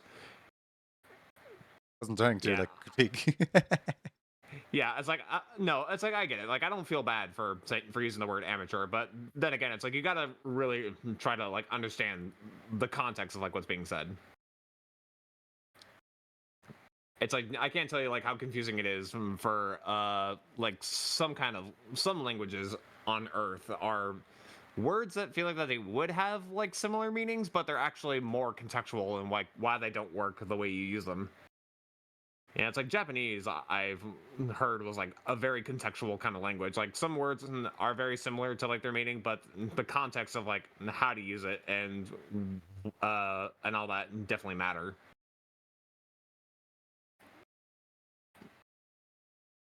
But just remember that speaking is just very hard to get Yeah, to come to grips with. and so in my day job, I work for a indie game studio to make a video game Hmm. on Steam.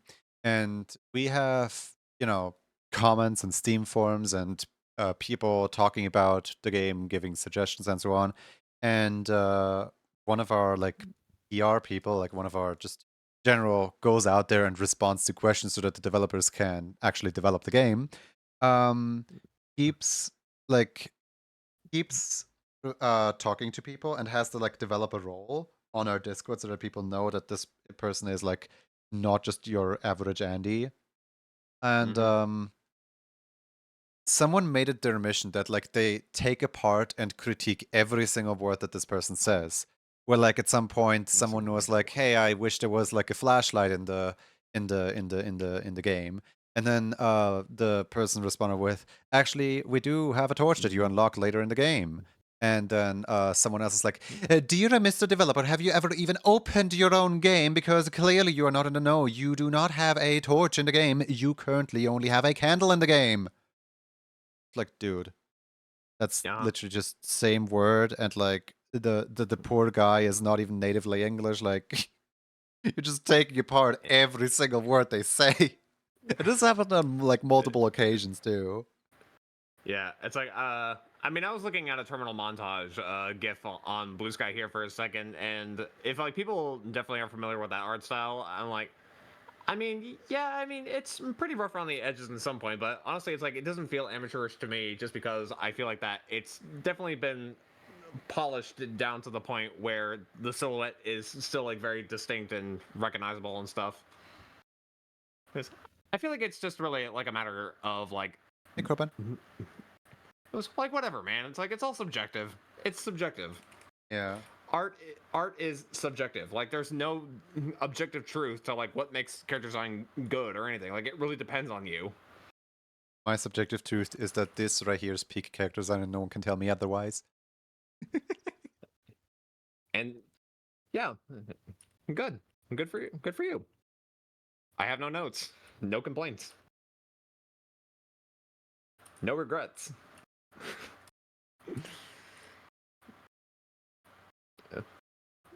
But sometimes it's like I used to associate like a level of polish of something to describe like how good like one person's art can be, but then I'm like, I mean, It's not necessarily entirely true. I mean, it just makes me feel like that if my art isn't clean, then it feels kind of amateurish. But then, as time went on, I'm like, yeah, I don't really feel like that's true anymore. I'm ready to just like let go and be whatever. It's like I can't keep Welcome, feeling like Raiders! this. I can't feel this feeling of inferiority anymore. Like I really don't want to like put myself down or to think like I'm lesser than all of my peers who are probably doing the same thing as I am.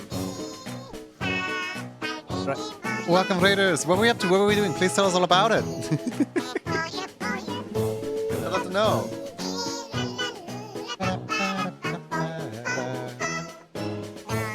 Thank you so much for bringing your community over here. We appreciate it.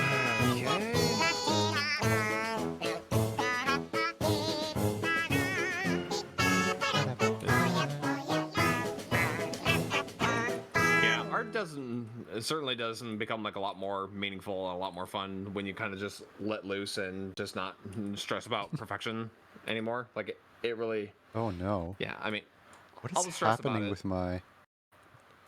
Yeah, What all is the stress for happening? polish really sours the experience for me. Okay, now it's back to normal. But like for a second my Chrome was like glitching out where like it showed two instances of itself on top of itself. And I'm just like, huh? Excuse me? Freaked out the first. Are Did some you? art, mainly line art for an emote. Ooh, do you wanna share the emote?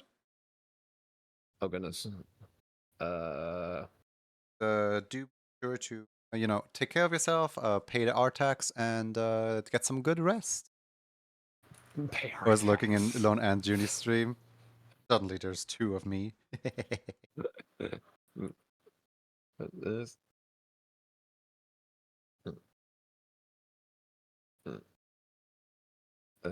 You know what? I feel like that I'm catching on to not things that are not necessarily polished, but I'm looking at this piece from like other angles right now, and I'm like, okay, you know what? I'm actually the errors that I'm making are definitely becoming a lot more visible to me. So now they're going to be easier to fix. I mean, the best practice for me personally is always to just step away, like get a drink or something like that. Just Mhm. refresh the eyes, and then later I'll be able to spot some mistakes that I didn't see whilst working on it. Right, Yeah, let's it's see like here. this. The proportions of this really kind of mess up the silhouette and make some proportions of this character look like a lot diseven, like tiny fingers, but like a giant glove because this is like a guy who's like doing blacksmith work, like forging a Oh, sword on an anvil. this is so good. Art tax. Thank you so much for the art tax loan. I hope you enjoy the rest of the day, and thank you so much for bringing your community over again. Mm-hmm.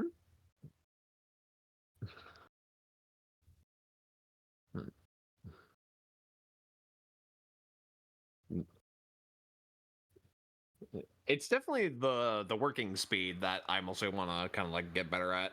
I feel like that I've already have spent a lot of time recently just obsessing over like making my art a little bit better, and I feel like I've gotten to a pretty good point where it's a major improvement over where it was a few years ago. So I'm like, I'm ready to let loose again.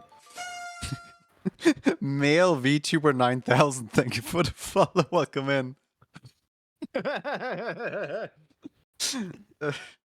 Glad there's 9,000 of them, I guess. Need to get better at doing smoother lines, doing some sketch and practice. Dude tuber. Always, like the more you do, the more you advance in your craft and so on. Like there's, just for anyone creating out there, just keep at it. I believe in you. You might not, but Yep. I believe in you. Yeah. I mean, we believe in you. Unless you use AI, then all that Then you're that not belief even an becomes forfeit. artist. You're already exempt from Yeah. the entire argument. Yeah, I'm sorry. It's like, I'm sorry. Get back to me when you actually draw something.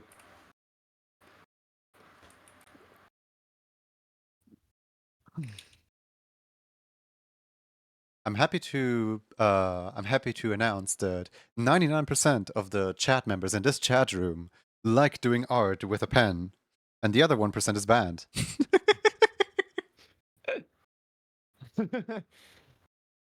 Uh,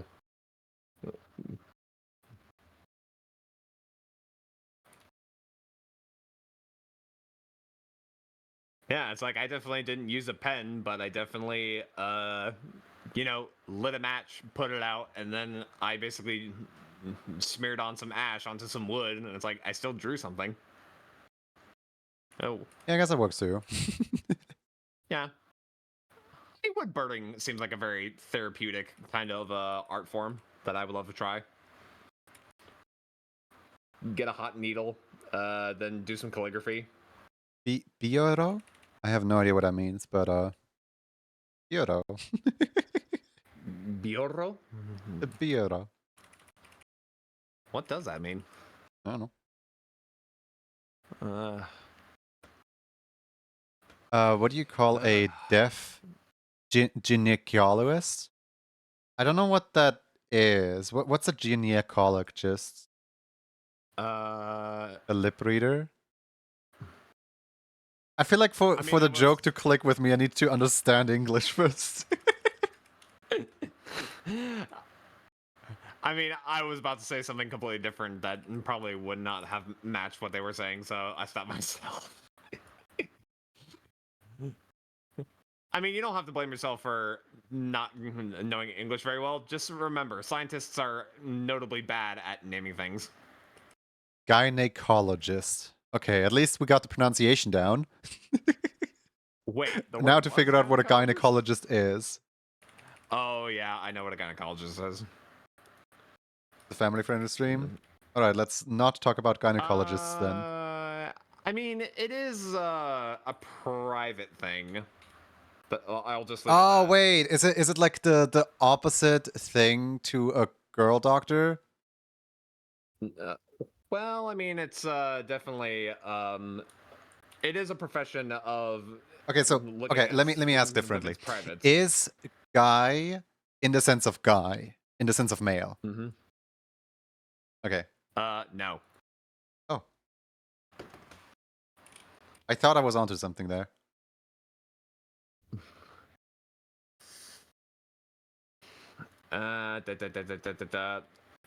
Yeah, a doctor specializing in female reproductive health. Okay, let's not talk about it then.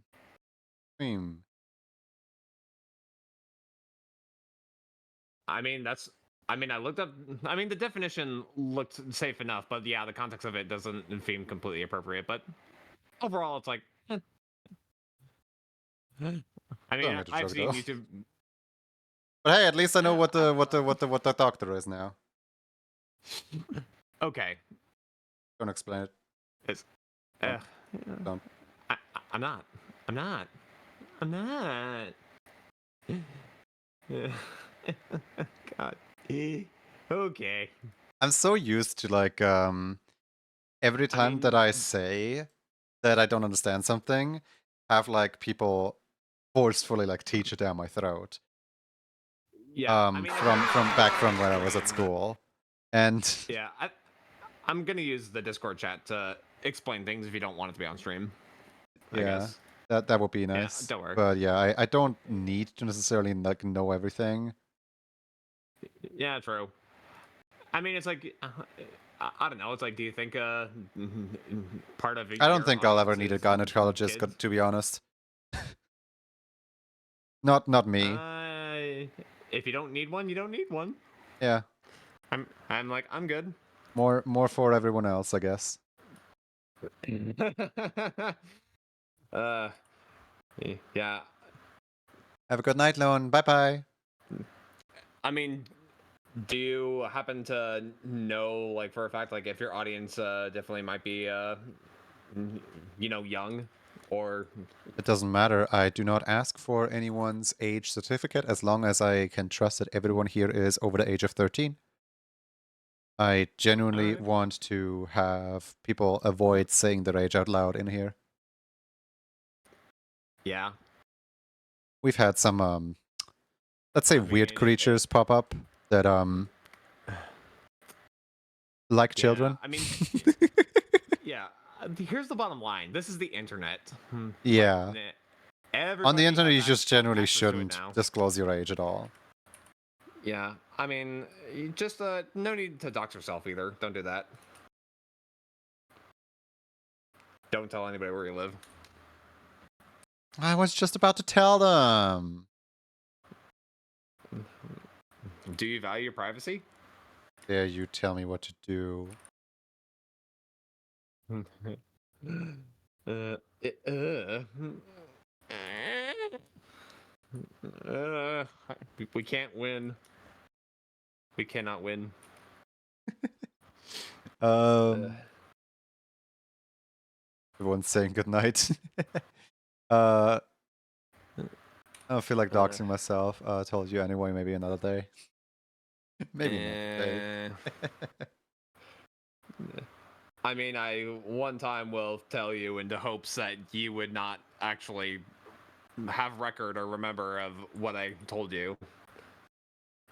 I dropped it disgustingly, hoping that it would not be remembered. Huh? What? Okay, I think this might be good enough.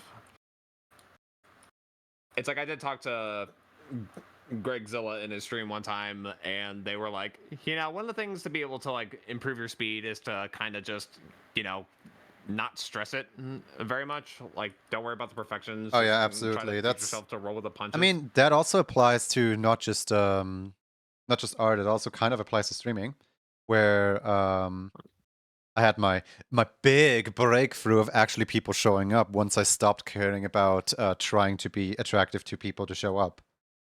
As in, Yeah. like, I actively tried since 2016 all the way through 2021.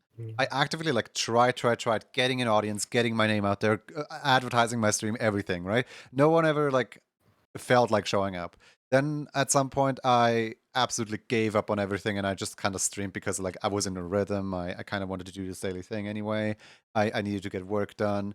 And once I stopped caring about it, people actually started showing up because that was when it felt less forced and more when it just kind of like clicked into place. You know what I mean? Preach, brother. But yeah, I mean that's the thing with me. It's like I've been kind of like obsessed with streaming for a little bit. I found enjoying it, but I've even did a few things to kind of like make my channel a little bit more appealing, putting in some effort, and it really had like no avail whatsoever. Probably just because it's like I might. I don't know. That's like, I'm not really sure. It's like maybe I just am out there, but I don't. I'm not in front of people as much as There's I should never be.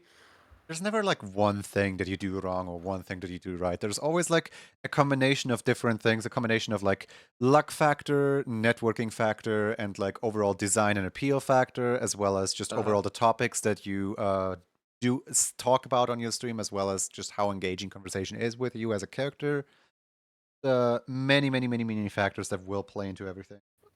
Oh yeah, honestly, it's like I found a lot more value from networking than I did in trying to like build up a base of some kind. So I was like, you know what? It's like I just enjoy streaming just for the fact that I'm putting myself out there, and it becomes a tool to kind of help me focus on the work a little bit. So yeah, it's like I just stopped stressing about like going for partnership and stuff. It's like I've earned affiliate, and I feel like I can get with that just fine. And just setting up some goal that just kind of feels very unattainable for a type of streamer like me will probably just drive me a little bit nuts and make me feel a little bit more pessimistic about myself. Yeah, one thing that I So, learned is to not tell people at all that like that they're doing something wrong or something like that. Like even if I see someone's doing something wrong, I will just let it happen, specifically because I've had many situations in the past where I tried telling a friend like, "Hey, this might not work out." Like for example, my best friend was starting to put partner push into her streams because she actually started getting like 16, 18 or 20 average viewers. So once she starts pushing for partner, once she's like, if the numbers keep on rising, because she has partner push in her title, people will start showing up and she will get partner mhm. pretty soon. I'm just like, no, that's not really how it works. You currently have like I'm like, 18 oh my viewers goodness. and we've both been streaming since like 2016 and I kind of fear that like, just stop caring about the numbers. And she called me out on like, all of her when it didn't work, she basically blamed me for like, telling her that it wouldn't work. She basically like What? Oh my goodness. Like I Yeah, was I the mean, evil one this for is. shutting down her ideas. Oh my goodness. Yeah, I mean, there's always like the worry that people are just kind of like really obsessed with like trying to go for partnership, and they work for it so like every single day, as if their life depended on it. Yeah. And sometimes Absolutely, just let people perceiving do their for. mistakes. I mean, sometimes perceiving some like pursuing an unattainable goal sometimes can really like drive somebody crazy. I was so And worried for her. as I mean, it's like, yeah. I mean, I have a friend too who I haven't really spoken to very much, who's going for partner push, and they're doing pretty good so far, and they're in a very good position. But it's Good like for I feel like them. that they really shouldn't be stressing about it that much. I mean, if really, it's like at any point, if like streaming doesn't really like spark joy in your life anymore, and if it We're doesn't just really kind of feel like pushing rewarding, for then it, pushing, I'm pushing, pushing, trying to get it done. Just yes, I'm like, why are you doing this then? It's like if you don't feel joy in it, and if it doesn't make you happy, then why would you even bother like still doing it? It's like I really wish that people would just rather do stuff that actually they enjoy doing. It's like I wouldn't want to waste my time of my life and just freaking out that I have to make it oh big no, there's a or number. it's the end. That's like the best advice I can give to other streamers. Just turn off the number. Ignore the fact that there's people watching altogether. Uh, Not just yeah, not don't connect with the chat. Just like um sometimes people will address me in their streams, in their chats, or like, hey, I was in your stream the other day and I really enjoyed this and that. And I'm just like, why were you in my stream? What were you doing there? Oh my god, you didn't even say hi. What the heck? And like, oh, it's best not to like lurkers. worry about the stuff. Like, Obama could be watching right now and I couldn't care less. As long as lurkers don't call out the fact that they're live. Like, if if somebody wants to be interacted with, they're gonna say hi. If somebody doesn't want to be interacted with, they're not gonna say hi. I've seen some bots on Twitch that are like specifically programmed to call out lurkers, like, "Oh hi, I noticed you're like in the chat. Come say hello." And that's like the worst thing you could possibly do. Don't force someone out I of mean, your comfort zone. it's like there's like people who joke on the internet all the time, being like Obama's a gamer and stuff. But like realistically, I just always think it's like what business does Obama have like getting into like the streamer spaces and like watching like people stream? And it's like I don't know. It's like it doesn't seem realistic to me. I feel like that there's also like people in this Oh world no, who I just just kind of named him because I was the first. the I first don't want name to that get came into up. Yeah. politics. It was just the first Yeah. name that came to mind, I guess. Oh, no, no, no, no, no. Like, I'm not getting political with it. I'm just saying it's like, this doesn't really feel like that. It's his scene. Although I did think that it was pretty wild that we did get Tim Waltz playing Crazy Taxi for us one time. Obama seems cool enough to watch furry art stream. I mean, honestly, it's like I'm pretty sure, like he'd tolerate it. So one thing that was pretty weird is I once got sent a screenshot of my emote being used in a political figure's chat room whilst that political figure was running for president Uh huh. against the current president of the United States, where she was Mm-hmm. live on Twitch and someone in her chat You need used to go. my emote. You're. And I don't know, it just felt so out of play. Oh no, no, no, wait. She used my I think it was the other way around where like she in her chat was using an emote because people are gifting out subs to random people and so on, and somehow like she had a sub or something. I don't know. It's just extremely weird to see like a popular figure Mm-hmm. just kind of like I would bet that like they don't know where the emote even comes from. They just gotten randomly gifted or something. But it's still so weird. It's every day I write to Johnny Depp hoping he writes me back. Like at the end of the day, everyone is quote unquote just a human. And Uh I huh. still find it wild Yeah. how like Just I have several the contacts popular on this gamers. platform Like, where I'm like, how am I friends with this person's so cool?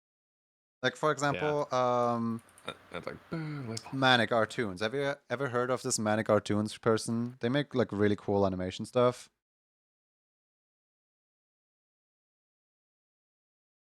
I don't know about him. I I think you mean, should go follow I Manic bet Cartoons.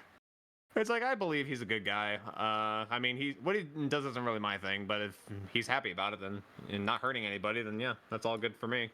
Or another person would be Jackie was here, where Yeah. Give me they're a like goofy five. Jackie made the like Among Us meme. You know, the like Among Us with the like white guy standing in front of the thing. And I'm still here like I am standing next to a living legend. Uh-huh. Even Yeah. though Jack is just like casually hanging out with me because Jack is just a person. Yeah.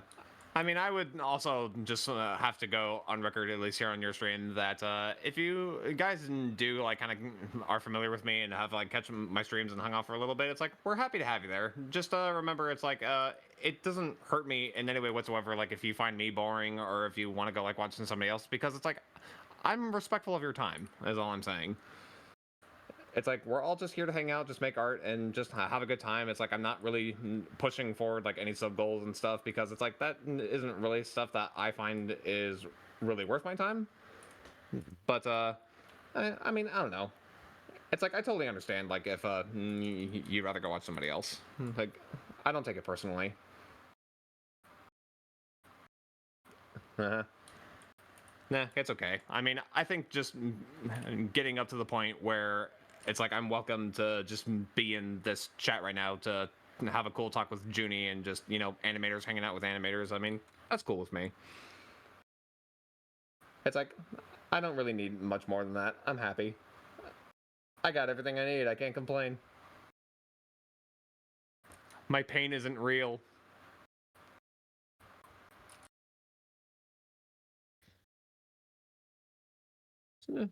So yeah, I'm having the time of my life right now with the simple things.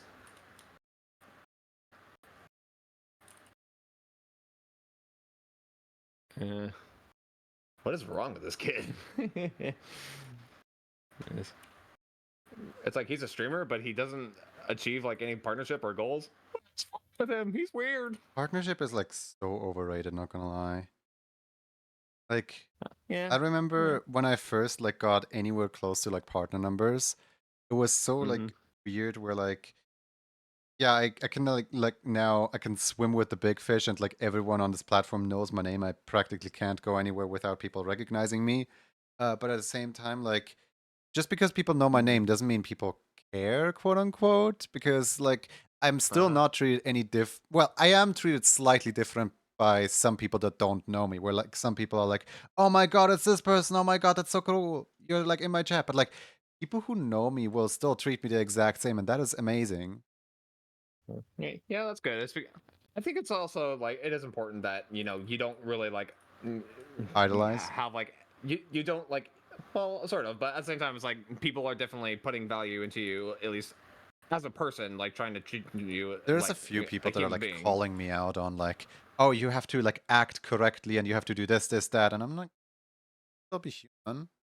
I was like, no. Don't put high expectations on me, guys." I mean, this is just how I am. It's like I, it's like I'm not gonna change for you or anybody because I don't believe there's anything wrong with me. For me personally, it would probably be mentally hard to handle having like over 5 viewers on Ohana and a big community. I mean, let's be honest here. Hmm. Anyone who wants to hang out and chat is in this chat room right now. As in, like, there's like I don't know, 5, 10 people talking here. Some people are lurking, some people aren't lurking. Who knows? I have view count turned off, and like, if you're here, good for you. If you aren't here, good for you. I don't really mind either way because I'm just here to get art done and hang out with Yeah. people. As long as Well, there's like yeah. It's one like person hanging out here, that's already enough.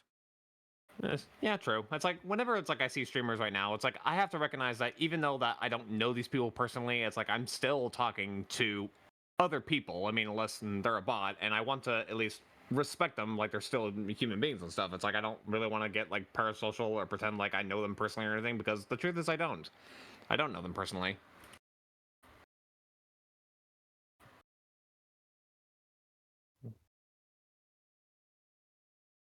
I mean, it's Living just and one chilling simple while messing golden around with rule. stuff.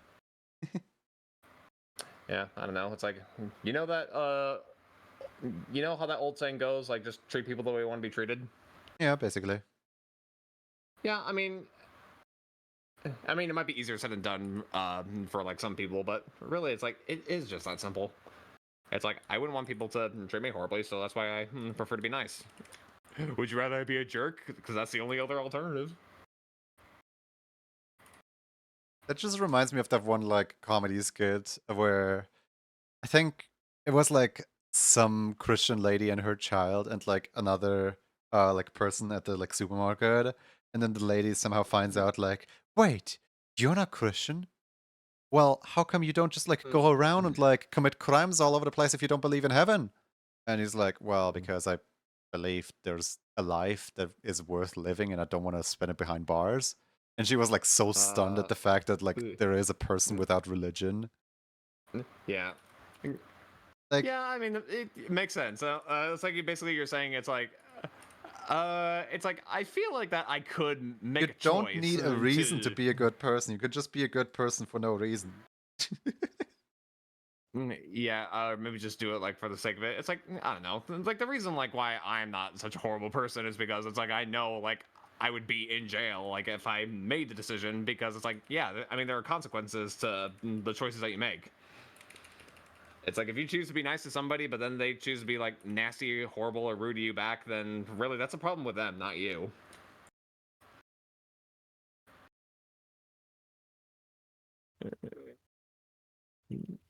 Wake up, It's turn your like all I stream on and did. chill.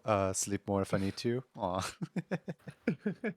I was walking down the road one time and I just said hello to the first stranger behind me, and it's like I wasn't like doing anything else. All I did was say hi, and he was like, "Ah, stranger danger." It's like, At some why? point, you know what a raid train is, right? One more time.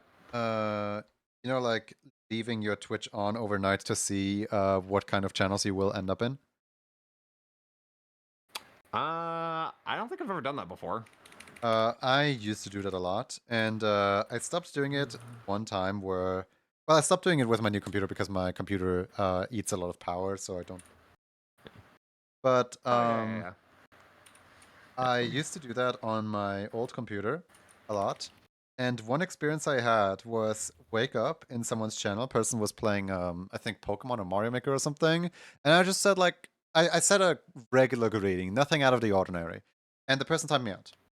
And I wanted to know what was wrong, what was up, if I did anything wrong. So I waited through the timeout, all 10 minutes, and then I was like, "What's wrong? Why the timeout?" And then they timed me out again. What This the? time for 10 times the time. So I just quit the window. I just left, and then It. like an hour later, a different person who happened to be in the same like raid train overnight saw the fact that I sent two messages in that stream, but both of them were deleted because I got timed out. So they went into my DMs and were like, "What do you say?" I'm like, "I don't know. I said hi to that person. What's their problem?" And they're like, "Oh, you know what the problem is? Like they used to be a fairly big streamer, but like they fell off in viewership and stuff, and now they're basically afraid that everyone is out to get them. So they just time out everyone. Anyone who's like not a regular already, they just don't want them in their stream." And I'm just sitting here like, what's the point of streaming exactly? Like they could just Yeah, it's like stream on their Discord it's if like they if want. you've done something problematic and if you're in deep doo doo, why are you streaming? It's like, yeah, like why did you go live? I mean, clearly it's like you are asking for interaction with from other people when you go live. It's like you put yourself out there. If you don't want people to talk to you, then I don't know, like disable your chat. Don't acknowledge it. But you just gotta remember, it's like you went live. It's like people are gonna interact with you because you're out there. There was actually a funny moment in a animation streamer that I watched has raided the Toon Boom Twitch channel because they were showing off something with Toon Boom, and they got raided, read the fact that it was a raid, and started banning every single person who was part of the raid because they didn't know what a raid is. They didn't know Twitch culture and so on. They thought it was like a hate raid or bot raid or whatever. So the streamer reached out via Twitch Whisper to whoever is running the Twitch channel and explained to them like, hey, like no hard feelings, but this is what Twitch is, and the raid is this, that, and yeah, I apologize for bringing my community over. And they Ugh. unbanned. They actually did unban every single person who was part of the raid after that. But Yeah, I mean, that's very bizarre. The fact that I mean, people definitely do have like at least some semblance of running their streams that they want to, but if you gotta there like are make just a marketing stunt on a platform, you should at least like look up the platforms and what's like usual on that platform, I guess. Like have like a social media consultant. I don't know what big companies do, but like yes, that's it, just a little it, embarrassing. I don't know. It's like the fact that you just decided like you're just gonna ban everybody, even though like you're the one who's like live and just putting yourself in front of like Because they don't the know what a internet raid and people is. can. Yeah, I don't know. It's just well, I've lost my train of thought, but at the same time, I don't know like why they're streaming. If they put themselves out there, but they're like they don't want to talk to people. Because of marketing. It's a big Toon Boom's a big company.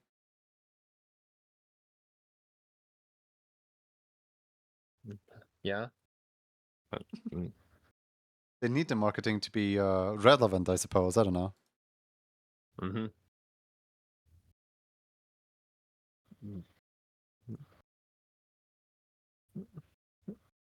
It's like, can't you read the sign? No solicitors. And you design no one's allowed to buy your program.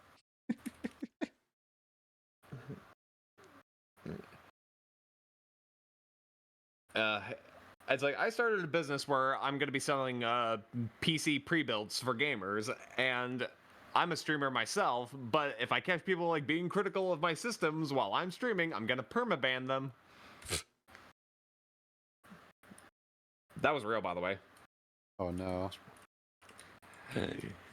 Yeah, I think it was like Asmongold and a bunch of like other streamers who were like banding together to do like a pre-built PC business, and then like people who are like being critical of other systems and stuff, and it's like they really should have like known what they were getting themselves into. At some And it's like if you can't point, like, sorry, I too many didn't know people you weren't just done yet. are.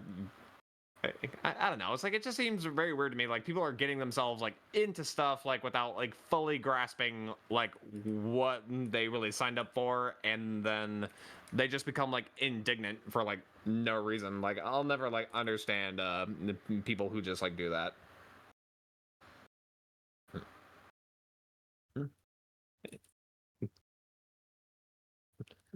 I mean, if you're not a person who can't take the criticism of like other people, then I don't know like why you like would try to like put yourself out there if you think that it's just easy publicity for like whatever you're doing. It's like nah, you're putting yourself in front of like other human beings. Like people will be critical, That's so funny to and me that Yandere used to stream on Twitch in his band now. if you don't like it, then don't be a streamer. That's all I'm saying. It's that simple. It's like dog owners. It's like if you don't like taking your dogs on a walk or picking up their poop, don't have a dog.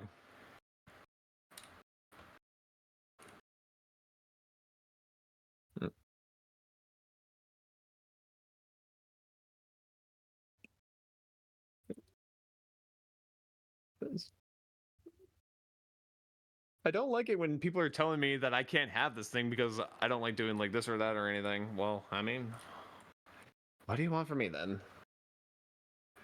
Uh-huh.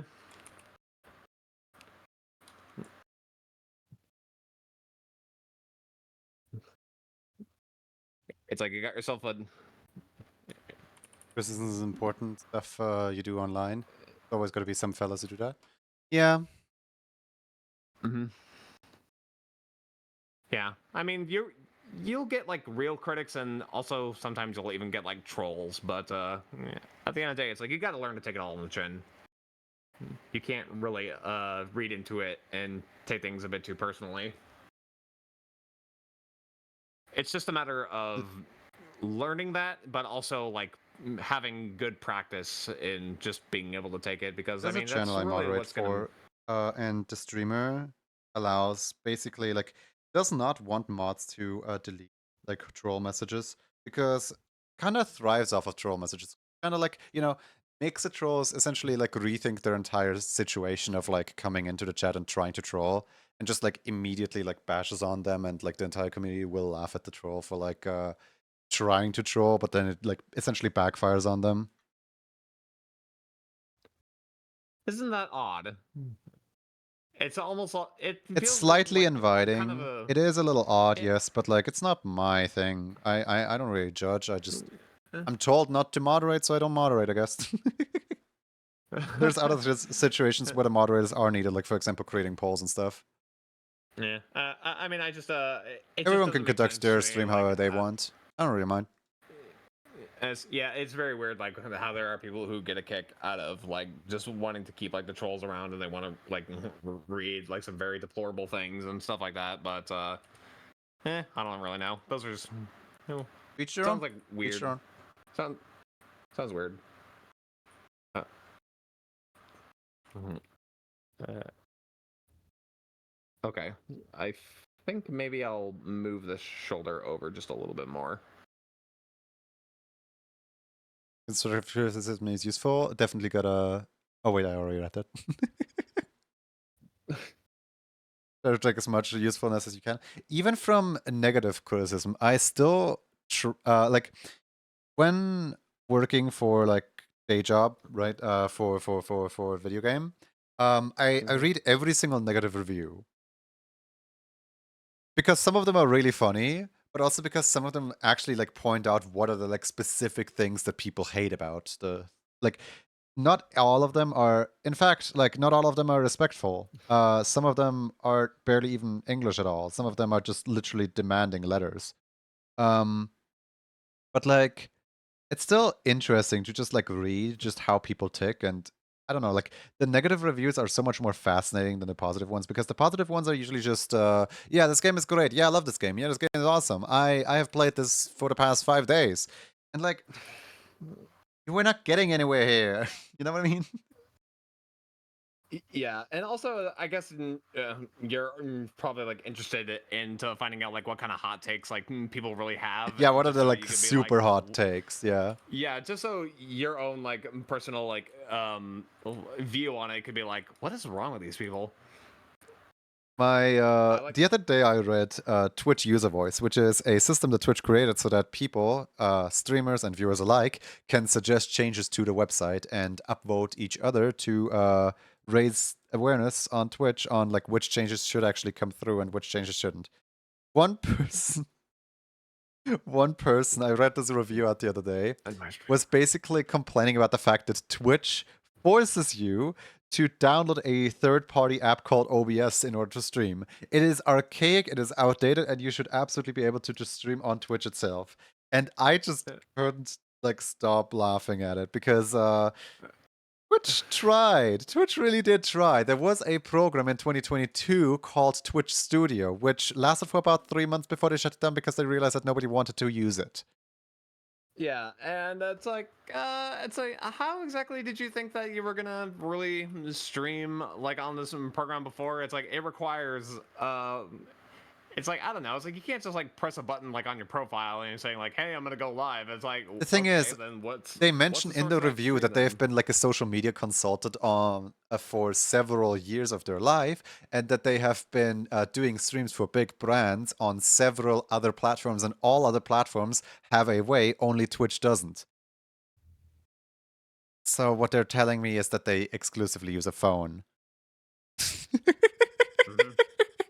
Because like TikTok has a way to go live directly from your phone. Instagram has a way to go live directly from your phone camera. And I believe YouTube might as well have a way to go live directly from your phone camera. But the fact is, Twitch also has a way to go live directly from your phone camera. So, like, what even, like, what, obviously they're a PC user, but, like, to what extent? Uh-huh. Yeah. It's just it's I'm not sure like if it's like as prevalent here, but it really just feels like it's another situation of like these are kids on the playground who are willing to basically just make up anything about themselves to make them seem very special or important. And then like we live in a digital age now, and you're like, yeah, my dad is the most famous person for XYZ reasons, and it's like, okay, it's like, can you like show me the Wikipedia pages? Like, do you have any sources? And it's like, no, just take my word for it. And it's, and The it's like, digital age of I mean, information. it's just so weird that people don't really understand that they have to have something to be able to like back up their claims and prove that it's true. Like, and there's really like no sense in like just taking the word for it. It's like, I did that once when I was a kid. So Club uh, Penguin was like about to shut okay. down, and there was like a big event where the like secret agency got destroyed. And in this little in between time of Club Penguin shutting down and the secret agency being destroyed and me missing the entire event, I wrote a letter to Disney as like, my child really liked playing the agent mode and now it is no longer available. Please patch it back in. It's like there was no valid Like, I reason for just you to take this disguised from me. myself as my parents to like write a letter towards Disney. Please, Mr. Disney, put it back in, please. Oh my goodness gracious. Yeah, yeah. Like, as It's if like it made a difference if I'm a player or a mom. It's like, uh, I'm Club Penguin. You can't take it from me. Please, I will stop playing with Andrea.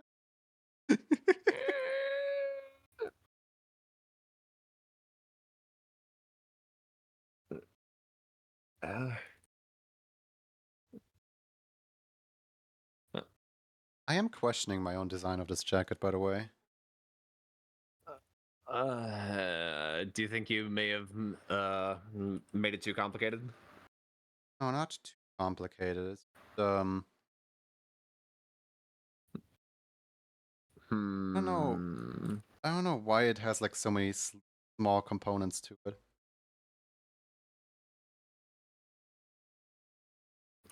I don't know.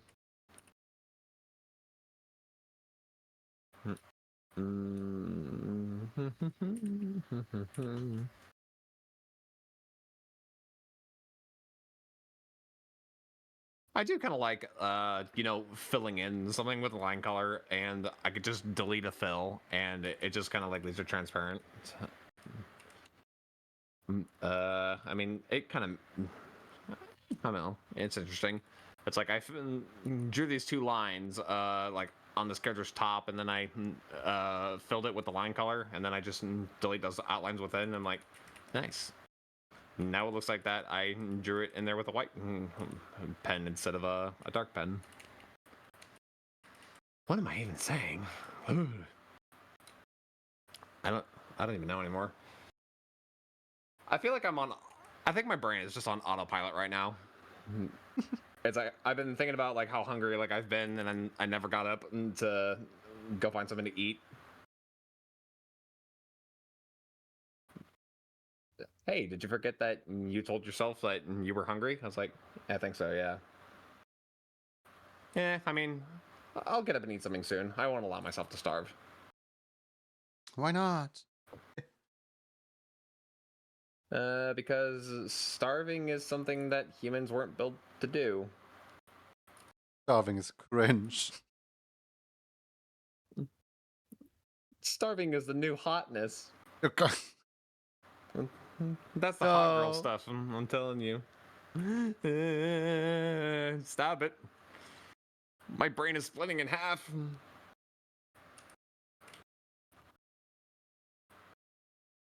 I think the inside of this jacket was also black, but I can't remember if that is 100% true or not. It's possible that the inside of this jacket was just yellow.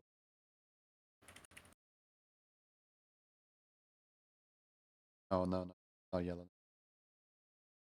Did I really have to like bring out the keychain to figure out what color this jacket was? I might.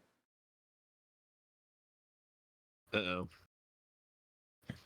Yeah, Here it's it white. comes, It's bringing white. out the keychain to remember what they done do.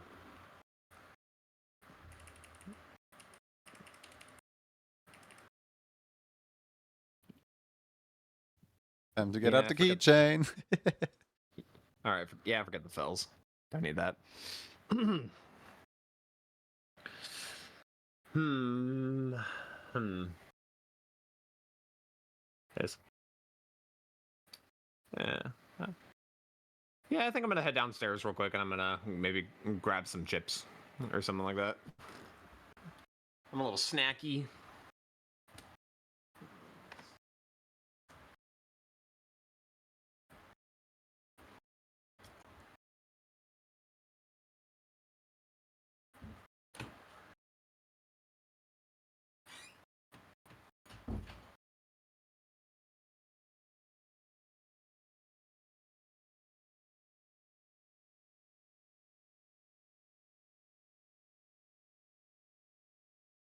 Oh, now the triangle is missing. What are the most important parts about this jacket?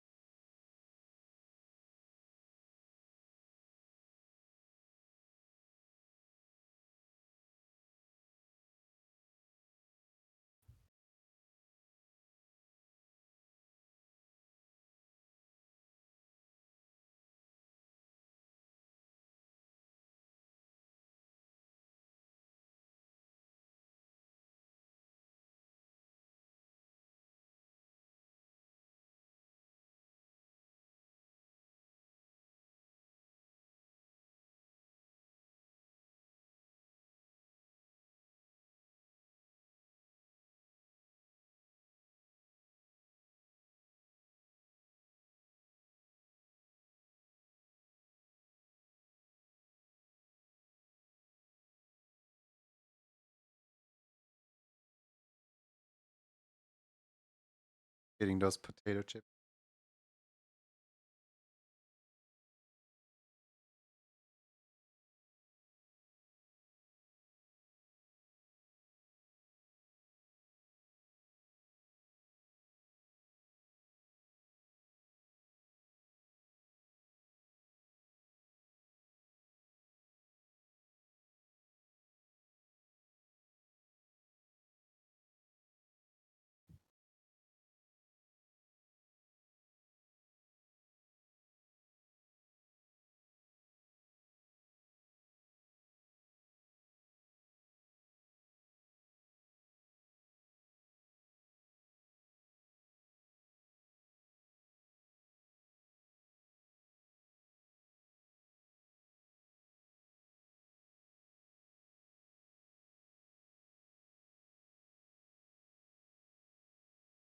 Craig, welcome Raiders, welcome in.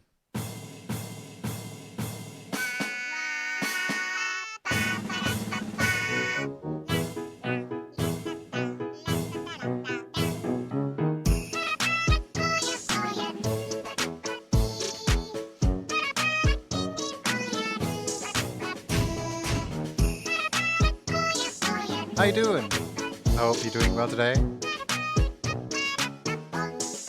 Doing well. Welcome in. Welcome Raiders.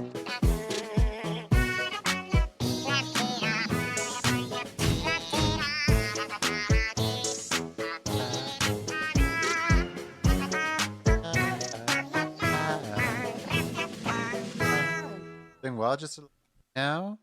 I hope you get some nice rest after your stream. What were you up to? You look different. Yeah. I have the small little goober model from over up right now.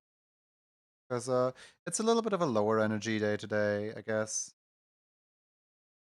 That's low energy model time.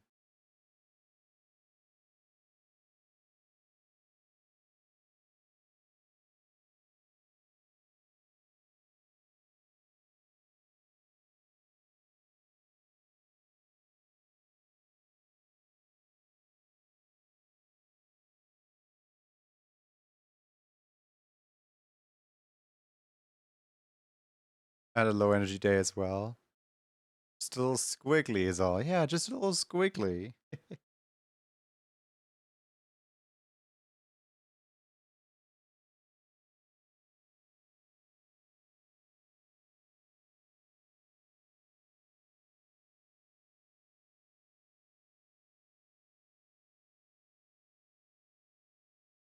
Like drawing a little rough sheet. I actually really like the way that this is coming together. It's like I don't know. It's a nice like mirror image. If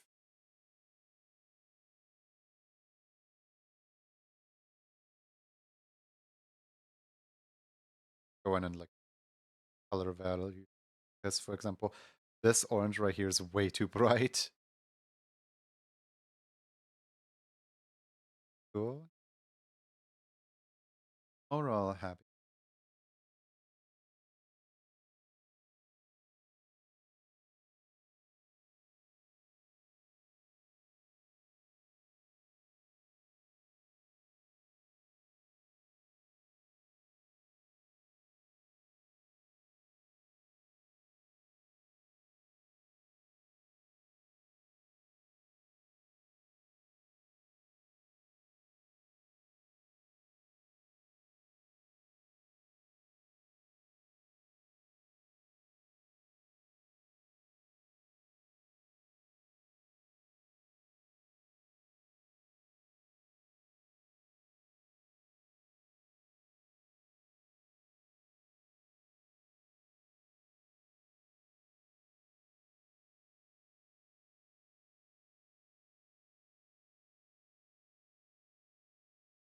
We got a little green screen dude in the corner. Yep.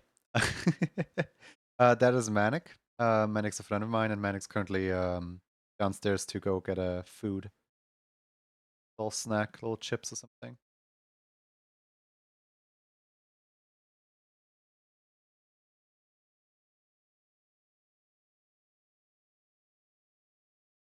Yeah. And I find it relatively funny how the entire like Fujitech is literally just green screen, so I'm keeping it. Even though I could absolutely chroma key it out. Why would I destroy the beauty? Erase the absolute face. I mean, hey, at least it's good at catching attention.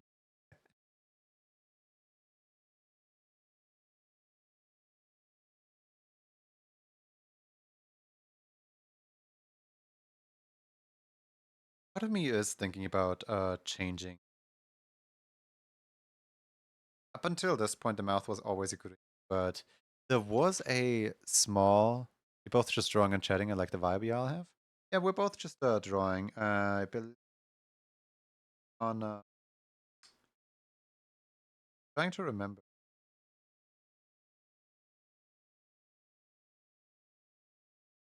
It looks a little incorrect, doesn't it? It looks a little illegal when the mouth is yellow like that. Like I've been thinking about changing this from green to orange for like ages, but I never fully like, wanted to commit on it. But like it looks illegal, doesn't it? It's like illegal mouth color. It's been green for so long that yellow just like looks not quite right. Like yellow looks like no. Green looks better.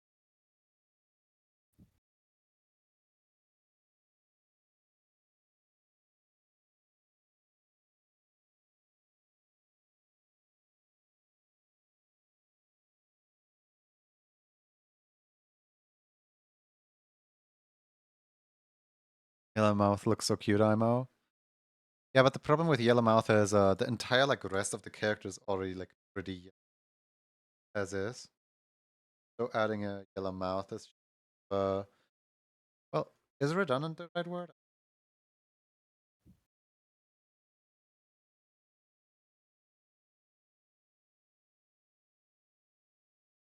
I do like the spike of green in the face. It just gives a third focal point. Um I don't know. I'm gonna need to like play around with color values here. I mean, it's a ref sheet after all. It's not really a big deal. But yeah, no. The amount of things I would have to change if I were to adjust this, like, just imagine. Look at this. Like, I would have to change both of my 3D, my 3D model as well as the 2D model. I would have to change out my stickers. I would have to change out my emotes. I feel like it's just more of a hassle for something that ultimately doesn't really matter too much. Because What's if going the on? mouth is yellow, it looks like it's I don't know. I feel like the mouth can be yellow on the full form though. Because like the full form already has like a yellow tip on the tongue. Also, welcome back. I like the green. You could definitely use a little bit. It really adds like a little bit more of a complement to the Yeah. yellow. Because like if Yeah. it's just orange and yellow mouth, it feels like that one just didn't get that colored in. Mm-hmm. I got asparagus Ooh, nice. as well as Slow, thank a you for bar follow, welcome mix. in. Yeah, it's also like a bar mix that's got like pretzels, goldfish, and some sesame crackers that gives off this aroma that reminds me of peanut butter and jelly for some reason. Nice. Mm, good. Gotta make sure that I can make some stars Yeah. on these pants because for some reason I decided that both of the knees have a star, a yellow one on them. Could I have gone for any other Uh, shape? Yes, I could have, but why did I not? okay, so I think I'm ready to probably bring this into Flash so I can clean it up and add it into the scene of all the other Final Fantasy characters. Let me just Your move icon set is this. currently being processed in the gum factory. Ah, wonderful. Glad to know. Glad to know. Cool. So you know Fortnite, right? Uh, Oh my god, slow. Thank you for your Prime game. Fortnite, a game I don't play. um, basically, you know how in Fortnite there's like cosmetics and stuff, Uh huh. and how I do. sometimes there's like celebrities that get their own like icon series of clothing items. Oh yeah. I mean, honestly, it's like Fortnite is definitely like the real, just like anything could happen. Meme verse. It's like if you want Goku in there, you got it. You So want Miku, you got it.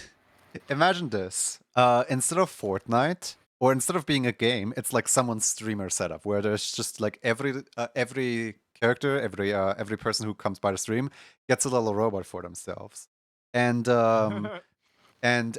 this robot can be like dressed up with different things. And for some reason, Sloat said that I can have an entire like icon series based on my based on whatever I want. So I went in. Hold on, where is the? Did I send this to anyone yesterday? Oh yeah, there it is. So Sparkling I, water, I super I went cool. through and I made like a concept art for like them to choose from. Like here, if you gotta make an item based off me, here you go. There's like a headpiece for the head. There's like a body piece for the scarf. There's like a shoes as pants because there's no separate thing. It's just like upper body or lower body. So like I got a headpiece, a upper body piece, and a lower body piece, and then like a hand piece, I guess. It's like all these things. I can see how they're like not too complex on their own, but like I feel like ordering 4 items is complex enough as is. And now Slowed, the 3D modeler, is just in here all like, your icon set is currently being processed. So yeah, one of these things might currently be made, who knows? The executives at Gumco are requesting an emote for your order. Oh my god. The robots don't have, no, because it's not a Unity project. Because I do have a few like Unity dances saved out that could easily be applied. But yeah, no, if it's not a humanoid Unity, then the skeleton rig. I will have to think on that because There's no like specific dance associated here. Hold on. Let me run away pretty quick.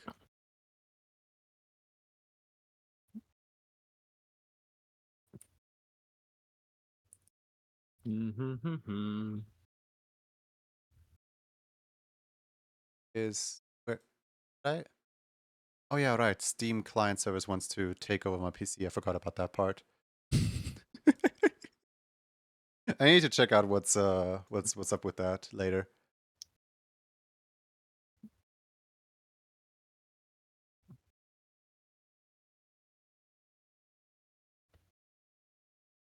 Where is it?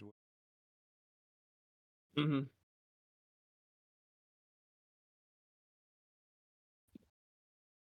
There it is. Hello. Okay, so there is technically a dance associated with this character, and the dance is this right here, and this is way too complex of a dance to be like implemented.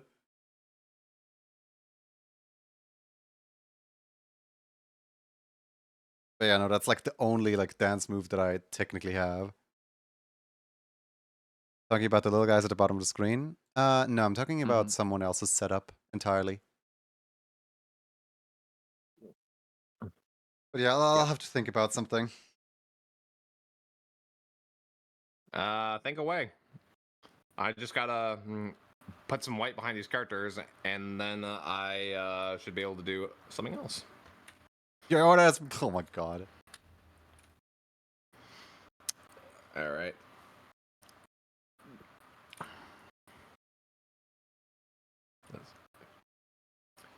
Okay.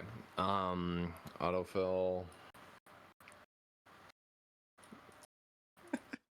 Slout, get back here. Sloat looked at it and was like, I'm animating that.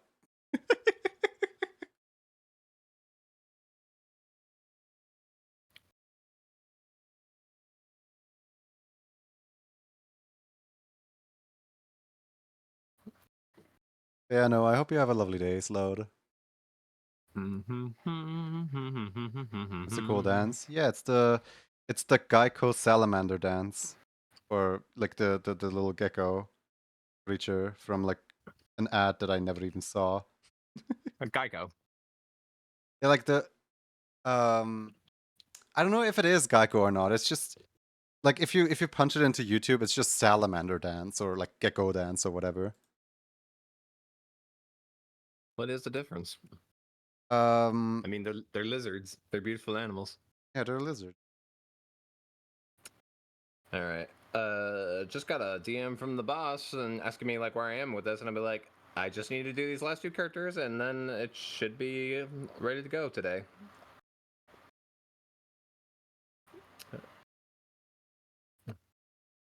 Yeah, I mean, clearly it's like I'm picking up some errors like with my drawing, but I'm like, you know what? I'll just fix it as I go. I'm not gonna stress fixing it right now. I'm so amazed at like how little communication is needed, quote unquote, on my day job. Where like they just let me do things. Like whenever I need anything, Uh-huh. I can call them in. But like pretty much everyone knows what their well, not what their task is, but like no one really like goes into anyone else's business. Everyone just kind of does. I mean, Mm-hmm. Yeah, it's like I like for know example, once I'm done. Sorry, go ahead. like for example, the other day I decorated the inside of the museum a little bit, and suddenly a bunch of like museum artifacts, you know, like museum donations, like popped up in the world. I'm like, cool, these are here now, and I start like placing them in the world, and then the next day I put it up, they all have scripts attached to them where the player can interact with each. I'm just like, cool. Great. All without even communication that both of us are currently working at the museum. Yeah. All right. So I am gonna try to do my best. Try to like plow through the rest of this and try to get it done because I know I'm going into like a very bigger project and that I'm definitely not going to be able to stream. That's for sure. Boy, gotta love the NDA. Yeah, NDA kind of, but also it's like it's a very like tall order. Like it's almost a bit worrisome that I'm putting myself under the pressure to work this quickly, but every now and then it's like I gotta try to like take a challenge, you know. Good luck, as long as you get paid well. Yep.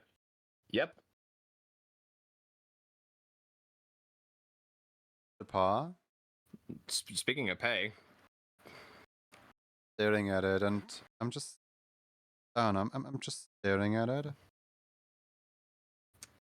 huh, huh, huh,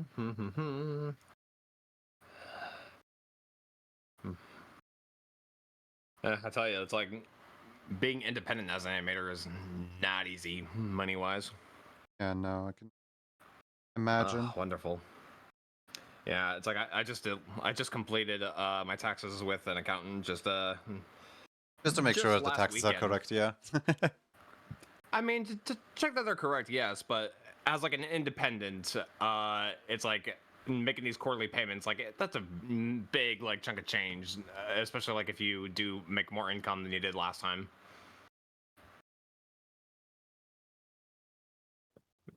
It's like I've already made like one of those payments today, and I've got 3 more that I gotta make later throughout the year,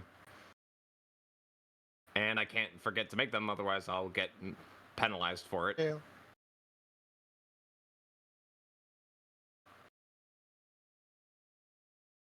Uh, Okay. I don't need Wario anymore. I don't need Danny Phantom reanimated anymore. Today's portfolio day. I didn't come prepared for that.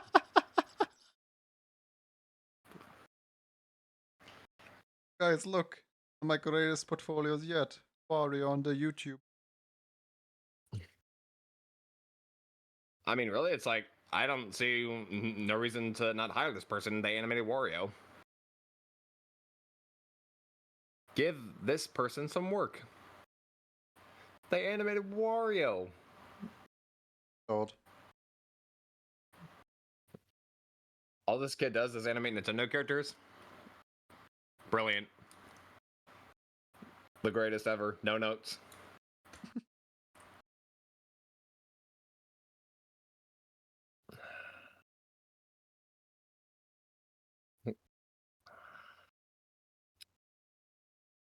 Give my brain a break from this.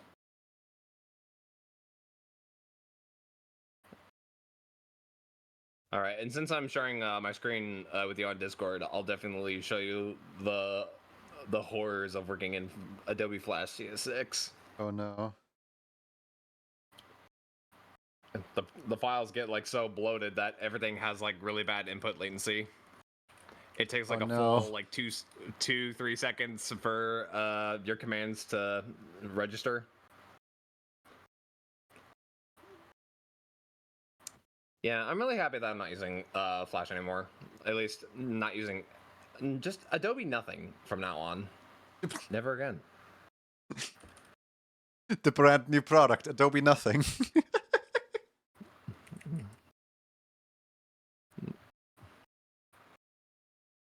Love Adobe Nothing. How did they come up with that?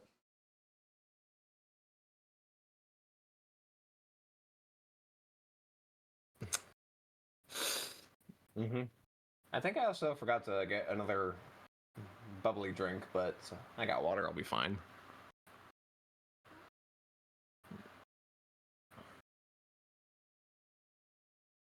And of course, very important, the Splatoon decoration on the goggles. Gotta have it. Don't call me out. Gotta have my pops. Look, it's a rev sheet. I never said I.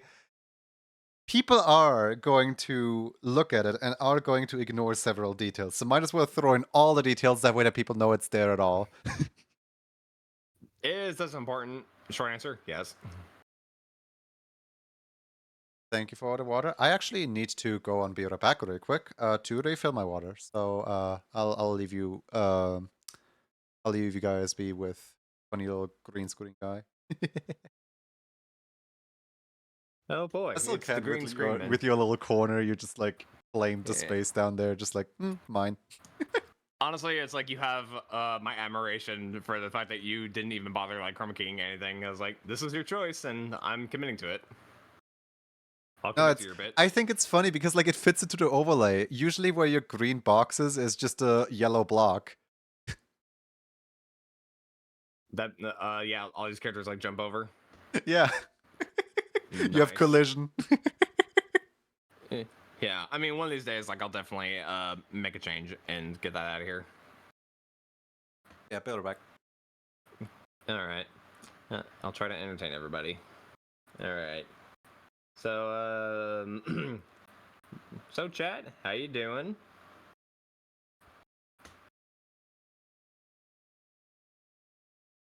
Yeah, we're committing to the green screen bit. It was a very primitive decision to go about doing that. Okay, gonna export this image. Oh, wait a minute. I think I may have overwritten something that I didn't mean to overwrite. Oops. My bad.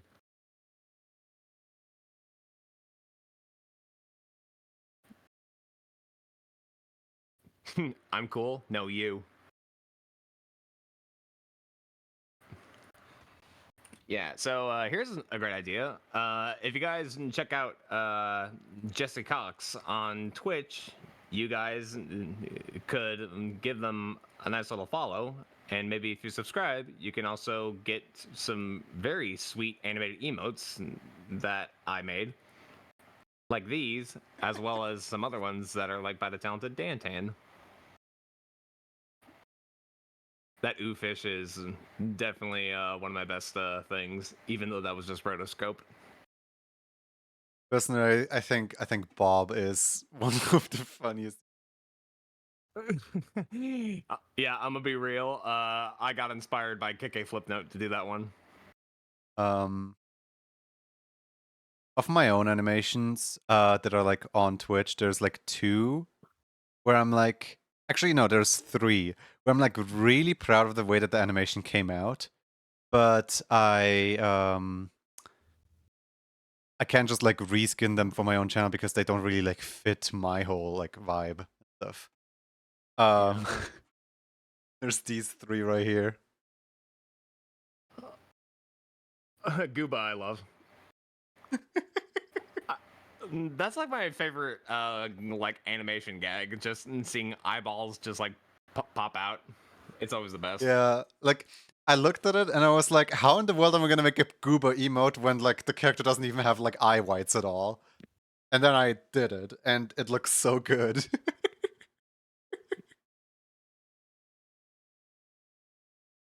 Jumpscare one is pretty funny. It just goes Neum. All right. Also, with the Gooba one, I experimented and I figured out a brand new way of like how to manipulate shapes, because notice how like the mouth opens on the side of the like face? I didn't know how to do that up until then. Mm-hmm. There's like a whole masking trick that I learned with that one.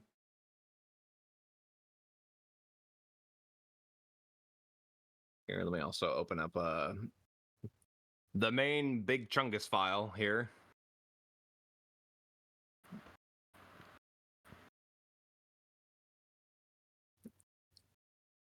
See, what am I doing?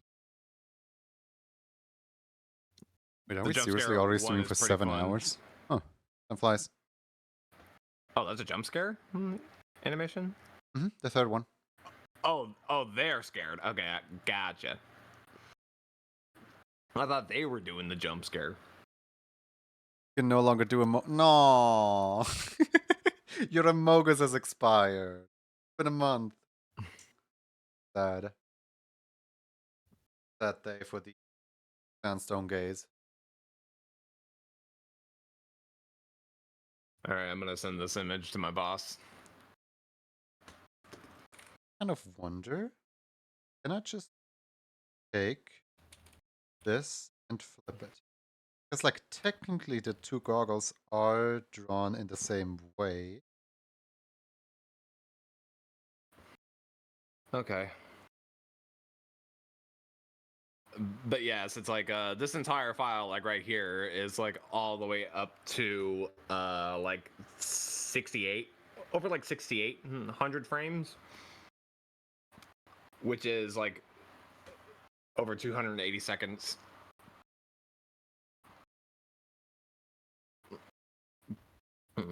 Dan, how did you ever get anything done? All right. Yeah. All right.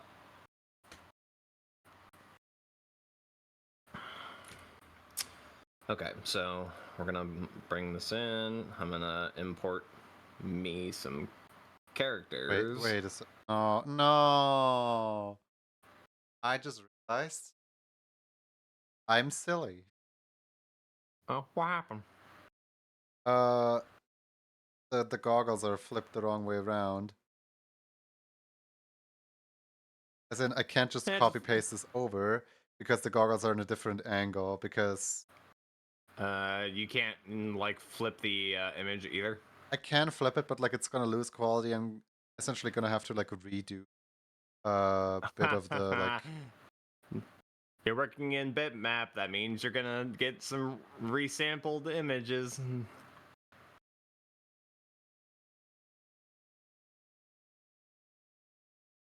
Oh wait, hang on.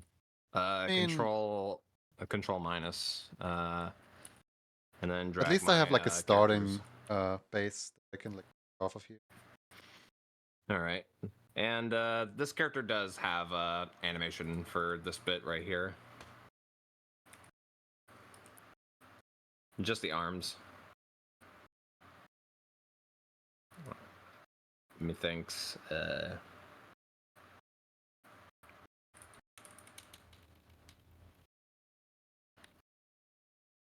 Lose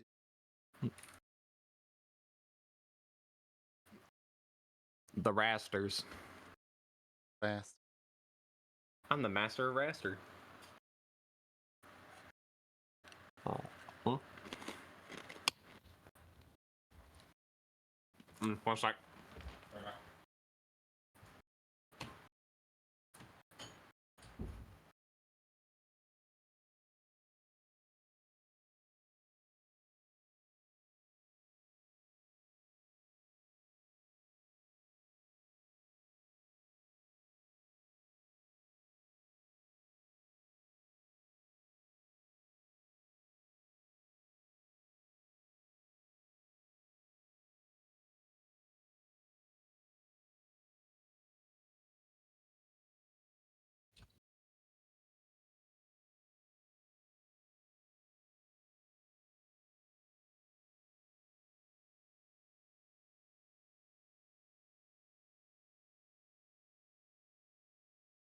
All right. Still feel called out by you specifically saying like, God forbid, the 2 pixels of Splatoon aren't on the goggles. By the fact that you recognized exactly what it is. uh, I know my Nintendo.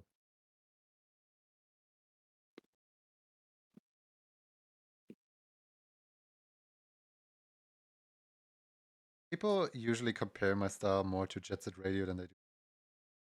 No, very heavily.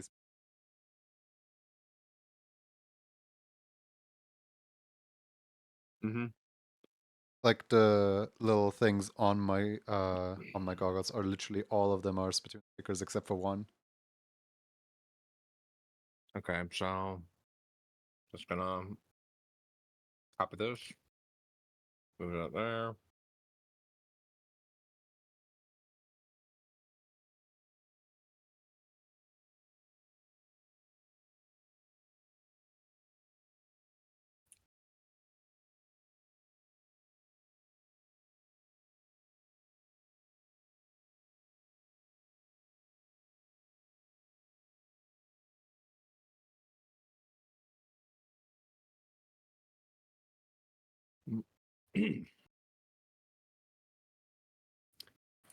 Okay.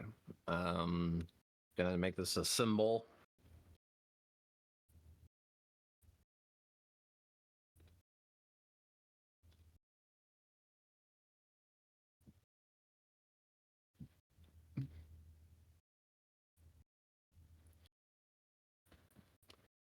Yeah, I mean, I definitely believe like if Bouncy like definitely got inside the chat right here, they would definitely be talking from Final Fantasy 14 because they would know.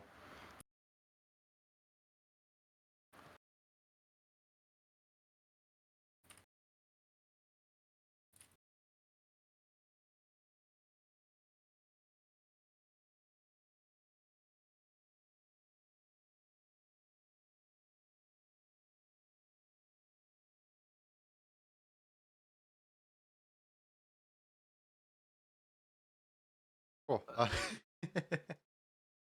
Whoa, The are you okay? the basic like outlines and shapes are all done. I'll still need to like revise the colors a little bit. I'm Mm-hmm. still unsure about what to do with the jacket. Um, I don't think I ever drew like sometimes I draw different parts of this jacket and I simplify other parts of the jacket. And one thing that I simplified here is the like under what's it called, the little underside right here. I can't decide if I want to do because if it's yellow, there's too much yellow. If it's gray, there's too much gray. There's no winning here. I think I'll keep it gray just so it doesn't stand out. It's so weird that it's there at all. Mm-hmm.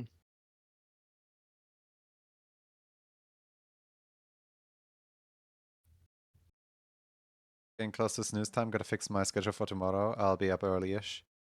Was enjoying the live today. Yeah, I was enjoying stopping by. Mm-hmm. I do really like the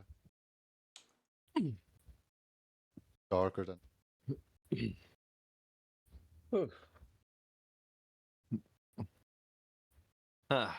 Sorry about that. Had to process yeah, had to process.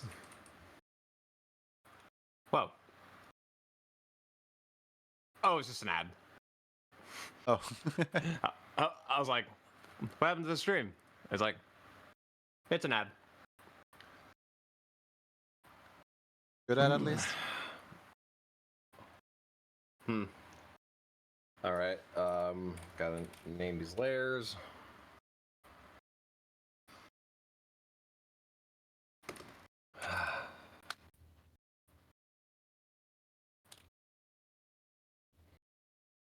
Rowena will be there. We'll have Geralt there.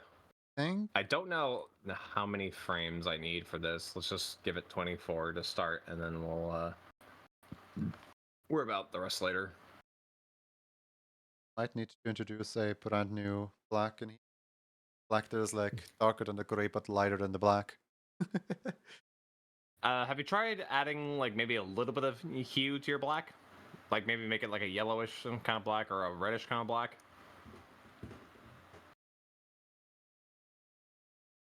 Just a suggestion. I'm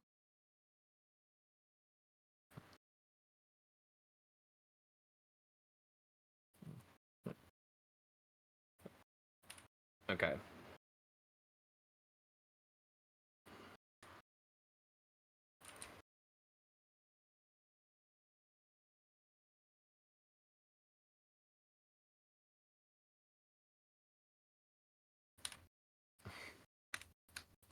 in a way I feel like there's almost too much going on with stars on the there's too little going on without the stars on the mats.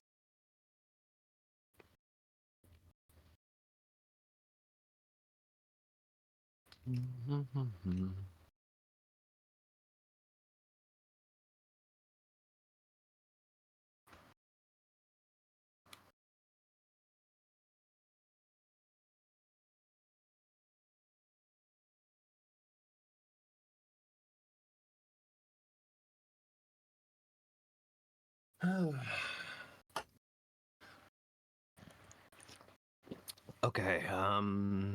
Right now it's 2:45, and like about a quarter to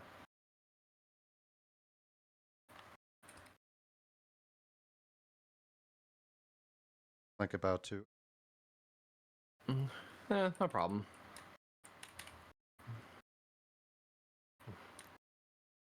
You definitely do stream for like quite some time. Like you really do go for quite a while. Yeah, right now, let's see, how much are we on? 7 hours and 10 minutes. Mm-hmm. Stream died 1 Yeah. hour in.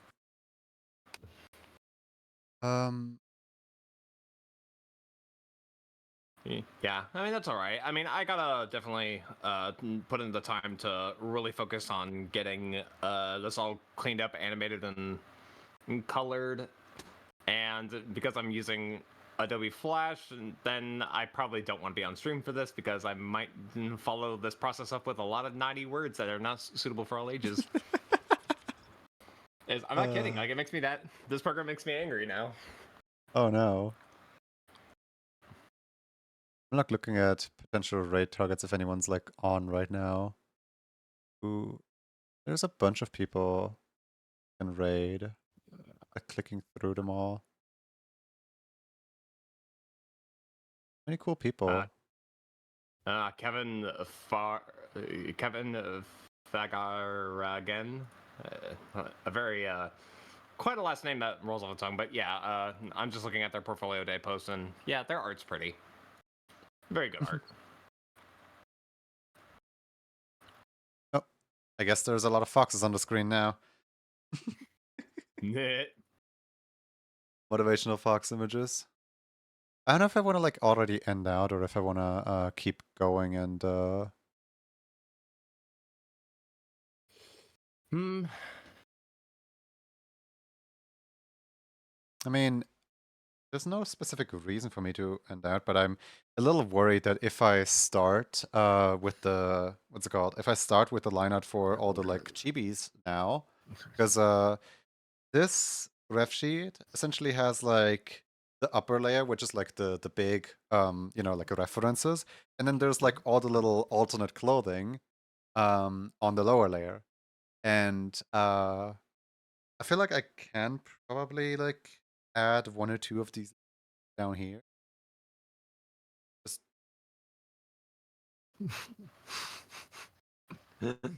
Just Sorry. don't my raid target run away from me. There's like 5 people alive right now. I mean, somebody just replied to a post from Adobe, and they used a clip from Venture Brothers. I just had to watch it. Oh yeah, somebody mentioned earlier that Adobe made a post on Blue Sky where he tried Yeah, to they act did. friendly and asked what motivates everyone's creativity, and the replies Yeah, ripped them apart. Oh what fuels your no. creativity right now? Do a reply, tag your creator, share, and then they're just like, give you art to feed your AI? I don't think so. Wait, they actually asked what? Wait, what? I mean, I guess they must have just created like a Blue Sky account, and they're just like, here, share your art in my chat right now, and be like, no, no, I'll sing it, no.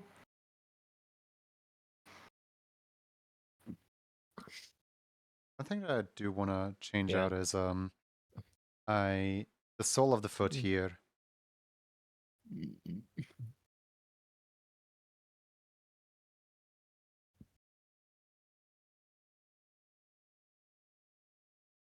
Yeah, those are some shapes for a foot sole. Anyways, yeah, gotta. All right, let's get going. Can't waste any more time. Can't be thinking about things. We're gonna open up Charlian.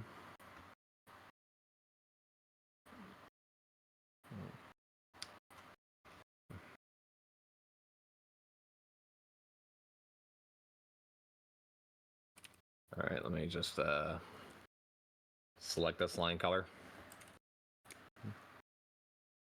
Yeah, the artists before me, Dan, they were pretty good at like definitely translating the Final Fantasy styles like into like theirs. I always like have this issue of I was like, there's just so much detail. Like I don't really know like what's safe to leave out and what I should keep.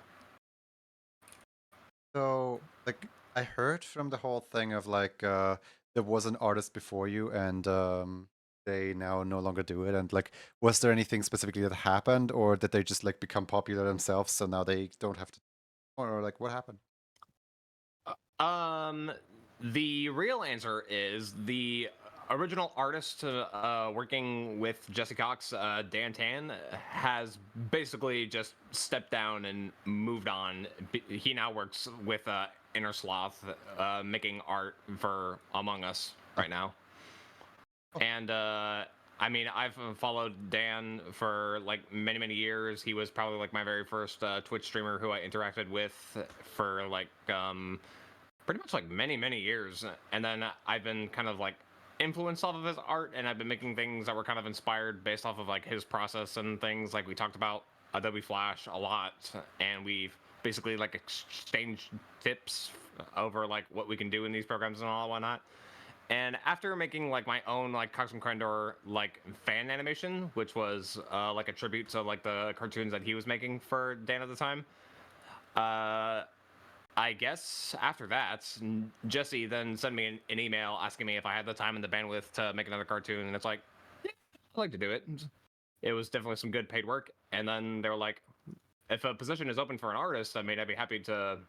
I would like to fill the shoes in, and it was like, welcome aboard, and that's just how I got the job.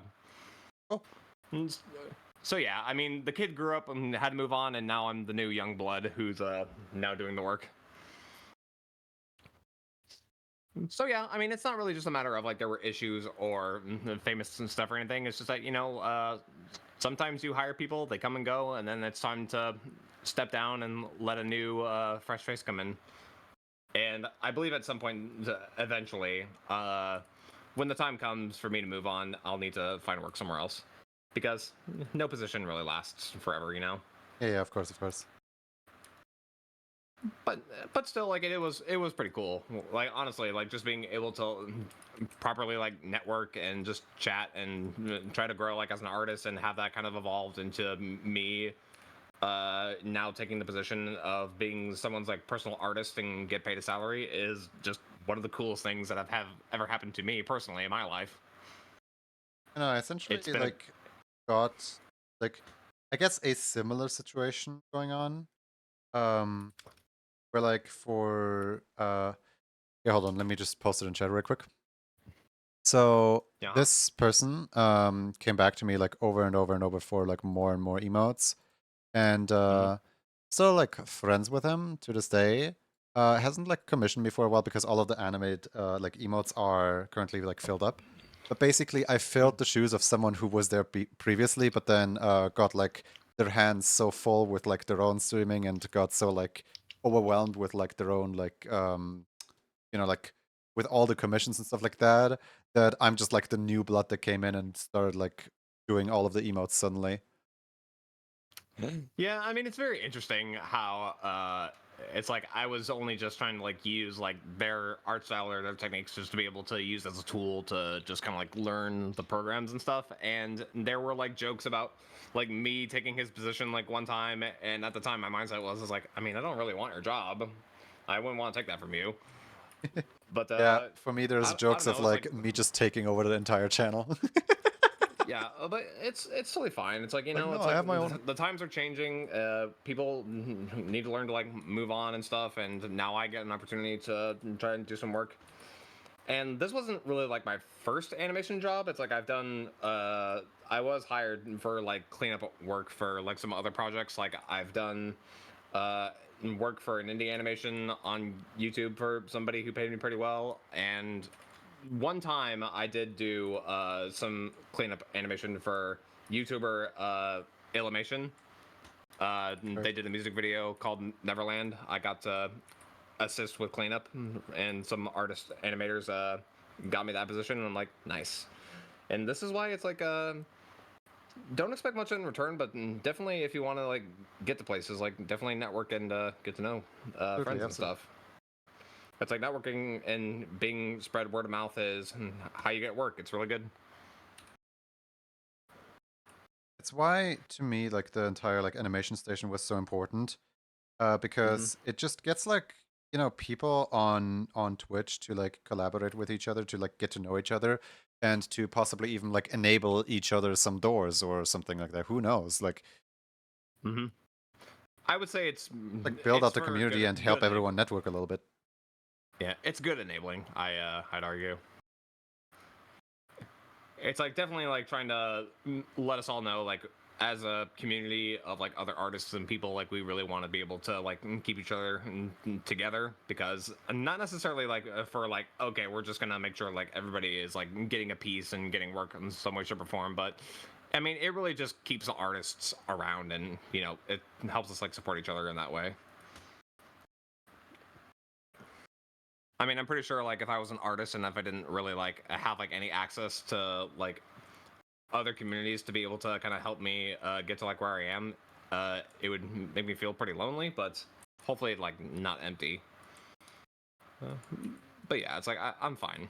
It's like everything's all great. Oh, check this out. The vectors broke on this leg right here. It's completely all filled in with the line color. Oh no. Yeah, that's the other thing about working in this program is like every single drawing you make feels like it's a very sensitive operation. Like you really want to make sure like all the vectors are put in stable and you don't want the fills to like break and make your work just like disappear. Yeah. All that progress just unprogressed. Like it's not great. Right. I All think right. I think I'm done for real now. Great. And aside from like having these two characters left to do, I think this might be the first time I'm actually adding in props to this bit. I, are you still audible? Yeah, you're still audible in here. Okay, cool. Do you want to say anything to chat before we raid out? Uh, you know what? Yeah.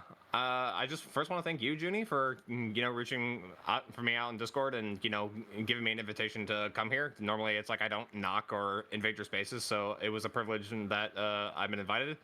And chat, it's nice to meet you, and you know you're all cool. Yeah, you got a great community here, Junie. Cozy here. Mm-hmm.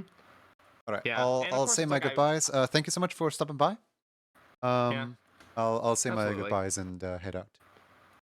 Alright then. I'm gonna carry on with my day then. Have a good one. Bye. All right. It was nice being able to be here with you both. Yeah, it's a pleasure to be streaming here. And yeah, well, let's see. We have several people that we could possibly raid here. Thank you for the follow, Jonas NG.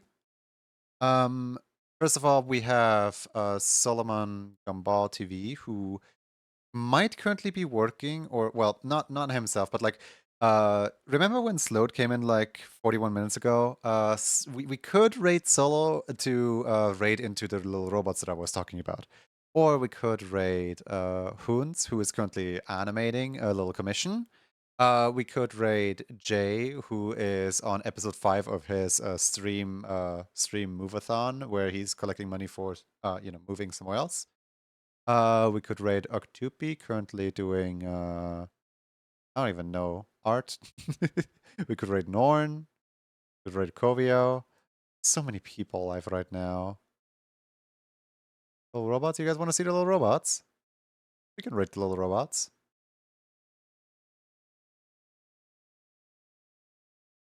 I vote on Norn. Okay, here. Let me mock a poll real quick.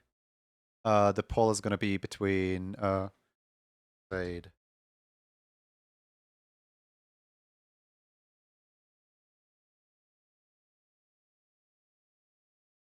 Why are both my raid targets like the longest name in existence? uh, but yeah, whoever doesn't get the raid gets a big shout out. And then whoever gets the raid, you know, gets the raid. uh,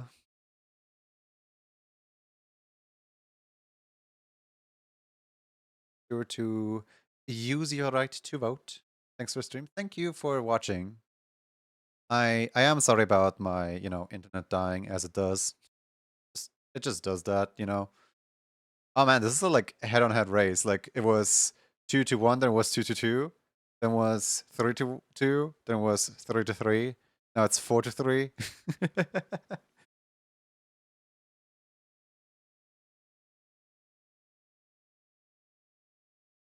Is it going to be Norn? Maybe it is not going to be Norn. No, it's going to be Norn. Right, Norn wins. Raid the Norn on the go. There we go. Cool. We're going over to Norn. We're going over there. Let me quickly use a shout out for solo. Just so that everyone like knows who else would have been you know. There we go. All right. We're raiding Norn, and the raid message shall be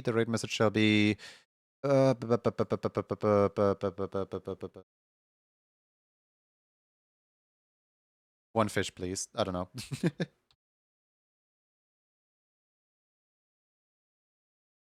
One fish, please. That's the raid message. Thank you for the live streaming. Take care of yourself. Bye bye. See you around. Thank you, everyone. Bye bye.